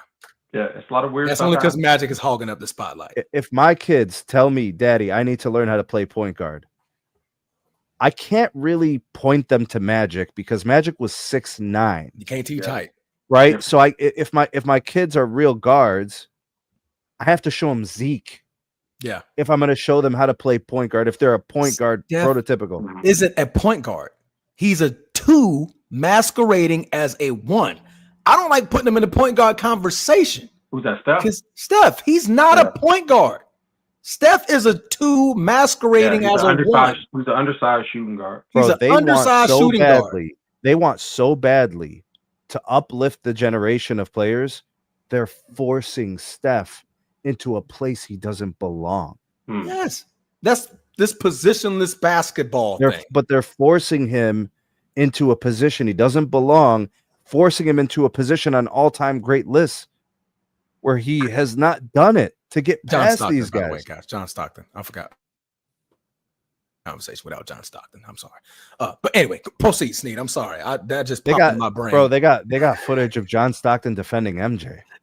Yeah, John Stockton. You know what I'm saying? And like these cats they refuse to watch old footage because they don't want that moment to happen where their whole identity as a basketball savant, a fake ass savant, they've been watching hoops for 15 years. Now they're savants. Yeah. They don't want that to change. It's going to change everything if they watch John Stockton play. I find it most interesting that people will say things like, "Well, I didn't really watch Kobe's whole career. I only caught like the end of it, but he wasn't." That's like, bro. You starting off. Then no conversation needs to be had. You say. Yeah, you don't need to be talking. Right. So it's one thing to have to deal with these folks who actually watched it, who are trying to rewrite what's happening, but the folks who literally did not watch, it's like, well, you need to go do some research. And this device that you're looking at us through, that you're listening to us through right now, that's the greatest invention of modern day. You literally have the ability to log off of this video on YouTube and then go and do some research on YouTube. There's literally unbiased, unfiltered, just to go in and look at some old games and don't listen to somebody else give you their opinion on it. You have an opportunity to have your own opinion shaped on what you actually research. You know what I've been doing, Q? What you see, bro. That's crazy. I've been doing film breakdowns on players. Mm-hmm. I take what people say, their lies, and I find like full games, and I take about 10, 15 clips from that game to disprove what they're saying. Right. Man, go ahead and plug in the show, man. Plug in the show. Go ahead, plug him on the SMT Network Media Network page. You gotta check out SMT Media Network. I took a Kobe game because somebody told me that he didn't deserve all NBA defense. So I said, you know what? Let's pick a game where Kobe's got to chase around Ray Allen. Ray Allen, known as the best shooter of all time, second best shooter of all time, off the ball movement. Dude, they don't remember. He used to be nice with the pill. Yes, they don't know that Ray Allen was in a dunk contest. They don't know about some of these things. Crazy athleticism. See what I'm saying? Let's watch. He got game. Let's see Kobe. Kobe held him to 3 of 14 shooting. Yeah. And also on some of the switches ended up on Paul Pierce. Yeah. Right. You see, but they don't want to have those conversations because it's going to change everything. It's going to turn into this multiverse. Because wait a minute. They only saw the scoring output, Sneed. They didn't see the other thing. So the thing with the modern day and the modern day fan, they only see the scoring. You're so focused on scoring and he shot 6 for 21. Yeah. Look at everything else he did. But he had that everything else. But he had the scoring. But the he efficiency. had 60-point games. No, I'm talking about the finals. We're talking about, but I'm talking about the whole package as a career, as a player. Absolutely, he had everything.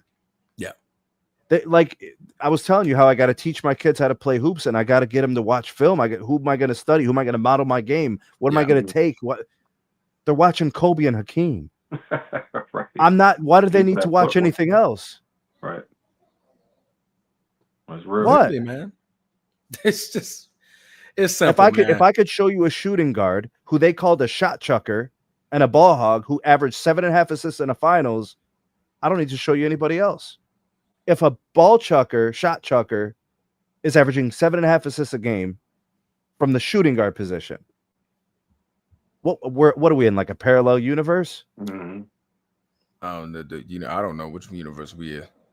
I'm pretty sure Steph's best years he was averaging 7 assists a game.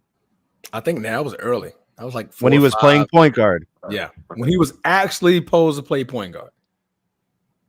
Then the 3-ball came and ironically, Steph's first part of his career, he was riddled with ankle injuries. Yeah, and it limited how many games he played. Meanwhile, Kobe ruptured his Achilles, got up and shot the free throw and made it. You know, but they talk about like load management. This guy killed himself to get on the floor. He's everything they say they want in a player, but they lie on him, bro. Yeah, it's crazy. They say they want the ultimate defender. They want the ultimate offensive. The guy's got a bag. He had a lefty hook, bro.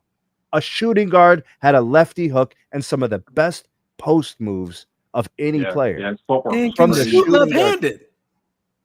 Yeah. When he messed up his shoulder. They shot the game left-handed. They act like they just started making Kyrie's. Finish the game shooting. They acted like they just started making Kyrie's, like Kobe was before Kyrie. Yeah, it's crazy, bro. Come on, man. Obviously, man, it goes beyond fandom, right? Even if you didn't like Kobe, it was like you gotta respect the dude. Like, yo, you don't like Kobe? Shit. Good, like, bro. That's what he wanted. He hated your guts too. And then everybody missed. So happened to miss him when that farewell tour happened.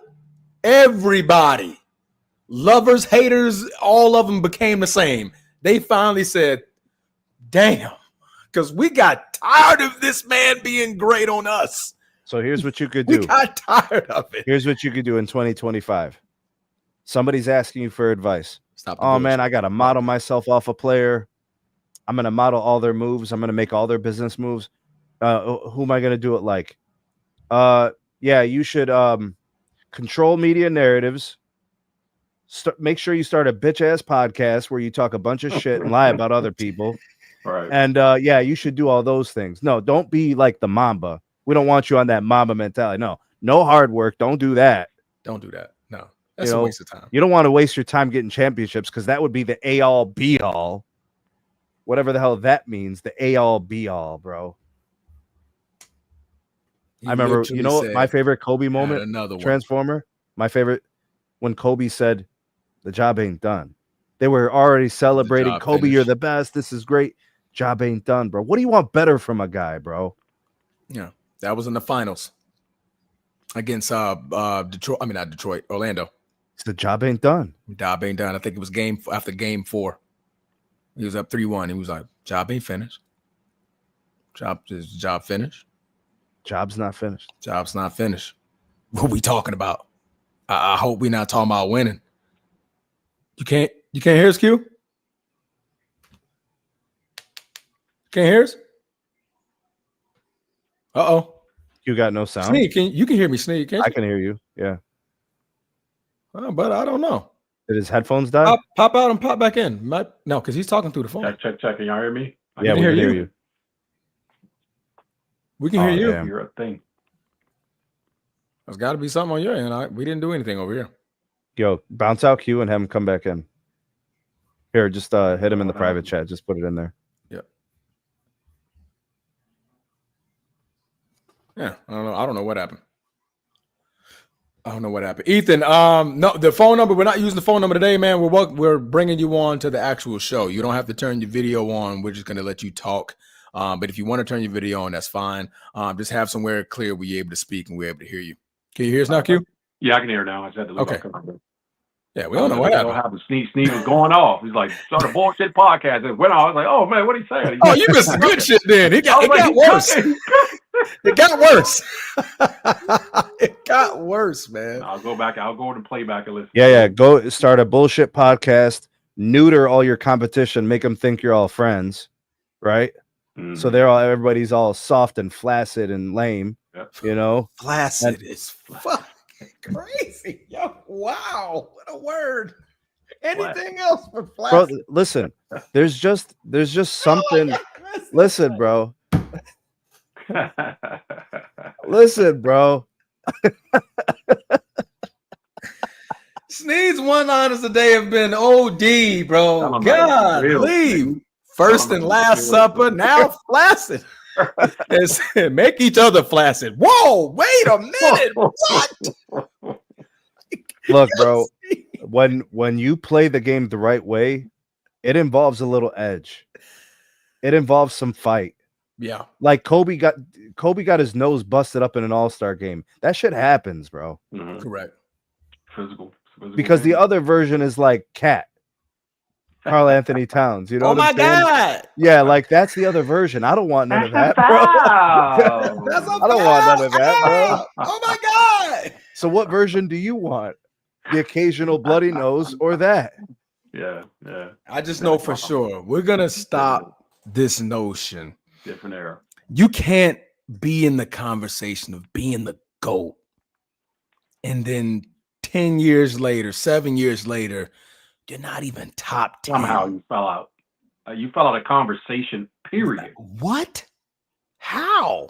That's crazy. What did I miss? What changed? Because the players that's in front of them, nothing for them. Pretty much the only person that had room for change is LeBron. Yeah, because back when it was having this conversation. But how much was LeBron going to change after legacy Cleveland? Right. Like, how much could he actually do? I mean, this was 10 years ago, so he hasn't won. No, he could have the third. Yeah, title he could. I always ask people, when did LeBron become the GOAT? What year did it happen? They really have a hard time explaining this to me. Yeah, that would be. He said 2012, right? 2012. By his guesstimation, he said that 2016 or 20. I think 2012 is when he said he became the best player in the league. No, 2016. That was 2016 finals against. So let's pause. Oh yeah, the 20. Yeah, when he won the Cleveland championship. So let's pause NBA history at 2016 after June. Mm-hmm. What did LeBron accomplish that would validate him as the GOAT by 2016? Right. By 2016, what, 3 titles? So that was his fourth title. Or third title. Third. That's his third. Third title, 4 MVPs. Or was that his fifth that year? Fourth. He only had 4. Oh, he's only got 4. So that was his 4th year right there, right? He didn't win MVP that year. I think he already had 4 MVPs by then. Oh, he already had them. Yeah, he had the 2 in Cleveland and he had 2 in Miami. Yeah. Right. So then his accomplishments, to your point, Sneed, were this is what his GOAT criteria by 2016 was. 4 titles and 3 titles rather, and a down 3-1 comeback. To do it. Plus the MVPs, plus whatever All-Stars he'd accumulated by then, and his all NBA first teams, etc. Because that's all he had, and 1 scoring title, because that's all he had. Yeah. So that would mean anything that happened after was infinitesimal. Right. So the fact that he won a championship in 2020 didn't matter. The fact that he got past Kareem's points total doesn't matter. None of that doesn't matter. None of the additional all NBA teams matter either. None of that stuff matters. Cherries on top. Cherries on top, bro. Now, my only small, I'm not even a pushback. It's just more of a get back. Yeah. Get back. Right. Is that he said that after 3 titles. Mm-hmm. Give or take, the media said it for Jordan with none. No, that's true. Who is he to be like, shit, I feel like I'm the GOAT? Y'all gave it to Jordan way before his time. And then he gave it to him again when he got his 3rd title. Mm-hmm. So at this point, like, did we really count? Yeah, but I never heard Jordan say he was the GOAT. Right. And so I think because he didn't have to. They crowned him before it was even done. Right. And so, but see, the thing is, see what I'm saying?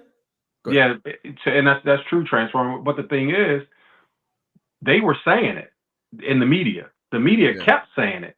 As much as the media keeps saying it about LeBron.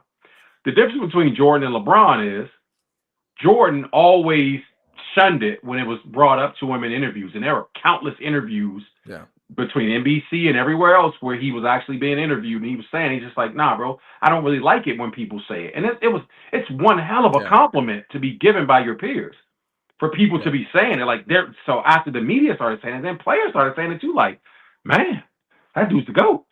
And Jordan started saying, no, I don't like it when they say it because it's disrespectful to the legends who came before me, who paved the way for us to be here. That's the difference between he and LeBron, is that LeBron never shunned it. LeBron fed the flame by saying it himself. No, that one right there. So MJ respected the history of the game, and then LeBron's clowning Wilt Chamberlain. Yep. Interesting. After saying, you know what I mean? Like, man, we need to put some respect on, have some respect for the eras that came before us and stop comparing the eras and let the eras be the eras. But you telling me Giannis Antetokounmpo couldn't have averaged, couldn't have scored 250 points in the 70s? Like, bro, you just said we need to respect the eras, and then you disrespected the eras. And like, not even a minute later. Yeah, the irony of it all, like you look at the way that they're he's not serious. There's no way this is real life. No, nobody with like a fully operational brain says these things with legitimacy. No, you have to assume he's just trying to get a razz out of people. He's just trolling. It's rage bait. It's rage bait. Yeah. That's why I stopped doing episodes about him, because I'm just like, definitely rage. I'm not going to respond to every stupid thing that this brother says because he's not serious, bro. There's no way he could be this stupid. Q, please tell that to Bruce. It's gonna be ironic. It's gonna be something that's gonna come up, and I'm like, hold up, did you really take him seriously though? There's gonna come a point when he's gonna retire, and he's a legacy player, a former player, and a modern player, is gonna shit on him, and he's gonna say you weren't that great. And then the modern player is gonna say that? It's gonna happen, right? 10, 20 years from now, there's gonna be a guy who's got 3 rings, 3 MVPs, a shit talker, a guy who's got a podcast, with him and his little buddies or whatever, and they're gonna talk some shit about the LeBron era. Yep. Oh, absolutely. And how will LeBron feel? His name is Anthony Edwards. It's gonna be Anthony Edwards. And then we're gonna be backtracking to episodes like this where we're talking about liars, because they're gonna lie on LeBron. They're gonna say he wasn't that great, and we know he was great. Right. Yeah. Right. And we're gonna talk about 2016. The cycle starts again. See what I'm saying? The cycle starts again. You know what? But you know what?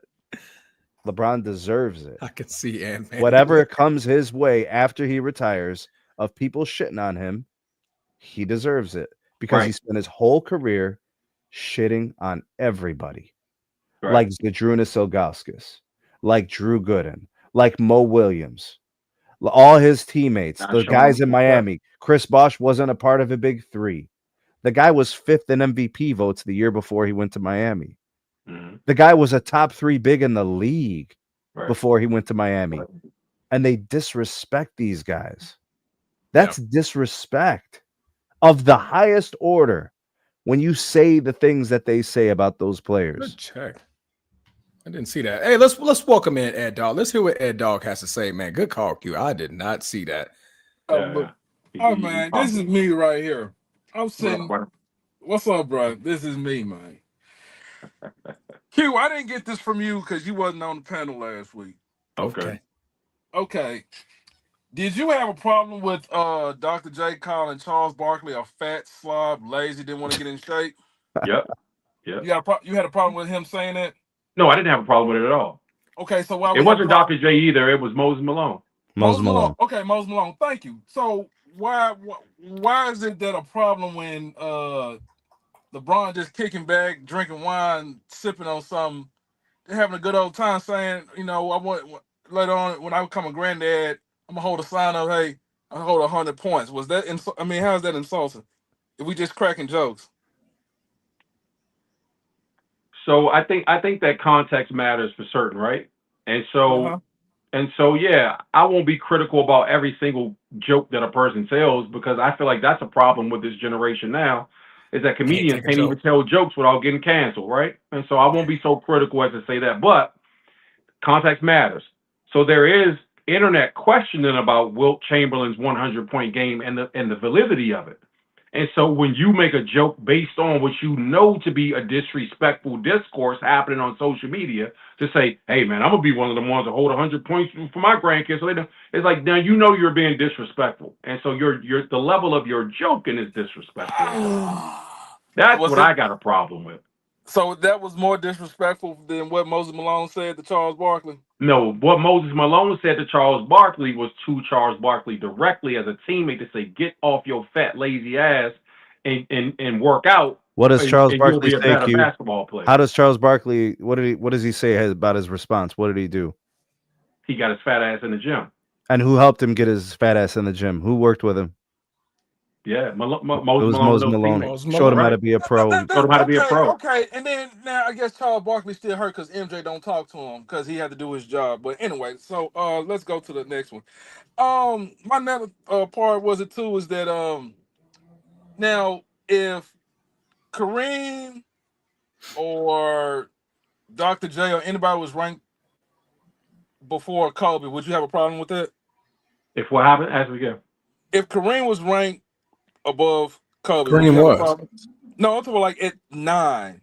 I mean, like at 10, and then Kobe was 11. Would you have a problem with that? I'll be pissed off that both of them are that low at that point. You mean on you're talking, Ed Dog, you're talking on that Bleacher Report list? Yeah, because you went on I would totally have a problem. I would have a problem like Transformers saying that they were both that low.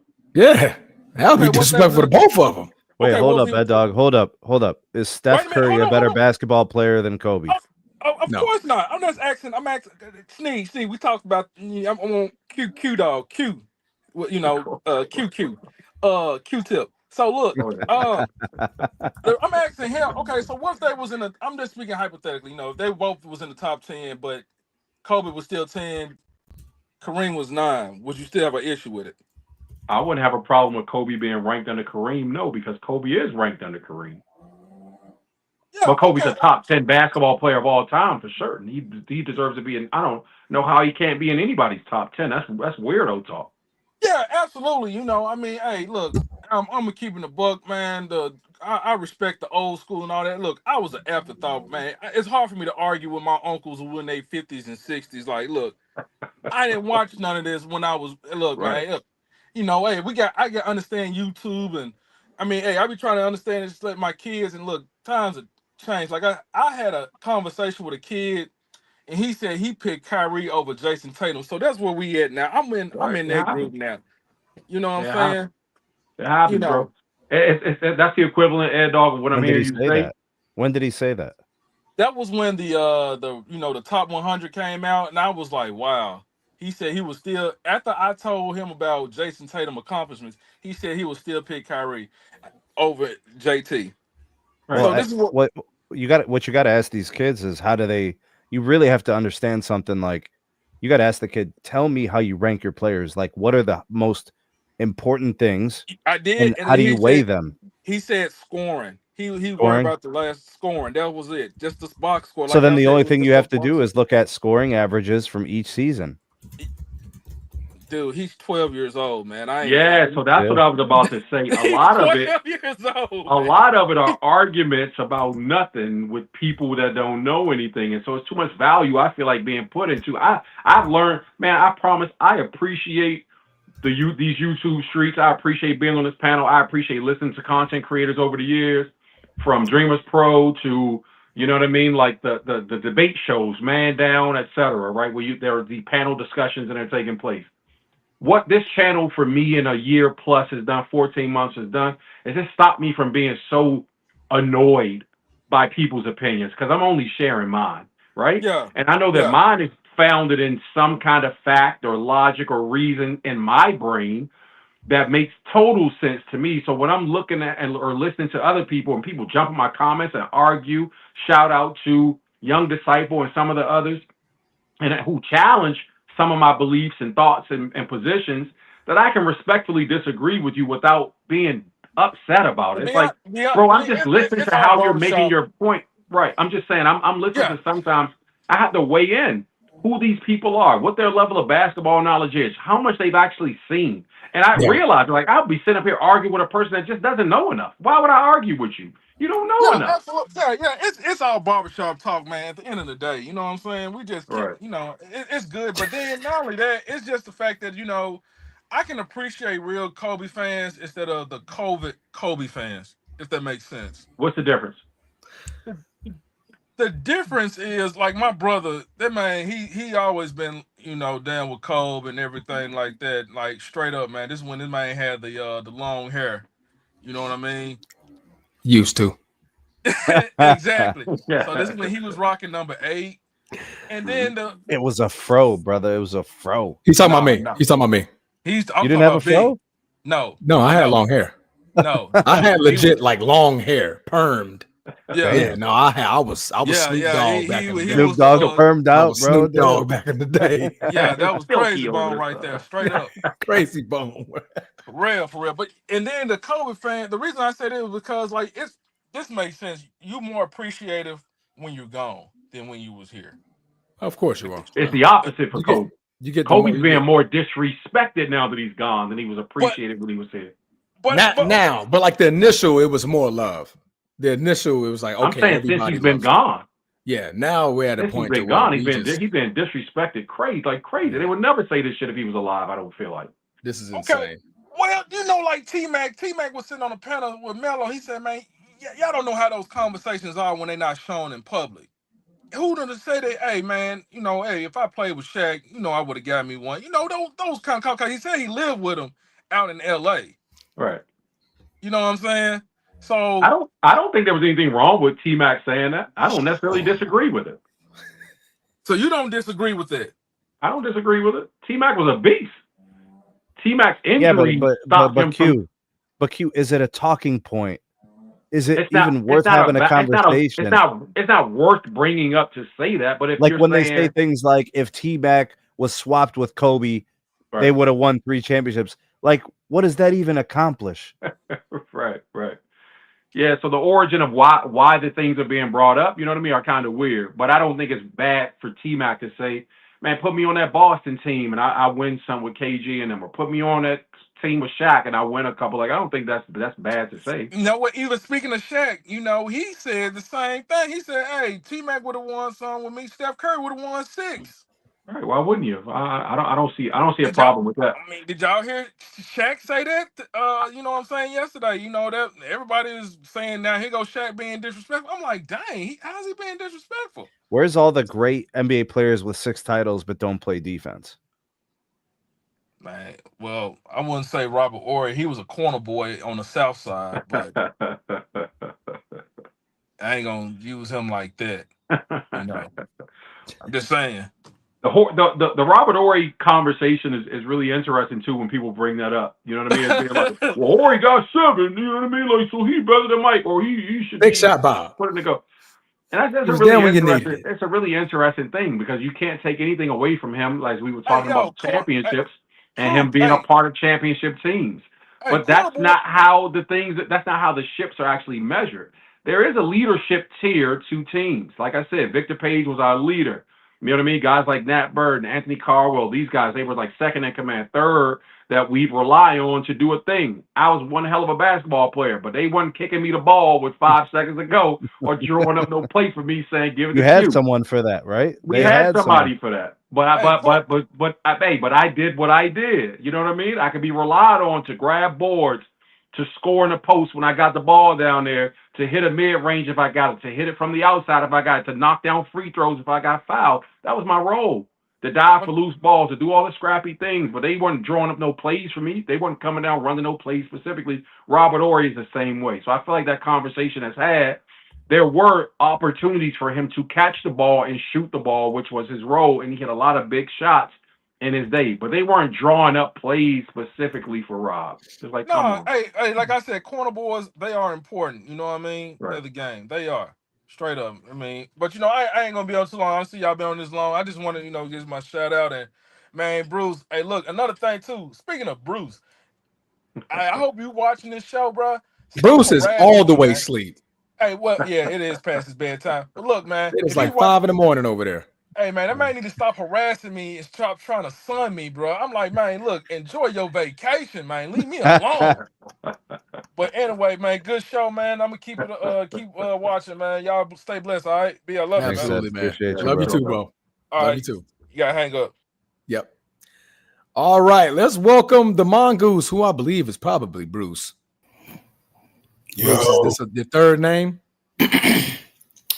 Yeah, man. What's going on with y'all boys, man? What up? Jesus Christ. This guy. This man got 19 aliases out this. He's like Steve with phones, man. It's like man. We almost got through his show without that. For the trap phone right now. Hey, man. Y'all on here Kobe glazing and shit. Oh, shit. So deservingly so. That's my bro. I'm saying he's rest of the soul, but come on, man. Deservingly so, man. Listen. Kobe wasn't beloved before like that before he died. Just like the guy just said. He wasn't as big as he was when he was living. You don't remember the special he was doing on ESPN, the film study? You don't remember that? Yeah, I mean detail. I remember that. I remember the detail. I'm saying, come on, bro. Like, wait, so you saying people weren't respectfully speaking about Kobe before he died? They only started speaking respectfully of him afterwards, or disrespectfully? I can show you hella clips of what that's a false. But who knows in those private conversations? Maybe people was talking shit. They was talking shit back and forth to each other. We ain't talking about the private conversations though, Brucey. We talking about how people actually. Okay, let me ask you this: who publicly talk about them? How are people disrespecting them? What is disrespect to you?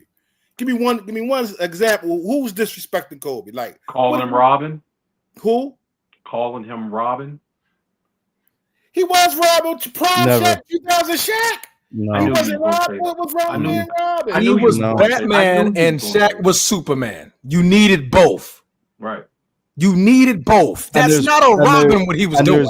And there's proof you needed both because when one was gone, he didn't win until he got another one like Kobe. No, but when Batman fouled out or got into foul trouble and Kobe Superman got I'm just saying because people call him Robin. So when Shaq fouled out, who stepped up? Robin. I watched back.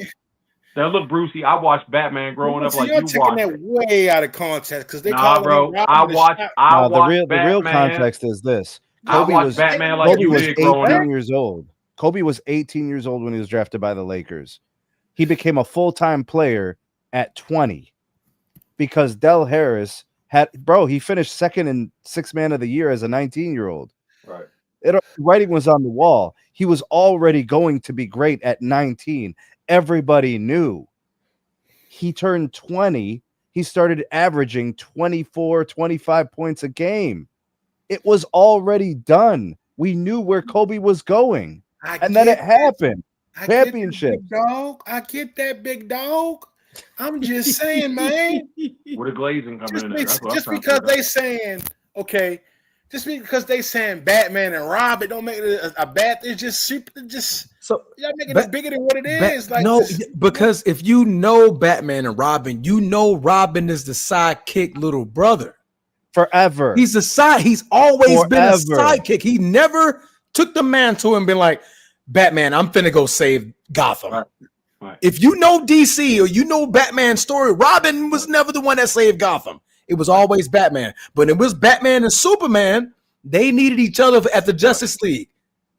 Right. Superman was all bronze, no brains. Batman was brains. Right. They needed each other. That's the combination people need to put it in play. It's Batman, who is Kobe, and you got Superman, because he already got his hat on him, which was Shaq. Yeah. They need each other. Okay, I got you. Metropolis ain't gonna make it without them two. God rest his soul. Kobe was Fredo too. He was a cutthroat. Yes, he told. He a snitch. He dry snitch. He snitched on Shaq now. I'm just saying. I mean, goddamn, it's public. It's public knowledge. Man. I mean, do with anything. I'm just saying, bro. I ain't like yo, sister. God rest his soul. I like Kobe was this hell of a guy. Like you're talking about off the court, on the court, bro. I think you can separate the two. You know what I'm saying? We talk about everybody else in totality. Why we can't talk about Kobe in totality? Why the goalposts got to be shifted? Hey, Bruce. Hey, let me say this though. Let me say this to that point because that's a really good point. I acknowledge it. No, I acknowledge it. That's cool, right? Hold on, kid, because I know I ain't got much time. So when Shaq left, the Lakers was mediocre after Shaq left. They ain't make no noise until they got to the floor. How many years were they mediocre? But it was 3 or 4 years before they got control. 4 minutes. And that's what I was gonna say. And so playoffs 2 years later. Kobe didn't uplift for us a bum squad like the Alpha and Omega did. I said, so watch this. I'm just saying, man. So watch this, Bruce. And that's good. We can factor in the rape allegations. We can factor in Shaq leaving and Kobe having to now be the guy like he wanted to be the guy. Were they able to win championships or find immediate success? Was Kobe able to drag a group of quote unquote bums to the finals in comparison to other people? No. But guess what? We can't invalidate what he actually was able to do when he got the help like everybody else, because nobody wins by themselves. the alpha and the omega, as you just said, couldn't do it. He could drag some bums, if that's what you want to call them, but he couldn't win with them, right? And so we can't invalidate what happened when Kobe got with Powell. We watched him take his lumps after Superman left town. And then when he got a co-star and Pau Gasol, we watched him rip off a championship, and we watched him rip off another one, and we watched him then have an incredible career post Shaquille O'Neal. That we know for sure. So we could take his off the court. He told on Shaq, he created some this, he did that. Ain't nobody like him. He wasn't really that beloved. But man, you can't invalidate what this brother did when he was on the court. That's our only argument. Now, I'm just fucking with y'all, Lord. I'm saying, but that's all we ask. I'm saying it's good that you brought it up because we get a chance to say it. I mean what I say, but I'm still throwing a little bit of sarcasm in there. Yeah. You got Snead on there bringing LeBron into the conversation. Talk about all the things he don't like about him. Well, LeBron did he do this, but LeBron does LeBron. Yeah, I hear you, Snead. Oh, you got this thing for LeBron too, huh, Sneedy? I got LeBron as one of my favorite players ever. Right. Okay. Hey, man, you lucky Sean ain't here. Yeah, Sean would have ripped him a new one. He came for violence every time he called. Every time. LeBrick. What's the other one? He called him something else. I forgot what he called him. I was like, Jesus Christ. Listen, though, on the real tip, though, like, come on now, like, just because somebody had an opinion about Kobe don't mean they disrespecting him, bro. No, they're lying on Kobe. Who's lying? How they lying on him? They're misrepresenting the way he played the game. Are they lying or they misrepresenting him? That is lying. That is lying. Good Lord, Sneed. I'm trying to understand. I ain't hear what lies they said about it. What give me one. I'm getting ready to get off. One person told me that Kobe didn't deserve 12 All-NBA defenses. He said he didn't deserve 11. He said he didn't deserve 10. He said he was getting them on legacy, meaning he wasn't really earning them. They were just giving it to him out of respect because he had them from before. So I went back to the seasons where they said that he didn't deserve them, and I saw him playing the same type of defense Right. he was in the years he was winning them before. Right. The years he was winning and getting like second in DPOY, third in DPOY, fifth in DPOY. Like, we're talking about a guy who played defense as a guard, like Tim Duncan played it as a big. They're like that. I got you. But throughout history, they soup up those defensive player awards. They basically just handed to some guys. They don't be like. But they said that he wasn't All NBA, but he was. He like guys ain't give Kobe 60 and 50 before. Come on, stop the crap. It's not about not getting scored on. It's about playing defense really well for a really long time. Oh man, okay. He played D, but don't act like he this. Hey, Bruce, like he was wrong or something like. Bruce, say who's your favorite defender? Who's your favorite defender of all time? LeBron? Artest? Ron Artest or LeBron James? Ron Artest. Ron Artest. Can't be okay, look. Ron. All right, look. Ron Artest. Tell me that Ron Artest never got cooked in a basketball game in his NBA. Oh, there we go. He would tell you he got cooked. He got cooked. Everybody gets cooked. But what I'm not saying that everybody Kobe didn't gets get cooked. cooked. If you play I'm basketball. not saying that. I'm not saying Kobe didn't get cooked. I'm saying that this dude was giving people problems on the perimeter and in the post. Right. Absolutely. So was Gilbert Arenas in his prime before his knees went up. Doing what? So was Tracy McGrady. They did what? Offense or defense, Brucey? Defense? So was Tracy McGrady. Tracy McGrady was an All-NBA defender? Never. What season? Tracy was never an All-NBA defender. What season? Was there a scrub? No, not a scrub. But what I want to know is, because this is interesting, if there's a year where he deserved it but he didn't get it, tell me what it is, because I want to look it up myself. Everybody can't make it. Sneed is how many players in the goddamn league? They got to cipher it out. That's why it matters. Yeah, that's why it matters. Because of all the 400 players in the league, you're saying here are the top 5 defenders in the NBA this season. It matters, bro. Here's the 10.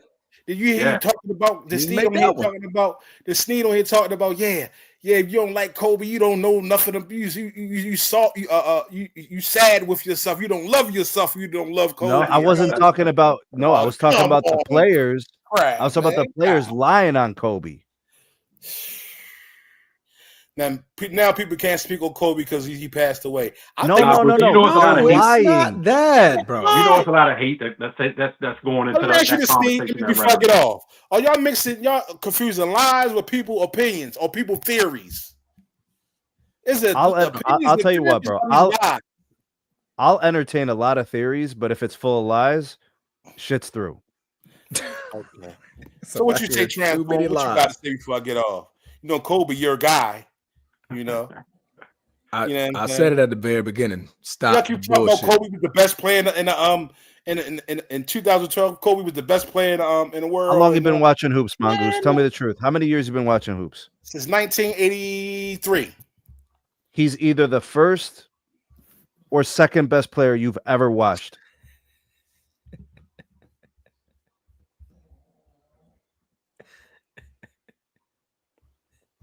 You there, Bruce? Because you're thinking too hard. He's either the best or the second best player you've ever watched. If you're talking, Bruce, we can't hear you. Something happened to you, brother. Man, I think we lost him. Maybe the connection. As soon as I put this up, man, this guy is quieter as a quieter young disciple. No. He went mute. He went mute. I mean, we're gonna drop you out, man. Bruce, man, we appreciate you, man. We're gonna bring in Chief Sid Bubba, man. But hold up, real quick, bro. Young disciple actually knows some hoops, bro. No, he knows. He does know hoops. He just loves LeBron more than he does love LeBron. Yeah, but he knows he loves LeBron more than he loves Logic. That's all it is. But I respect young disciples' sakes most of the time. He try to found it mostly. He just comes to defense of LeBron so much. Long live the Chief. What up, Chief? Welcome to the party, Chief.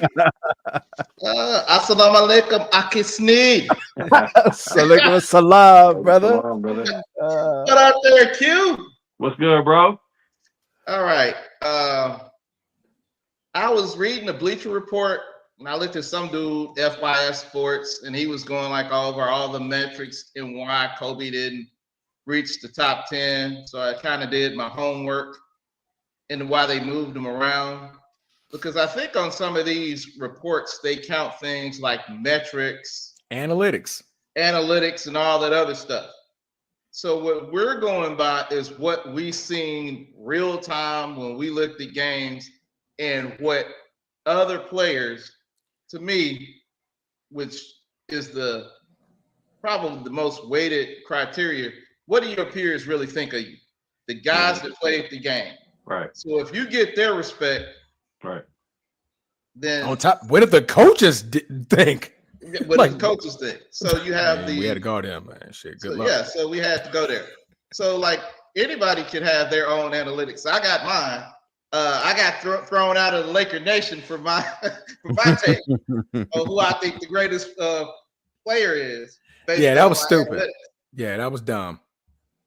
Sir, that was objective. That was impartial. No. If I got Bill Russell ranked number 1, I mean, come on now. All right, we're gonna kick him out real quick. Let's go in. Let's go remove you. Russell. No. Then I'm gonna add him back. I'm gonna add him back because I love him. I'm just saying, but if like Steve make if it logically makes sense and it's your opinion, you know, I can disagree with it, but you gotta have some kind of you gotta have some, what matters and what you value in assessing your players. So that's kind of what I look at. So to me, whether if I did my test or I test or whatever, Kobe easy top 10. I can't see Steph being better than Kobe. Unless Steph does something super miraculously, I just can't see it. Why is he going to all of a sudden become an All-NBA defender 12 times? Right. There you go. So he would have to play to how long? You have to play to 50. 49. You have to be All NBA the rest of the way. 50. And then to do it at that age was certainly that. I mean, we could. I'm putting in the GOAT conversation. God damn. Even serious accolades at 39, 51. Like this dude's. How you become an All NBA defender forever at 38? 47 years old, a lockdown defender at 47. He'd a GOAT. Start taking everybody cookies. Give me them. Yeah, but I think with players it's a little bit different. I didn't get too mad at T-Mac and what he said. I didn't really see that being disrespectful. The reason being, I think he would have said it to Kobe if he were alive, because I think that's what he actually believed.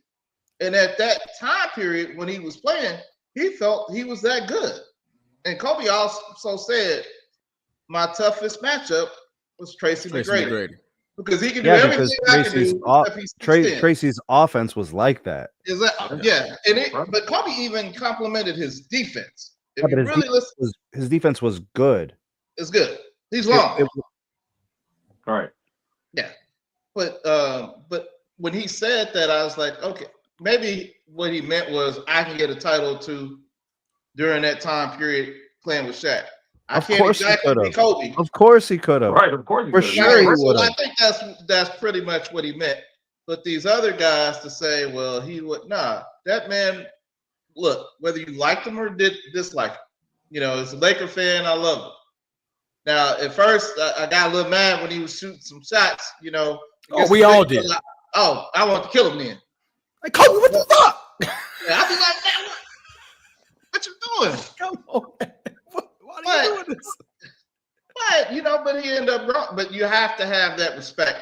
You have to look at the guy actually play and see what he actually does. So some of those sound bites that you had, or some of those video clips with multiple pivots and him shooting and everything, those are the reasons to say why I think this guy's better than anybody else. To me, the difference between him and Michael, I think Kobe Bryant is more skilled than Michael Jordan. My opinion. But Michael's physicality is the difference maker. Man, he's floated. Yeah, he floated. And them hands. Mike had those hands. He was strong.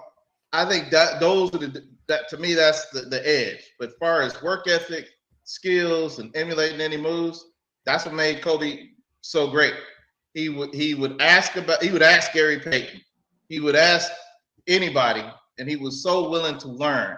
But he's not only willing to learn, but he's also willing to teach. Yeah. He even taught LeBron how to win. If you really read his book, he told LeBron, this is what you need to do to win. And then, then that's how LeBron got 4 championships. If you really so you saying Kobe told LeBron to go form super teams? Notice. No. This is what he said. This is what he said, Q. This is what he said, Slick Q.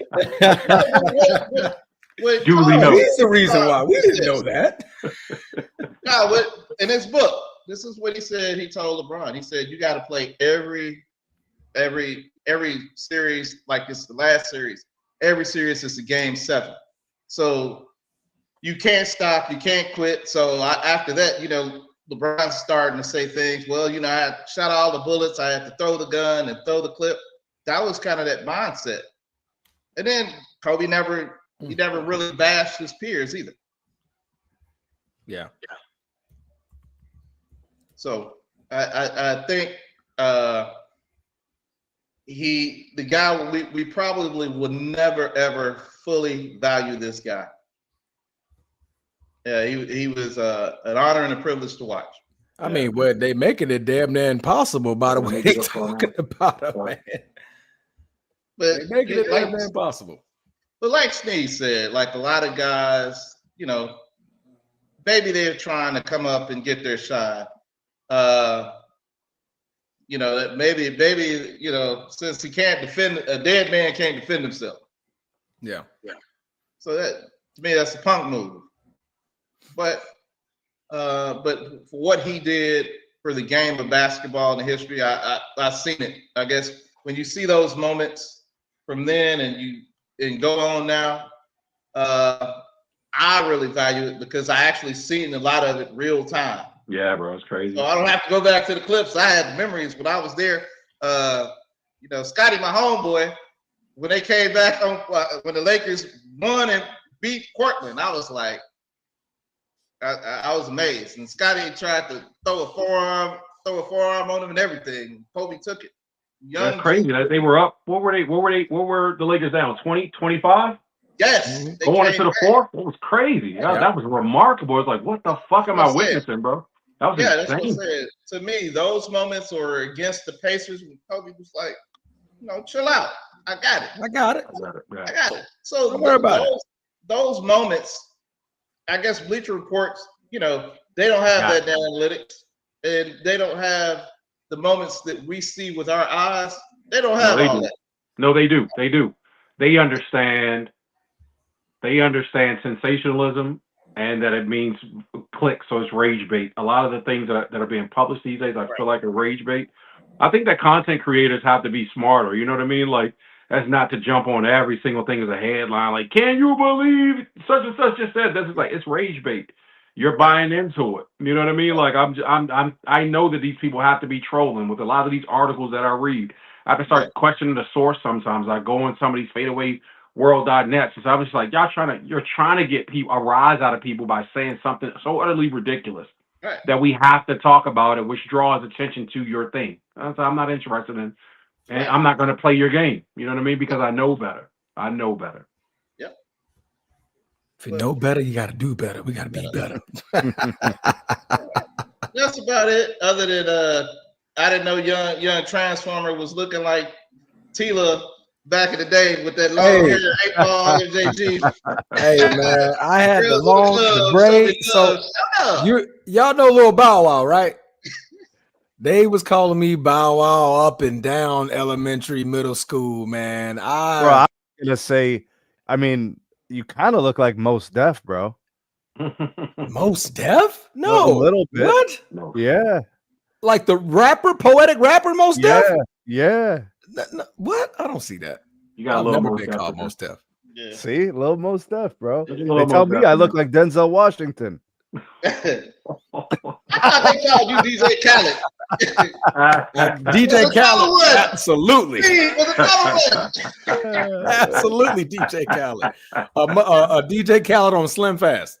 Because that man sure enough needed. Yeah, that poor horse in that video, bro. God damn. Yeah. But see, what we should have done is got the like my boy Q on his channel with them little voiceovers and stuff. Yeah. Well, I just subscribed to Q, so I got a lot of content to check out. Yeah, do my homework on Q's channel, man. I was telling Transformer before you jumped in out of the waiting room. I was like, man, I caught one of your lives a few days ago. I was like, okay, Sneed, you making actual content. I didn't even know, bro. So I was excited to subscribe as well, bro. Yeah, I got catching up to do as well. Homework. Steve Bubba, I appreciate your input, brother. You man. No problem. Good feedback. Shout out to my boy, Coach T, Laker Nation. Yeah, where's Coach at these days, man? Coach love the kids. That's where he is. There we go. Can you hear me now? Yeah. Okay, my mic cut out. I don't know what's been going on. That's probably our cue. We've been on here long. Yeah. All right, fellas. Hey, Chief. All right, Chief. All right. Salute, brother. Be Hey, easy. bro. All right. All right, man. And with that said, man, let's wrap this show up, y'all. I think this is probably a record that we've set. We've been over here almost 5 hours, and it is 12:45. But I'm starting to yawn, bro. The last 15, 20 minutes, like it's starting to kick in. Like it was good calls, but it's just 4 hours, bro. The fatigue is kicked in, y'all. Me and Sneed. Well, I'm on the East Coast, so I know it's super late here. It's about to be 1 Yo, o'clock. Q, where are you at, bro? Which time zone are you in? It's 9:30. He's straight. Yeah, I'm in Phoenix. You're way out there, bro. He just ate dinner. Good out here. I got the night is still young, man. I can still go out, bro. I can go outside if I want. You know what I mean? I can go to the bar if I want. Yeah. Bro, if I go outside, they're gonna call the cops, bro. It's quiet out here. Weirdo. Yeah, like what are you doing out here? Calling your phone. Hey, Sneed, I think somebody's on your porch. Yeah. Like, wait, what, man? But no, man, great show, everybody, man. Again, man, shout out to Sneed and the SMT Media Network channel, man. We thank you for being here with us. Q, always, man. Always a pleasure. Opinion stated, man. Check out those channels, man. They got them right here under their names. So if you look at their names, under that is the name of their show. Very, very great guys. Very great content. And if you also need electronic device, you got to check out Sneed Mobile Tech. Gotta check out Sneed Mobile Tech. All right, the man is a jack of all trades, guys. All right, you need to learn anything about what's going on with AT&T, T-Mobile, Verizon. Oh, he got iPhones, Galaxies, all apps. of it. Oh yeah, all of it, man. Those are the guys to go to, man. Again, you guys like, share, comment, all of that stuff you can do for absolute free. We appreciate you guys. It helps us rise in the algorithm. It helps us get us out to more sports fans who are just like you, man. We appreciate you guys so much.